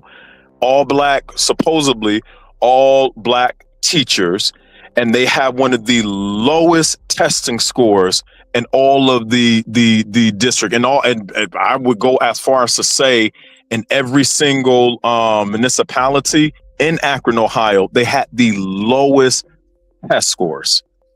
They wasn't Now, even reading. now let's They just be very clear. We know that there are opportunities for black people in black communities, right? We can't. yeah.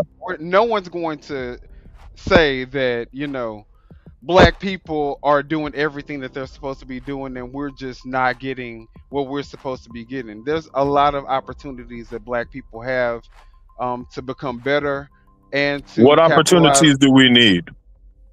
But we Of what do. we already have. What opportunities We do you need think we a need? media. Hey, First common off, we sense. need a media to Join promote. us. We need a media to promote more upstanding black people and upstanding black behavior. They promote Okay. that for white people. We need it promoted in the media for black people, Right. and we need black people to Okay. start thinking. You know what? Maybe being a rapper isn't what I need to aspire to be. Maybe I Man, y'all can starting to be a sound like some Republicans. Maybe I can be a scientist. Maybe I can be, Y'all sounding you like know what I'm saying? Republicans. No, I don't know. seriously. It's not about being a Republican because I think that Democrats are very Obama much. and his wife and his kids I got an think education, and they were Democrats. So what I made them think Democrats are very much people who are intellectuals and value education. But Okay. Jasmine Crockett has a but I degree. think they recognize that there is a disparity in the black community from us starting so far behind, and then also with the media and their influence, it doesn't help the situation. So, I'm not going to blame it all on the Democrats. I'm not going to blame it on the Republicans. I'm going to say that black people need to look at this as a nonpartisan issue, and we need to come together as a whole, as a culture, and get our shit together. We Okay. do need to And do that. I agree, but we're hey, look, we found some common ground. I love this. I would say this when it comes to the education and schooling. Mostly red states, if you were to look at it, they have the highest achievement rate when it comes to the graduation for Black America. Like Texas, Mississippi, West Virginia one. I can't remember, but mostly red states, in these states where it's predominantly white, as we all know, they have the highest achievement rate when it comes to graduating.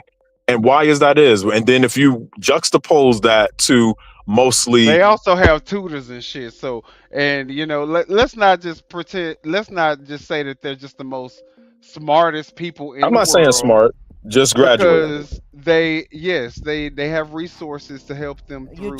You do know that some of those states have no child left behind and graduate and still don't have no proper education. In fact, I agree. with It's that. so funny because I can show. It's like I have videos that just kind of prove all this stuff. But we just actually watched a video yesterday when it comes to what was it? White privilege. Yeah, because they were saying something Let's just about look at $100 this. bill. The winner of this race will take this. Just watch this for a The second. $100 bill. Okay. Before I say go, I'm going to make a couple statements. If those statements apply to you, I want you to take 2 steps forward. If those statements don't apply to you, I want you to stay right where you're at. Take 2 steps forward if both of your parents are still married.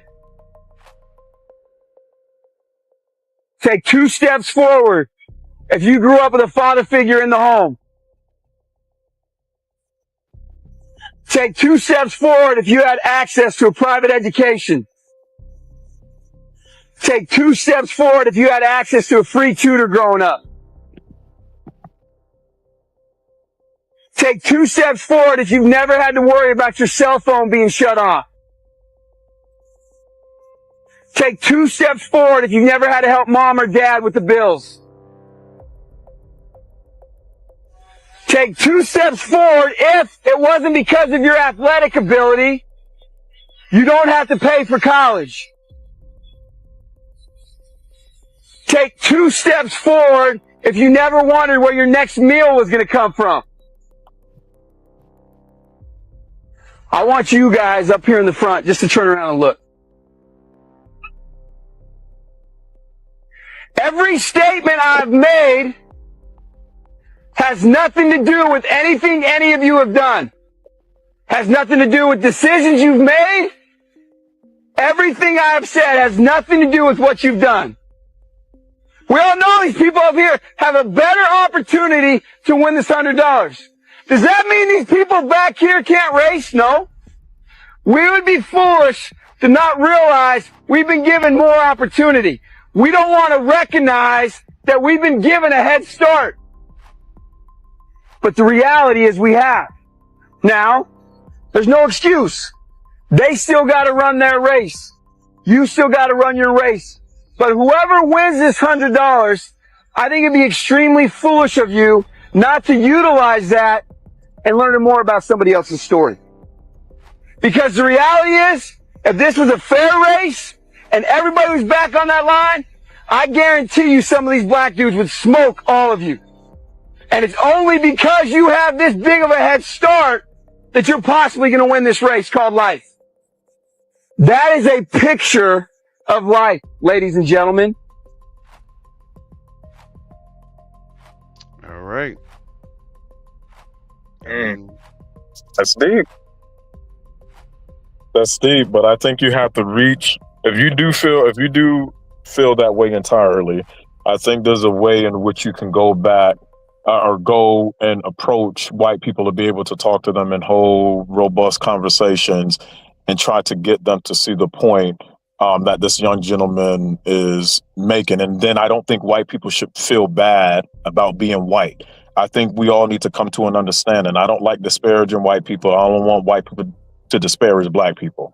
We have to come to some common ground. It's not about disparaging white people, because I think we were at a place in our nation where race was really starting to kind of become just a normal thing. I think that before Trump got into office, I really do think that we were getting to a place where it didn't feel like everything was about race. You kind of felt like everybody was on the same playing field, and it, which is regular. But since Trump's gotten office, they've enacted this white supremacy agenda, where they're just wanting to target all of the black and brown people. But see, you can't say stuff like that because it's factually not true. It's factually true because I've read documents. I've read Project 2025. Have you read Project 2025, sir? I don't do political. Oh, okay. Well, but this is the playbook that your actual government is going by. So you should probably decide to take. I don't know. Well, I'm not. Because it's a large book. Look, it's a large book, and you're gonna have to read it for yourself. We can't. There's no summary in it. You have to read it from the beginning to the end because it's a lot of laws that's involved in it. So you have to read it. It's very complex. You have to read okay. Well, if what you're saying is accurate, the Southern Poverty Law Center would report that more so-called white supremacist groups would have started under Trump, and it didn't happen. So that's why I said no, it didn't. All you got to go is just look up the statistics. Go to 2016. No, it's not the FBI. The Federal Bureau of Investigation, Table 43, only deals with crime. The group that I just listed, they deal with so-called hate groups. So the Southern Poverty Law Center is what you have to look at. There is a department. There is a department in the FBI that deals with racism. I mean, I'm not saying they don't, but the Southern Poverty Law. Get a fucking life, fucking losers. Fucking cowards. This is just one of them. I'll show another one after this one. This is the second one. Take the mask off. Take the mask off. Let's see your face. What are you scared of? I thought you cracker ass motherfucker. They hadn't done that in a while. Now they're starting back up again. When was that? When was that? These are recent. These are This like is recent. the last couple of weeks. Okay. Well, you got ignorant people. I don't know what you want me to say. I said, it's ignorance on both sides. You were saying that the groups had kind of dissolved or what have you, and I never said dissolve. I just said they didn't grow. I never said dissolve. They wasn't creating groups anymore. But if you look at the FBI report, more white supremacists were created during the year of 2018. They was like the most radicalized group in America. And that's according to the FBI report. Okay, what reporting? Statistics. I need numbers. I need numbers. Okay, I want you to answer me this. Yes, ma'am. How do you feel about January the 6th? That right? I for the life of me, I have no idea why. I'm just talking about the black community. Why we got someone? Wait a minute. No. I'm trying to answer. Wait a minute. I asked you a question. How do you feel about how the black people feel about it? I'm telling you how I feel. I'm part of the community. I'm saying I don't know why we got involved. I think it had nothing to do with us. I think it was exaggerated. Hold on. Okay, Hold on. I'm listening. I said, how do you feel about what happened on January the 6th? I feel Wait a minute. Let me tell you why I asked you that question. Because there were black people inside that Capitol. So so you can't sit back and say we're all white in there. There was some of us in there. So how do you feel about them trying to go in there and harm them? That big crowd, majority of them got arrested. Now they're back out on the street. Now, how do you like that idea? Okay, well, first, Nancy Pelosi, Trump, and CNN, ABC, MSNBC all got sued because they said Trump empowered, or Trump is the one that told them to go and commit those whatever acts they committed, and they got sued for defamation, and Trump won. So wait a minute. So you telling me that Trump didn't say nothing? He didn't go and do that rally prior to. He said, "I'll meet you down at the Capitol." First he invited everybody to the Capitol. That's why MSNBC, NBC, all of the news stations have to retract their statements. They got sued for defamation. Wait a minute. He said that out of his mouth. It wasn't what the news said. This is what he said on the podium. If he said it out of his mouth, they wouldn't have been able to be sued for defamation. They were sued for defamation for other things, not. No, they weren't. They were sued for defamation specifically for that. But did they get found guilty or did they settle? It doesn't matter. They paid a large amount of money. Did they get found guilty or did they settle? When it comes to defamation suits, it doesn't matter. I'm trying to explain how a defamation suit works. That's called corruption. And ways that's not corruption, sir. They retracted the statement. They retracted the statement. Just like Fox News got sued for $787 million. But we're not talking. We're talking about something specific with January 6th. Well, that's part of January 6th because they said the votes were manipulated, the machines were manipulated. So that's part of January 6th too. That's the reason why Trump never incited a riot. He never told them to go out there and to riot. Why do you think they went out there? I'm about to get y'all. Why do you think they went out there then? Just like the protesters, protested against whatever Trump policy, when he put a ban on Middle Eastern countries, they was out there protesting. If a person is angry and they want to exercise their First Amendment, they'll go out there and march.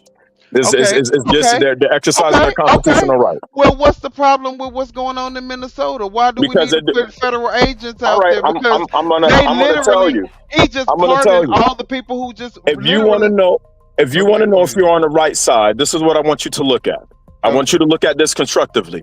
When Charlie Kirk, which was the biggest conservative voice to date, when he died, what were they doing? They were doing prayer vigils.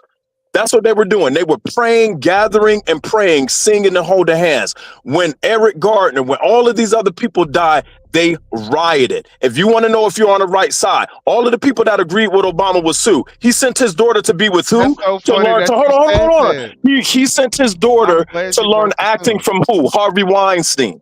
I'm right? glad you brought this up. All right, he sent his daughter to work with Harvey Weinstein. You know what? The people on the right, you know why they were He said the biggest threat to Black America is Trump. Wait a minute, let me respond. Okay. Because you know the reason why they were so happy and rejoicing when Charlie Kirk died, because his wife, it seems like, has been orchestrating this death for a very long time. Oh yeah, that makes sense. That's not conspiratorial. She has many times. No, the facts are that she has. The facts are he planned his own death. This is allegedly. This is all allegedly, but the facts are. This is all allegedly, but the facts are that she actually knew Trump before she knew Charlie Kirk. She actually had ties in Russia before she knew Charlie Kirk. I can't get into conspiratorial I'm rhetoric. not talking about conspiratorial stuff. I'm talking about stuff that you can verify. So you can actually verify. You cannot verify that Charlie Kirk planned his own death. No, I'm not talking about that part. I'm not talking about that part. I'm saying that now. All I'm saying, I'm not saying what happened about Charlie Kirk's death. What I'm saying is the reason why they could celebrate is because now, guess who? A staunch Trump supporter who's not going to go in on Israel and not talk about how. Because Charlie Kirk started. That's not the point. No, Charlie Kirk died, and Charlie Kirk started getting into that peacefully. conspiracy. No, Charlie Kirk started getting into that. No, Charlie Kirk started getting into that conspiracy theory shit. And it wasn't sitting well with a lot of people. Cool. And not only just the left. You're moving the goalposts. I'm not moving anything. Listen, the fact of the matter is that his wife, days after, has already taken after his death has already taken over. That's conspiratorial. I can't. How is that conspiratorial? Is that not a fact? Is that not a? Wait a minute. Hold on. Is that not a fact? No, it's not. That's her opinion. So she didn't take over. So she hasn't taken over. No. You make a small little smidgen, a factual statement, and then you place your so-called spokesperson for the group now. She's definitely the spokesperson for the organization. You make a small fact. Is she not, or is she the spokesperson for the program? Because they could have found anybody else. They could have found anybody else. That's she his is wife. the spokesperson, right? His wife. But we're getting off track. Only thing I was trying to compare is when this person dies on the right and then the person dies on the left, who protests peacefully? That's all I'm saying. They know that it was unjust. The people know that the murder, the assassination that took place of Renee Good and Alex Preddy was unjust. Charlie Kirk was unjust. What are you talking about? But y'all wasn't protesting that though. Y'all were we were. Y'all were praising the Lord. Y'all were silently praising the Lord and thanking Him for peace. And we were calling for peace. Right, the other side is violent. Look at all of the people. Hey, let's juxtapose all of the people that agree with the left. Harvey Weinstein, Puff Daddy. Puff Daddy said Trump is the biggest threat to the Black community. That's who y'all got on your side. All of the weirdos, Jada Pinkett, Will Smith, all of these weirdos are all of the ones that agree. Trump and P. Diddy not good friends and haven't been at parties with each other for decades. It doesn't matter. It goes by what he said. What are you talking about? Donald Trump was the biggest threat to the Black community. What are we talking about right now? Donald Trump has been at everybody's party. His daughters to learn acting from Harvey Weinstein. That should tell you which side you guys support. Okay, let me ask you a question again. Yes, ma'am. You said that Trump didn't send them down there to protest at the Capitol, right? They rioted the Capitol, broke all this stuff up, sat and pooped on people's desks and all this kind of stuff, right? And then yes, ma'am. I said, so what happened to, What happened to? Why didn't Trump send in the law? And this is your party. This is Wait a your minute. party that we're Why looking didn't at, Trump? just so you know. Wait a minute. No, Why that didn't isn't. Trump? They're flying the flag upside down. Why didn't Trump? Wait a minute. That's your Why party. didn't Trump send? That's not our party. We don't fly. Why did- Patriots don't fly the flag upside down. Wait a minute. Why didn't Trump send in the law enforcement when they was storming the Capitol? But they sent in the law enforcement for them to protest in Minnesota. Help me to understand what's the difference. When they He were told, protesting- on the Wait a call, minute, he wait a told Pelosi while she was driving, he said, you need to It's a send strong extra help. He patriot. said, Pelosi wasn't the do that. president. He's the president. He's the Did. one who had to make that call, not Pelosi. And you don't see, talk- he don't got talk Ma'am. about he that. got the cross. Hold on. He got the cross and Jesus on it. So just you because gotta you say support him. Lord, Lord, don't mean you're going to enter in. Just because you say gotta- Lord, Lord, don't you mean you're gotta going to enter support in. You can him. have the cross. You can call Jesus all you want. It doesn't make you a true Christian if you're not following the principal biblical beliefs of the Bible. Okay, let me. Yeah, but he represent y'all though. But Yeah, He doesn't represent anybody. That's like y'all. saying the guy who got arrested for treating patients, he was a real doctor. He didn't have a degree. He didn't have a medical license. And you're saying, well, he represents all doctors. It doesn't work a like whole that. group of You just people. gave us This Diddy. is a whole group organization. This is an organized group of people who did Okay. this at the nation's capital. Okay, Washington, they're flying the D.C. flag upside down. They did, They're and they not. were They're able not. to They're do not so. patriots. And they were able to do so inside the nation's capital Okay, with they're no exercising. impunity. With They're exercising impunity. their first constitutional right. I don't Exactly, agree just with like it. Alex Preddy, and Yeah. except the only difference is that he got shot and killed. Okay, Yeah, are right. these people are these people yelling? Are these people running around graffitiing statues? He was helping. I don't agree an with their injured view. woman. I do not agree with their view. I agree with how they're conducting themselves. That's it. Okay. They're not running around acting crazy. I disapprove of what they believe in. Okay. I disapprove. Okay, let me go back to the January 6th. Yes, Now, ma'am. They were storming the Capitol, right?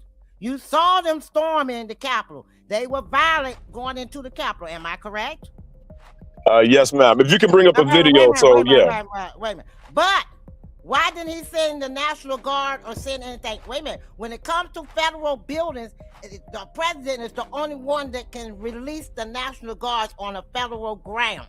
Not the state, not the governors, not the mayor, the president of the United States. That's why he told Nancy Pelosi to call him. She can't call him because she's not the president of the United States. Because he told you in this administration that he controlled the National Guard. So now you send back these people stormed the Capitol. He didn't call the National Guard, but these people out there protesting in Minnesota, you calling the National Guard. Help me make some sense on this. Those were more violent than the ones that's out there protesting. Okay, so Totally agree. And yet, you said January 6th. January 6th is what? Okay, January 6th is what? It's one day, right? You didn't say January 6th, 7, 8. You didn't say January 6th, 7, 8, 9, and 10. You said January 6th. That was one day. Did that continue to happen? Caused the most damage. That's what. But that's what we're saying. If wait a minute, look. I'm genuinely asking you. It says January 6th. It was one day. Did it continue? So you Did the rioting continue? Wait a minute. Let me finish.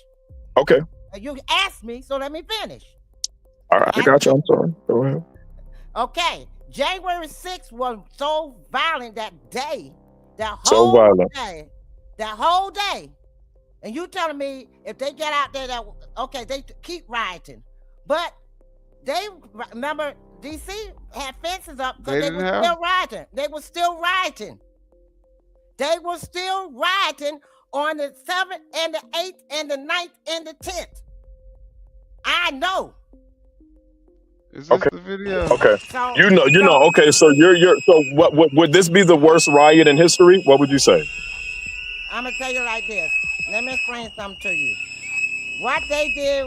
Let's put the trigger warning so that people in case I might have to pause it. Look, okay, let me tell you this. When they went there and all those people stormed the Capitol, and those people there was a lot of people. There weren't just a few. There was a lot of people. See, look, okay, so he's holding the woman right here. Okay. And then then the agent pushes her down. Like, what is going on? So he's consoling this This woman. is January 6th? This is what happened with Alex Pretty. Oh my gosh. I thought we were on January 6th. Well, I just want us to look at this because, you know, this is the most recent thing, and I always want to know, are you okay with this? So what was he doing that was against the law? So far, we don't see Alex Pretty doing anything against the law. If you had to ask me legally, he would be obstructing. You cannot block a road. You cannot block a car's passage of egress. But that's not when. But that's not when they. But that's hold on. That's not when they. That's not when they interacted with each other. That's not when they. That's not when they made contact with each other. The time that they made contact with each other. Let's be very clear, because you don't. I don't want you to confuse what's going on here. Okay. That wasn't where. So we're not on January 6th anymore. No. Listen, we're gonna go back to it, but look at this. I'm looking. He was just, the woman was just pushed. Alex Pretty is helping this woman. Did he have any other incidences besides this? Did he ever try to antagonize the police ever? We're talking about this incident because none of those other incidents matter. So busting out, hitting police cars, which is a felony, busting out a light, being an agitator. So you saying that? Hold on. They found out that was an AI. But even if that was, if that was a good, even if that was a real video, even if that was a real video, are you saying that the time where he was even more violent than this was the time that he didn't get shot, but in this moment where he's helping a civilian, that's the moment where he should have been shot? All of those things are optics. You guys fall on your prey. Your minds are prey to what people give you. Let's keep watching. Then the other bystander gets pushed. Then the other bystander gets pushed. And then he tries to go and help the other bystander. Oh, such a criminal. Look at this criminal. He was an look agitator. at this criminal. I don't go around agitating Look at this cops. criminal. Okay, so 5 guys. Do you agitate cops? If I need to protest, I'm going to protest, and I dare a cop to come and try to stop me from allowing me to do my half of the world would be dead if they use your universal concept on how to deal with police. I don't live with half of the other world. I live in a country. I'm saying in general. That's governed by a constitution that gives us rights to go out and protest. That's exactly what our government and our constitution gives us the right to do. I'm saying what governs sound reasoning. If I want to go out and protest and scream at the top of my lungs at these corrupt ass motherfuckers, guess what? It's my constitution. Yeah, but what governs logic? What governs logic and sound reasoning? That's not logical. It ain't about logical. Because what you're saying is illogical. What is protesting going to do? Because what you want to do is just conform. You just want to sit back and make sure that you and your family are safe. The ends must justify the means. No. You want to make sure that your family is safe in your nice little cozy home. You're projecting. You're projecting. I'm not projecting anything. That is because you don't know my lifestyle. You can't speak on it. That's an ad hominem. You can't speak on it. Why wouldn't this person's life matter then? I'm asking you, what is protesting going to do? What does it matter? The ends must justify, because the ends must justify the means. So you're doing this? You're projecting too then? If that's when they protested at lunch counters, it was because black people were not allowed to sit at lunch counters. What are they protesting? Well, listen, if you're saying that I'm projecting because I'm saying that you want to be in your house with your wife, with your safe family. Yeah, you're attacking my character, me. You're not attacking my argument. Then you're attacking. That's an ad hominem. You're attacking this person, and you're doing the same thing to this person. Because if this person wants to go outside and exercise their First Amendment right, who are you to judge them and make? They're doing it stupidly. What protest do we know that actually works? Silence protest. When Martin Luther King and them protested, your wife ain't the stupid option. When Martin Luther King and them protested, Okay, you did they cannot do all of these this? double standards on the. You cannot do these double standards with me. Okay. Look, listen, it's not gonna work because at the end of the day, if you're not trying to be safe in your house with your family, then you cannot condemn this person for exercising their First Amendment I'm right. not condemning. I said the act of going against not being compliant with what law enforcement tell you is stupid. It's a dumb way to That's test not what he a did. police That's officer. not what he did. He can't That's listen. a lie. You are First- lying about what okay. happened. He never You are kicked out a lying cop about car what light. happened. He doesn't have a record. He was Did never that happen arrested right for here? agitating the Did that cop. happen You're right right. here? Did that happen right here? It doesn't matter. He had a Is record, that man. what they're going to add to the Is that what they're going to add to, as evidence in the court of law? No. So yeah, they will. Absolutely. They're gonna test this character. That's what they do. They bring before the jury, you know, the character of this person, so it just doesn't, oh, this was just a one-off. He was a perfect human being before all of this. Of course they're gonna bring that into the court. Premeditated murder is what it is then. Is what you're saying. It's not premeditated Oh, murder. okay. Because that's what It's you were not. saying. That you just admitted that if that is the case, then this is premeditated murder. Okay, I'm gonna ask you a question. I asked the whole panel. If it's so bad in America, what is your suggestion for black people to do to exercise? Where would black people give me a country where black people will give the most rights? I'm going to give you each a time to answer that question. Where will black people survive the most? Go. Nowhere. That's exactly why. Wow. Then why are you complaining? Make sure that our rights are not trampled over to appease. So where do we have better rights? We should leave. The ego of a narcissist who don't give a fuck about none of you and none of me, none of the people on my side and none of the people on your side. He don't care about none of us. Explain that. We're going to You don't care about me. When was the last time you sent me and my family some money? When was the last time you sent me and my family some money? Last time Trump and his administration. Yeah. So you just said Trump don't care. How do you show that you care about me? You know, your argument is futile. Your argument is cognitive dissonance. Cognitive dissonance. Hold on. You said we got to give you money? How do you show that you care? Not money. How do you show that you care for me as your fellow man? Help by you with fighting for our rights. Help you How with about your this? By fighting for our constitutional rights. Right. That's how we're Help you doing with it. our generational wealth. How are you helping with our generational wealth? Please tell me. No, that's not. How Trump helping us? I'll wait. I just asked. I'm juxtaposing you guys' beliefs against your own. You just said he doesn't care about us. I say he does. So that's how he's helping the black community. Can you guys speak at one time so we can? How is he helping Yes. with the generational wealth for the black See, he's helping. Okay, so economics. He's helping because he released a whole bunch of black criminals onto the streets, and now we're call them black criminals. Okay.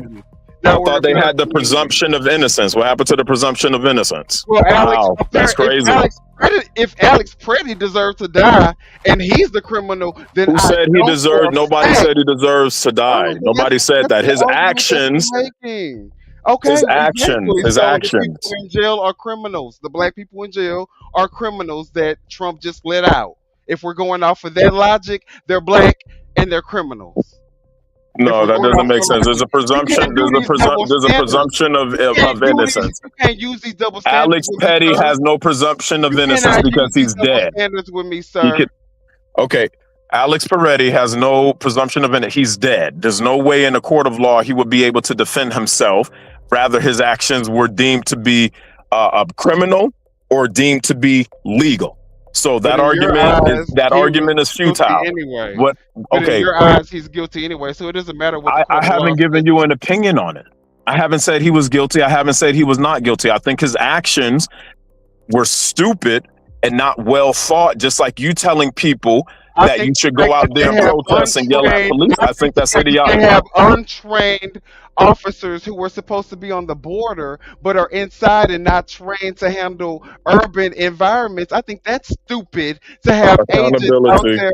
No, because you want this innocent resident civilian who was fed up with their government, who was only exercising their constitutional He rights. was not fed up. No, He wasn't. No. Okay. Let me finish because you want him to be held accountable, but you say that the untrained person who acted irrationally and exercised overly excessive force and assassinated somebody in their back while they were laying on the pavement already dead, Okay. you're saying So he it's didn't okay. have a gun. What You're is saying the point that's if you're coming okay.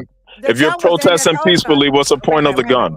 Wait a minute, the gun Because that's his lawful constitutional right to have. What point don't you understand? Do you not love the nation that you live in? Do you I not love do, the and that's why I Constitution? don't complain. I don't complain. Okay, I so get up every single day and what is work. the problem with this man exercising his first What are you and complaining about? Wait a minute, hold on, constitutional right? Wait a minute. Yes, ma'am. When Martin Luther King and them marched across Selma, they was Yeah, attacked. silently, peacefully, silently. Right, but wait a minute, no. They were yelling. They were yelling at the cops when they attacked them. They were still No, yelling. when they attacked them, they were walking across to go and vote, and the police. It was a racist regime. It was a racist regime. That's why they were attacked. Wait a minute. They just attacked him. Yeah, but he wasn't attacked by a racist regime. You mean the system in which he helped implement that Anglo-Saxon system that you guys call systematic racism, Hold on. and he's a part of it. Wait a minute. That doesn't make sense. Excuse me. I'm listening. Yes, ma'am. How do you know he wasn't? That's why we're not upholding it. Not racist. We're not upholding it. You are. How do I know who wasn't racist? The guy that ran up and pushed the woman down. Then, while he was trying to help her up, he sprayed him and threw him and knocked another woman almost down. She held on to him to keep from falling, and then he went over to help the lady up, and they sprayed him and pulled him. It doesn't matter if you're incompetent. If you're, I wanted to hear her point. Hold on, I wanted to hear what she was saying. Then Malcolm X, when he had his group, they marched. They talked to the cop. They yelled at the cop. They didn't go up and start shooting them. But it doesn't even matter because the truth they didn't attack Malcolm X group, and what you're saying is totally wrong. Malcolm X, just like Martin Luther King, dealt primarily in silence. Malcolm X said that the people that were coming out there yelling, they were agitators, and they were the ones that were creating the conflict. Elijah Poole Muhammad, who was his instructor, Malcolm X's instructor, they sat down with the KKK. They sat down with the KKK, and that time was much more racist. Wait a minute, hold on. Wait a minute. That was when they were with Nation of Islam. When they was with the Fruit of Islam, it was different. Okay, but what I'm saying is they were both segregationists. They sat down with the KKK because they had some common ground, and they wanted to say segregationists. They wanted to keep. They were separatists. Can we say this? The guy who killed Renee Good, who a month prior was dragged by a car, probably wasn't mentally fit to even be on the streets. That's the first thing. Secondly, can we also listen? I can't say that. I mean, that's an unarticulated presupposition. I cannot agree with that claim. Why can't you say that? Because that's an unarticulated presupposition. But it resulted in an innocent person being shot execution style he said he in their car. He said he had a flashback. That's PTSD. That's what the person who shot them said. He had a flashback. Oh, that's when it matters. Because if he said that, then okay, then I can go with that argument. But it won't hold up unless that's what came out of his mouth. It did. And so that's the crazy thing about the people that we talk to. She shouldn't even been on they changed their PTSD. You don't be on that officer. They change their views depending on however the person whose party that they're with or aligned with changes their views. Same thing with how you guys want to protest both of these people deaths, and you know you don't care anything about them. Wrong. You have never known them, and all of a sudden you guys want to stand up and protest for them. Wait a minute. The same way we protest with George Floyd, why we got a problem with them protesting? Because they're white. What are you not black? Hold on. Is that why we shouldn't be protesting for them? What kind of racist shit is that? Wait a minute. Okay, the ends. Wait a minute. The white people was out there protesting. I know because I lived in Charlotte, North Carolina, and there were white people out there protesting with us, and they didn't sit back and say. But for what? What were they protesting with you guys for? For civil rights, right? You didn't have them. You have them now. We don't have civil rights. What the fuck? Yeah, you do. Oh, black people don't have civil rights? No. Where the hell you been? We don't have civil rights. There's no Constitution. There's no 15th, 14th Amendment. Wait a minute. Hold up. There's no 15th Amendment? Wait a minute. Wait a minute. You said I don't understand. We don't have civil rights. I'm so confused right now. Wait a minute. Yeah, no, we These were people are protesting. ruthless, ain't they? Yeah. They're Can ruthless. we just give final thoughts? I mean, we're like almost at 5 Yeah, hours. let's go ahead and We give do some have a final thoughts, replay. We're trying y'all. to replay, you know. So good God Almighty. Well, this good conversation. We, you Yeah, know. let's just agree to disagree, okay?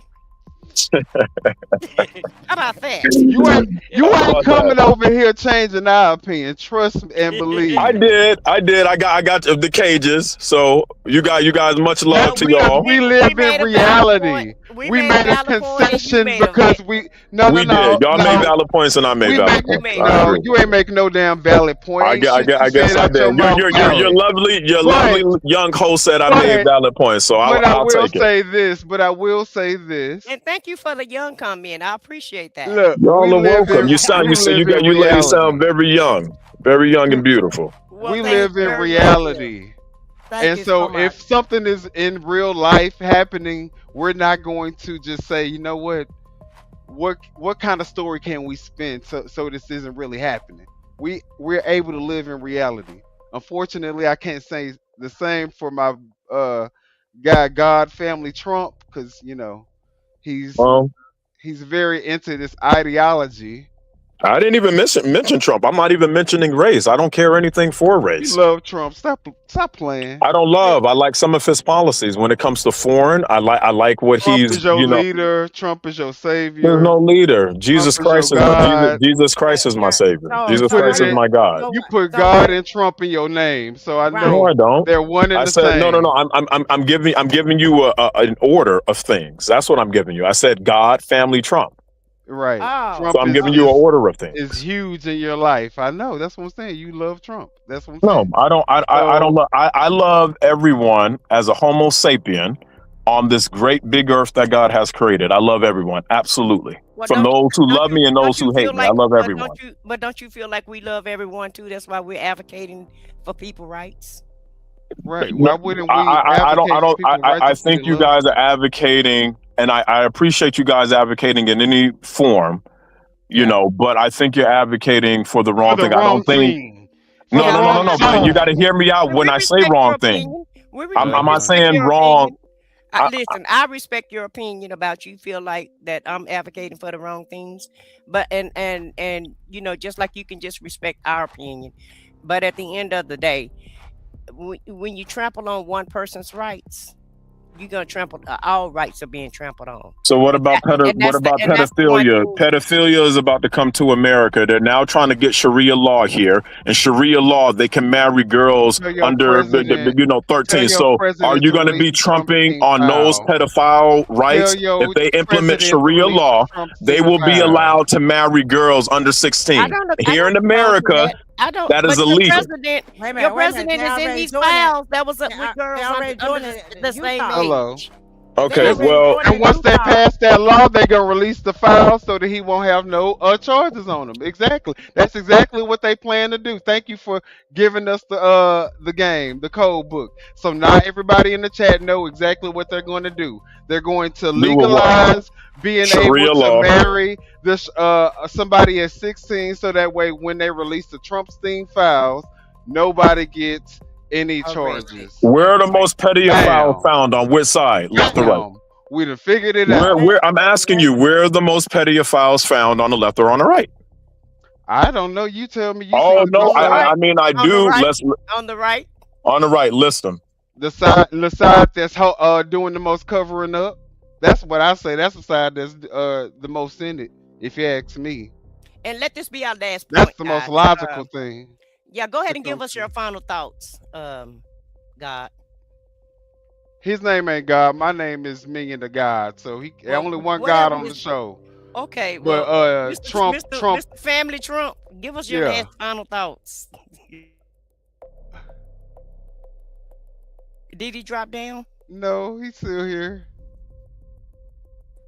Can you hear me? I don't know what to say. Yeah, okay. Okay, yeah, we can hear you now. Yeah, go ahead and give us your final thoughts, and we're gonna wrap this up. Okay, so I appreciate you lovely people having me on your show.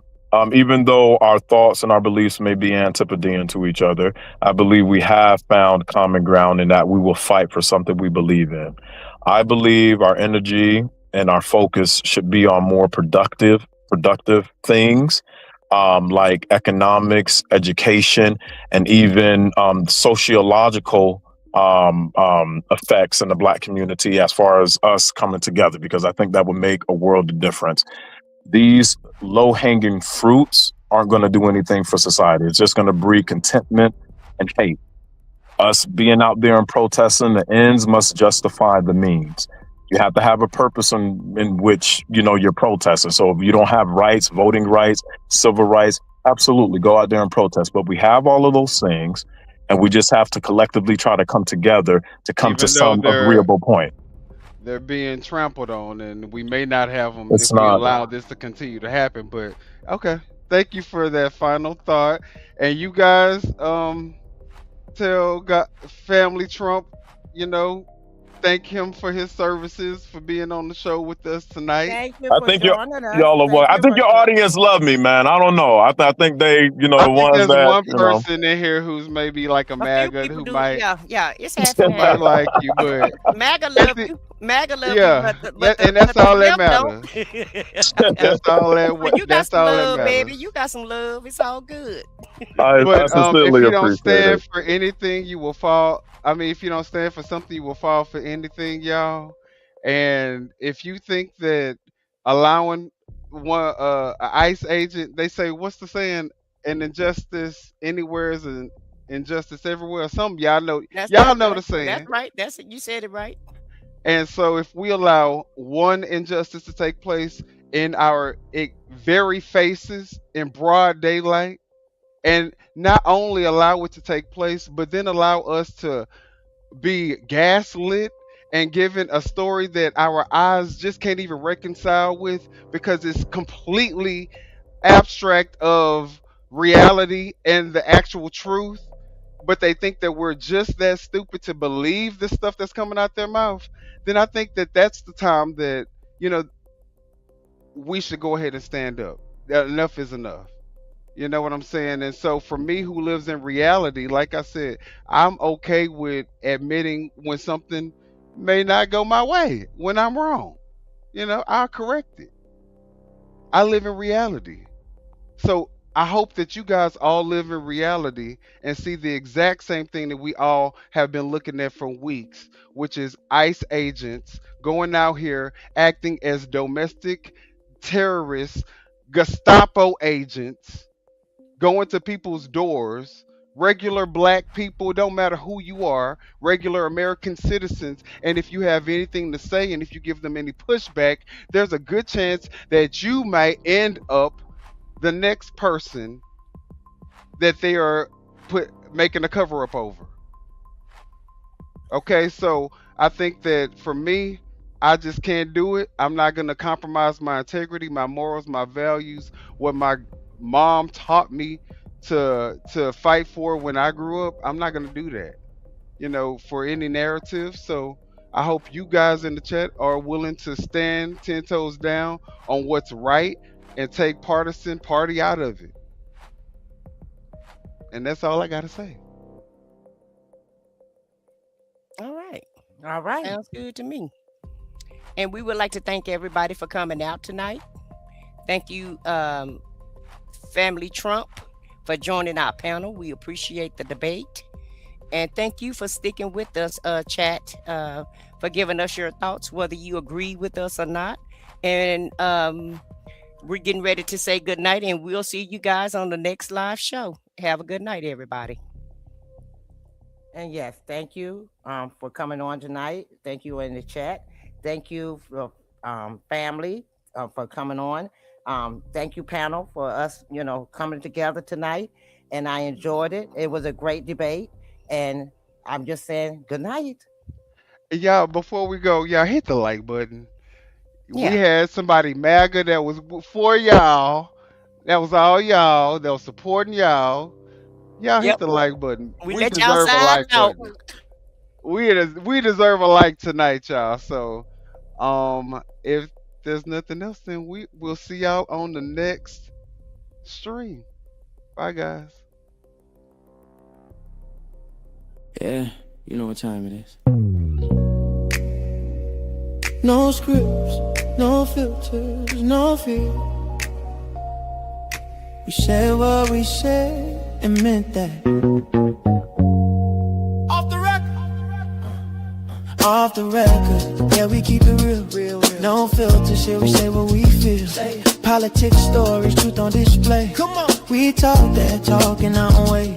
Off the record, minion the God, let's go. Foxy 2 Roxy 3, she go hard. I swear on everything, that is exactly what he said right here in the studio. That is the funniest thing I have heard all week. So hard. Lizzie with the facts, she never miss. Nah. I said what I said, that's the twist. Off the record, yeah. Come and catch the vibe. Where real ones talk and the truth survive.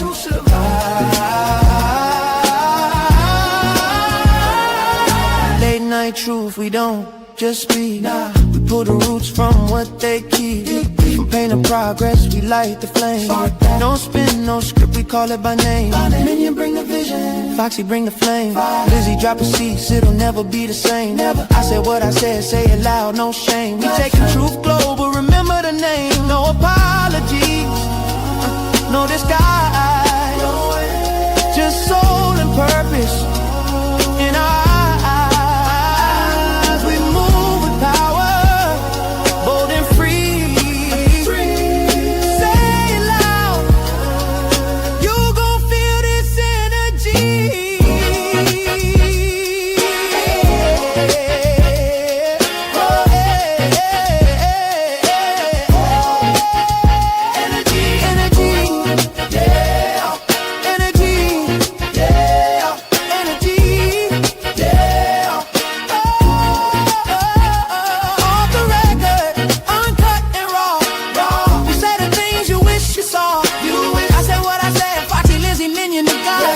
This the realest show you ever saw. Off the record.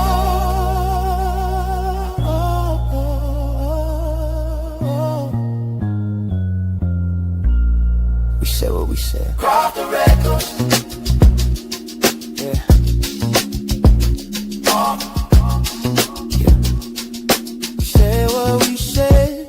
Off the record.